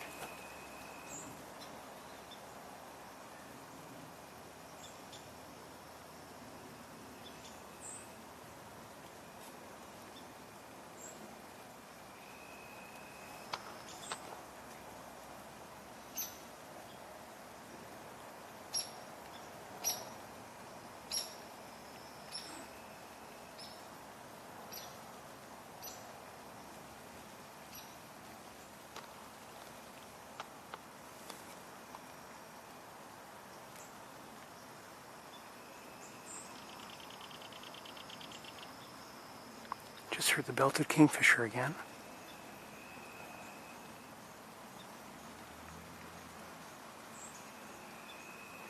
We'll move on soon enough, don't worry.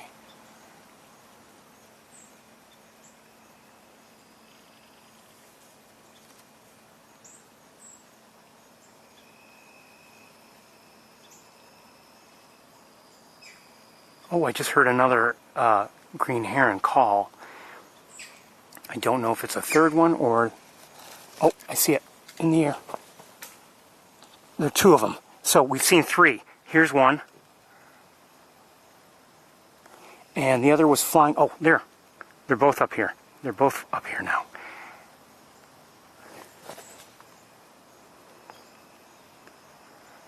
So 3 green herons to this point.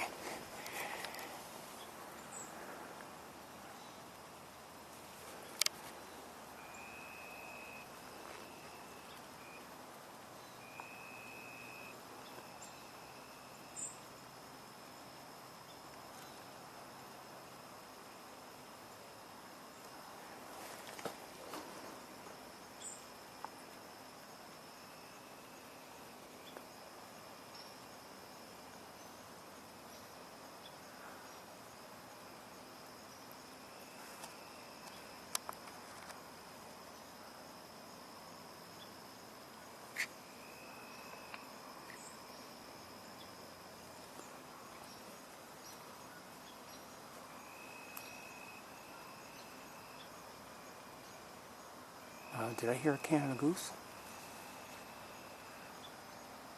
Oh, some other ducks are here. And these two just flew away, two ducks. And these ducks, oh, they're wood ducks, just showed up. I think the mergansers just flew away. Hooded mergansers. So these are wood ducks here. And let's go back down to our green heron.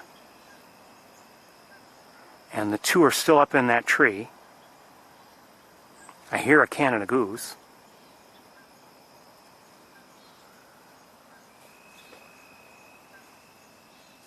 I haven't seen it yet. I can't be certain if it's in the air or in the water. Now I'm thinking they're in the air. Yes, they are in the air, and they're coming in for a landing.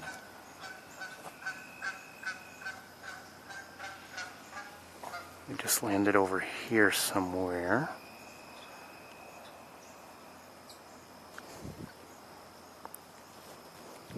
Oh!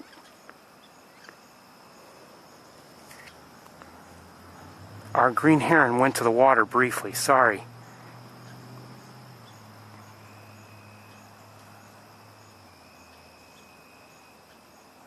The two are still up there. And I think it's going to join them, is my guess. Nope, not quite. Same tree, or no, same group of trees, but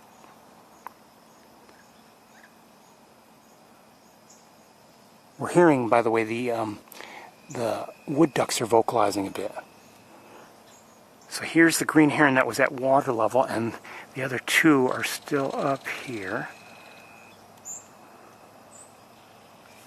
And that belted kingfisher, I'm not sure where it is.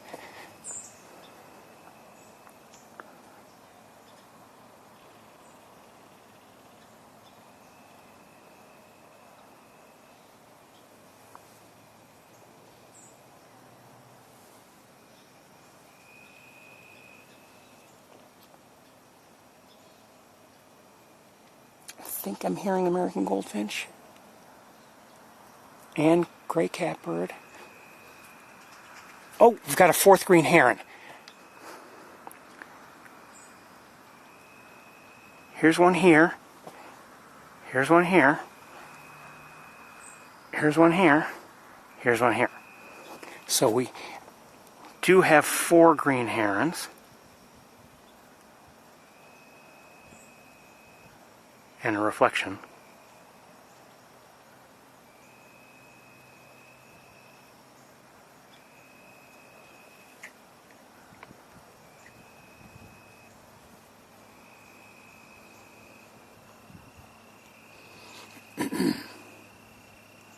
So 4 1/4. I just heard somebody, it may have been a song sparrow, but I'm not sure.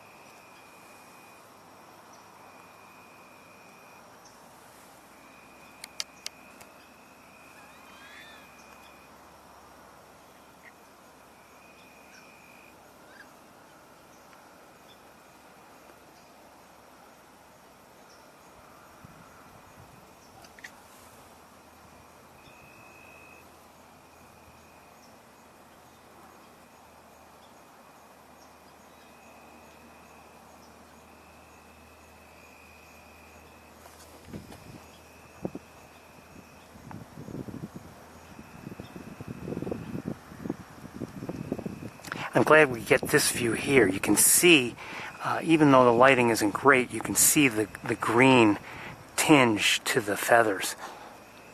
Oh, there goes the one that had been on the water, just took off, and it's now in here somewhere, but I don't know where. It flew across to these other trees, and it's here somewhere. Again, I don't see it now.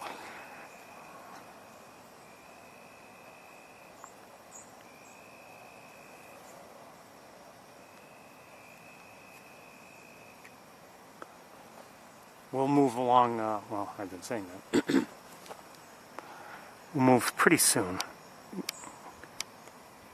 Although we're seeing, obviously, some good activity here.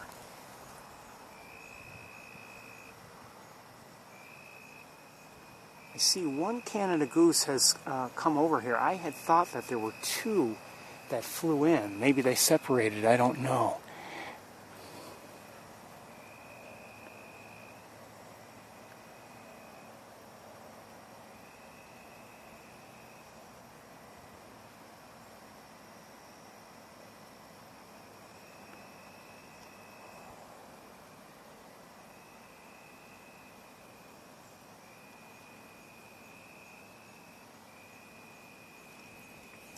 Oh, there goes another one.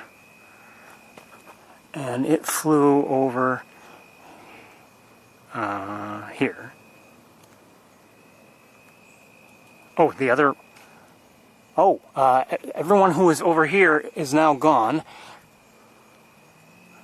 And, well, 3 green herons just flew that away. So, we've got one more green heron here on essentially at ground level, and I'll bet it leaves 2.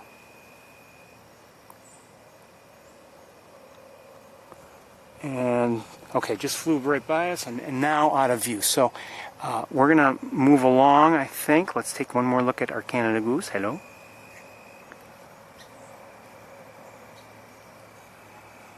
And I think that sounds like a song sparrow chip note I'm hearing.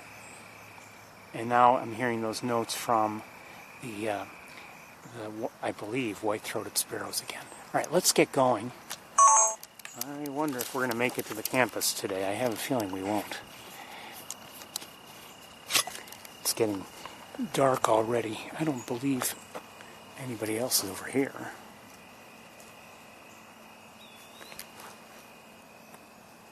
Just heard the eastern wood pewee again.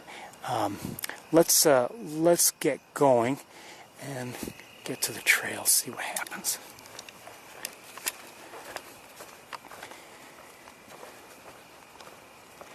Come to a place like this, and I don't know if I expect anything in particular, but and you hope that you see things, and I don't know about the rest of you. I think many of you would agree with me that it's wonderful to see a green heron, and we just got to see 4 of them. That was all right in my book. Hear that chip note? I think that's a cardinal, northern cardinal. And I'm hearing a capper, gray cappered. Maybe 2 of them.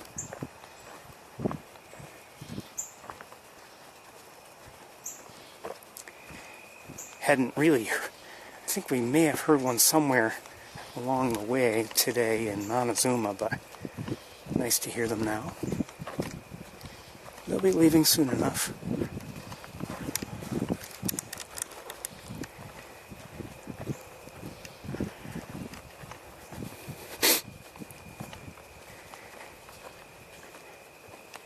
I get the feeling that, maybe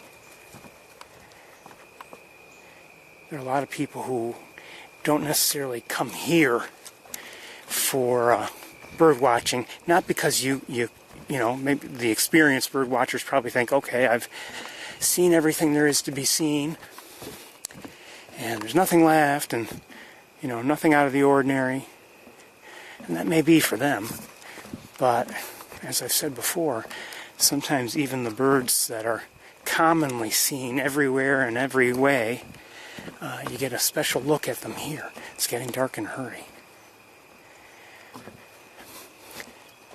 Now, by the way, speaking of experienced birders and eBird reports, I have not received a single rare bird alert from eBird since like the 1st or 2nd of September. And I suspect that my email provider has somehow put in a filter or something, because I'm not getting anything. I'm, as far as I can tell, still signed up for them. I haven't said unsubscribe me or anything like that. So I don't know what's going on.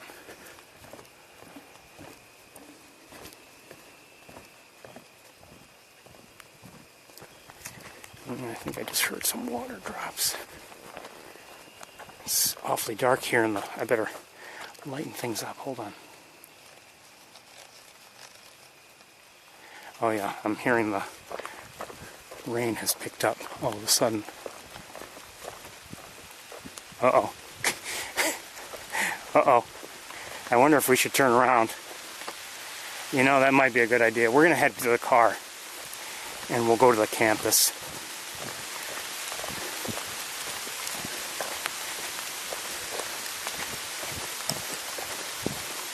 I hate to do this to you and cut the walk short, but I think that's the best thing to do, and I guess we will get to the campus. It'll still be getting dark, but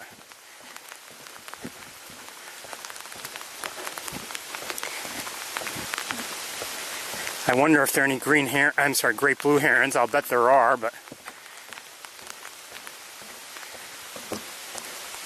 if it's going to rain like this, we need to do what's practical.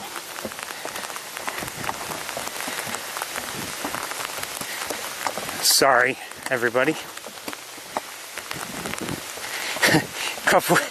couple weeks ago when we were here, all of a sudden some rain cloud opened up, and it was unexpected, really. Kind of.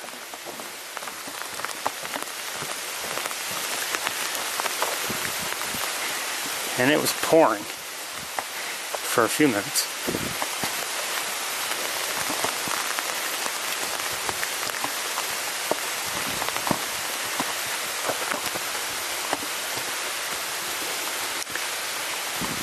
You could say, Ferris, why don't you use an umbrella? Well, I only have so many hands to carry things, and I have the umbrella with me, but it's very annoying to use one.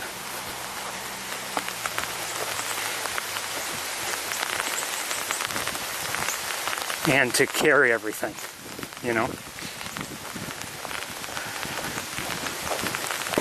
So let's get back to the car. Again, I apologize for cutting the walk short. The rain might be easing up already, but we can't really risk it.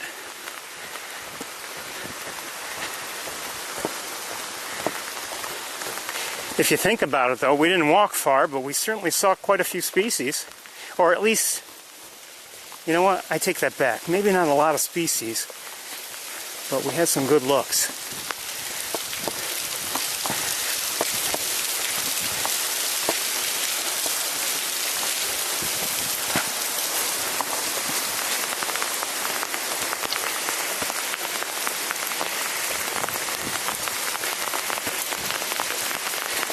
That rain shower a couple weeks ago may have caused some camera damage too. Not a good thing.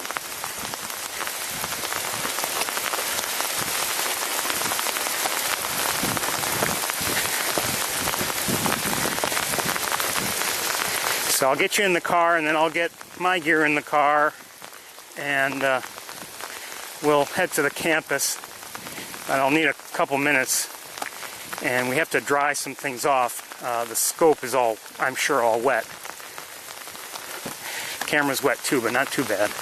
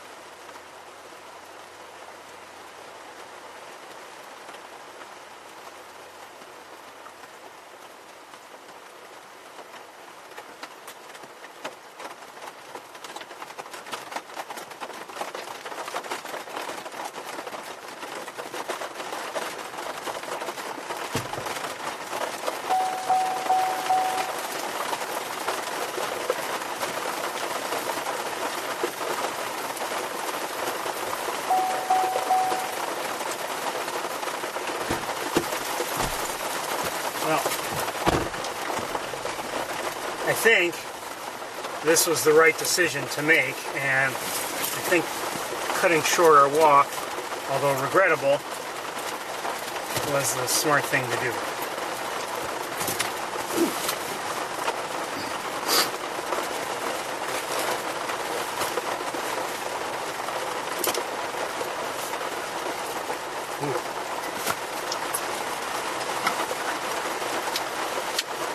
Be right with you as soon as I can. There's some water on the scope. I can deal with it in here relatively easily.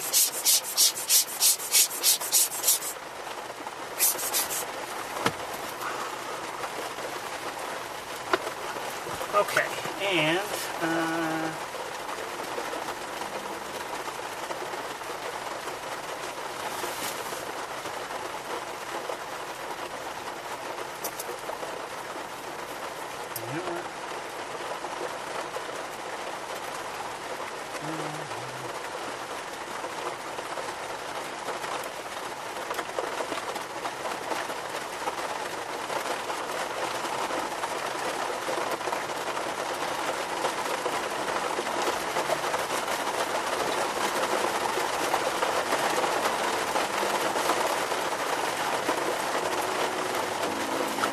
okay. Let's see if maybe we can have a little luck and maybe, possibly,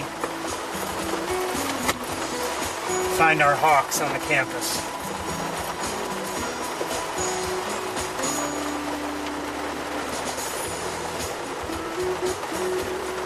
Shortened walk, but I'm glad we came. It was nice to see those green herons. We didn't see any anywhere else today, so I'm not complaining.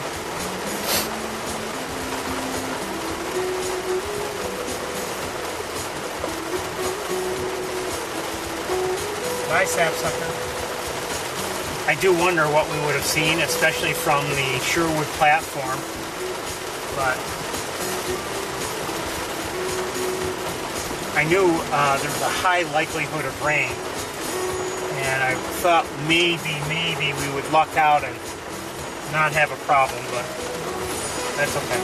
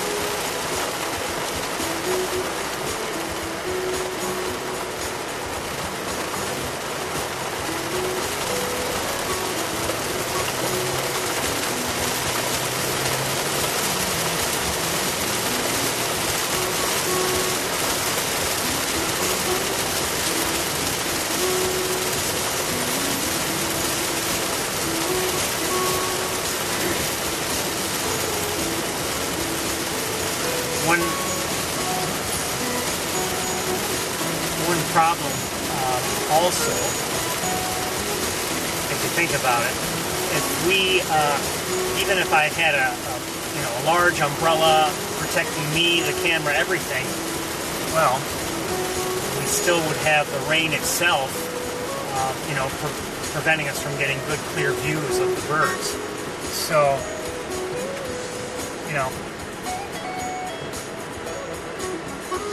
of course now here, it looks like it's slowed right down for the moment.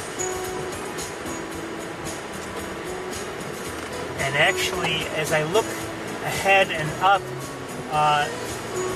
there's an opening in the sky, and even a white cloud that's being lit by the sun. But further on ahead, it looks cloudy. Behind us, it looks cloudy. I don't know which way the winds are going and the clouds are moving.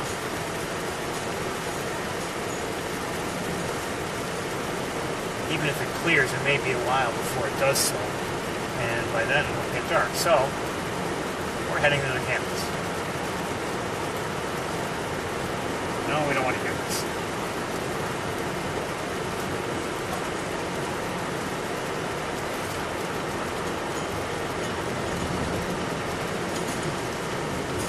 Well, you know what?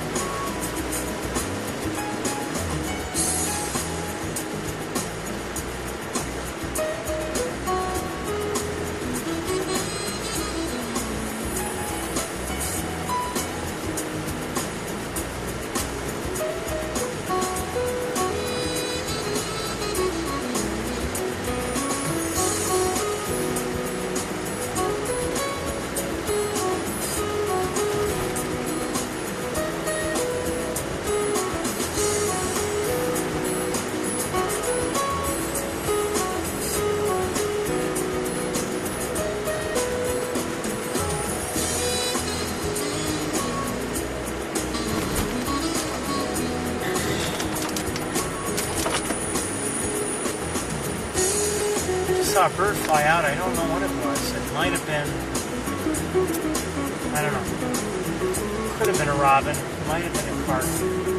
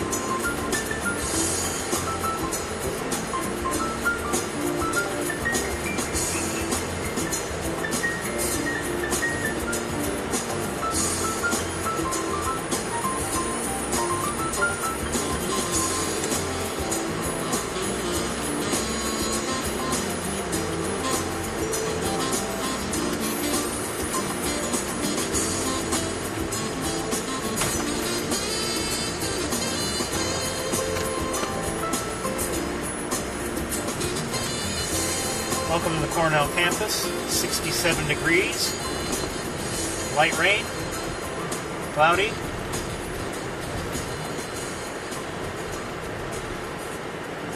some people would argue I've just given you the conditions other than the temperature for the weather here 365 days a year, but it's not true.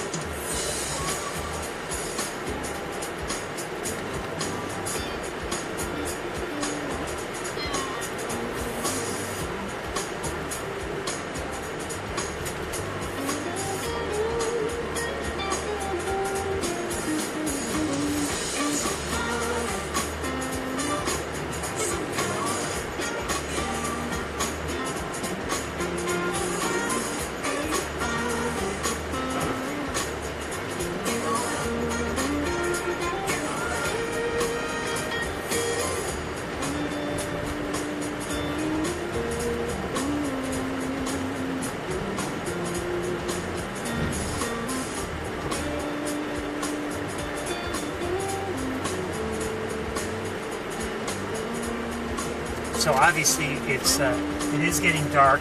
You know, a lot of that darkness is due to the cloudy conditions. You know, if the skies were to clear up, we'd have a little bit of light left. So you never know. We may have some luck and find somebody.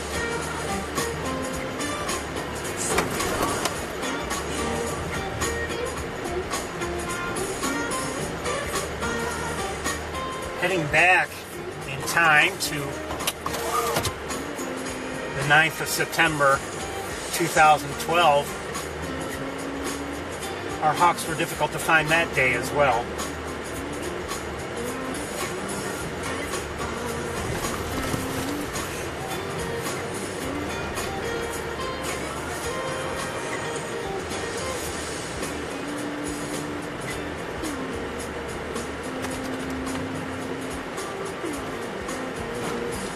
As I said to you earlier today, you know, I just haven't been seeing my neighboring hawks much over the last several days,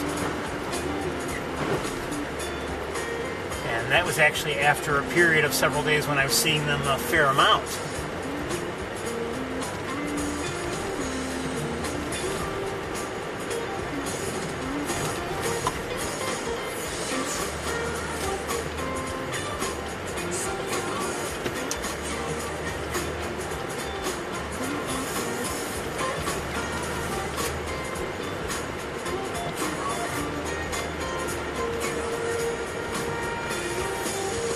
I'd have to point out, though, this morning when I first looked out the window, it was, you know, clear, no fog, but the last few mornings were foggy when I looked out, and that didn't, in terms of finding my neighboring hawks, that certainly didn't help.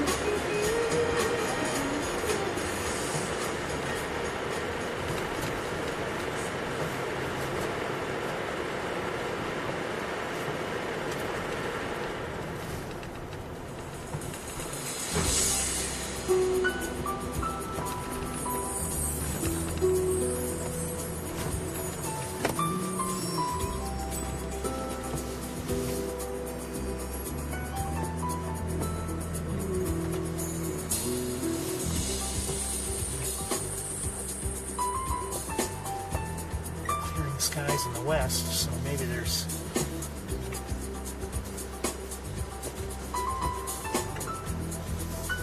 a bit of a chance for a clearing over here on the campus.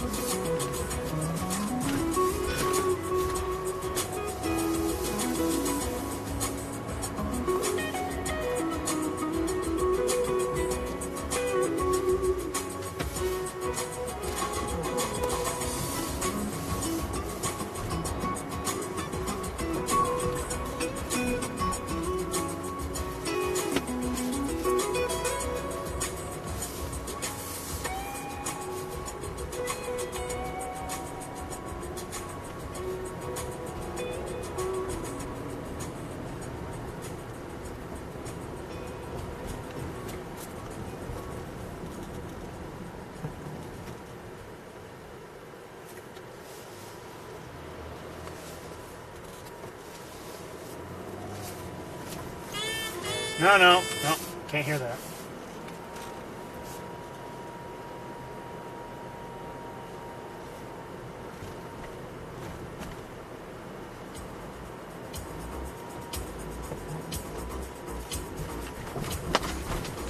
What's that?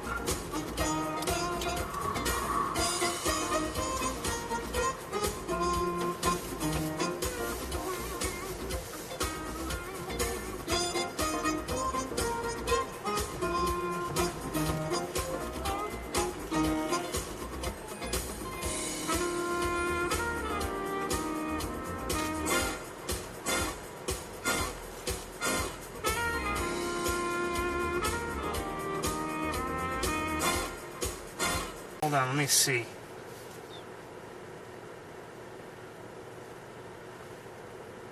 Well, a few minutes anyway, several of them. Nearly 10 minutes. I apologize. I don't know what happened. That's really disturbing, quite honestly, for a number of reasons. Let me just check all my connections here. I don't know what's going on.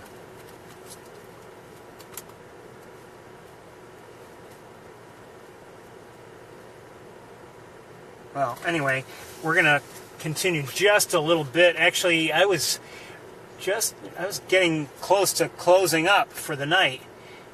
Let's play one more song. I apologize for everything.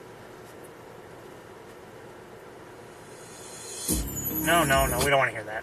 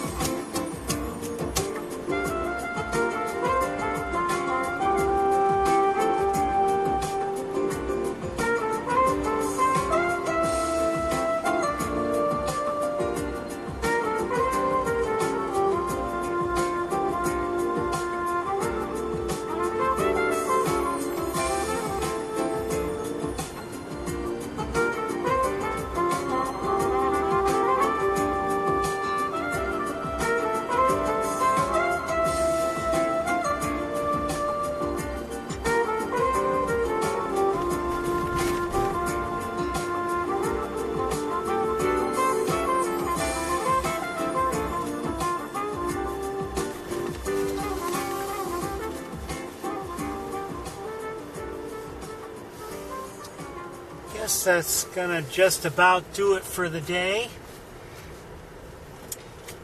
You know, as I was saying when you weren't hearing because we were disconnected and I didn't realize, you know, I've really enjoyed this for 11 years. And, you know, I never thought I would do anything like this, certainly not on a regular basis, but I take a tremendous amount of joy in doing it. And I hope you enjoy it as much as I enjoy presenting it to you, to sharing the birds, to seeing what we see. You know, we've seen a lot of good things over the years, a few sad things on occasion, but a lot more good than bad. And I hope you've enjoyed doing it all with me. And I hope to continue doing it for a long, long time. As long as people tune in and as long as I'm able, I plan to continue. But as for today, we are out of time. We're out of light, and apparently the birds don't want to be seen, and I can't blame them. It's kind of raining. So anyway, I want to wish you all well. Thank you for joining me today, and we will see you all next time. Take care, everybody. Have a great night. Bye-bye.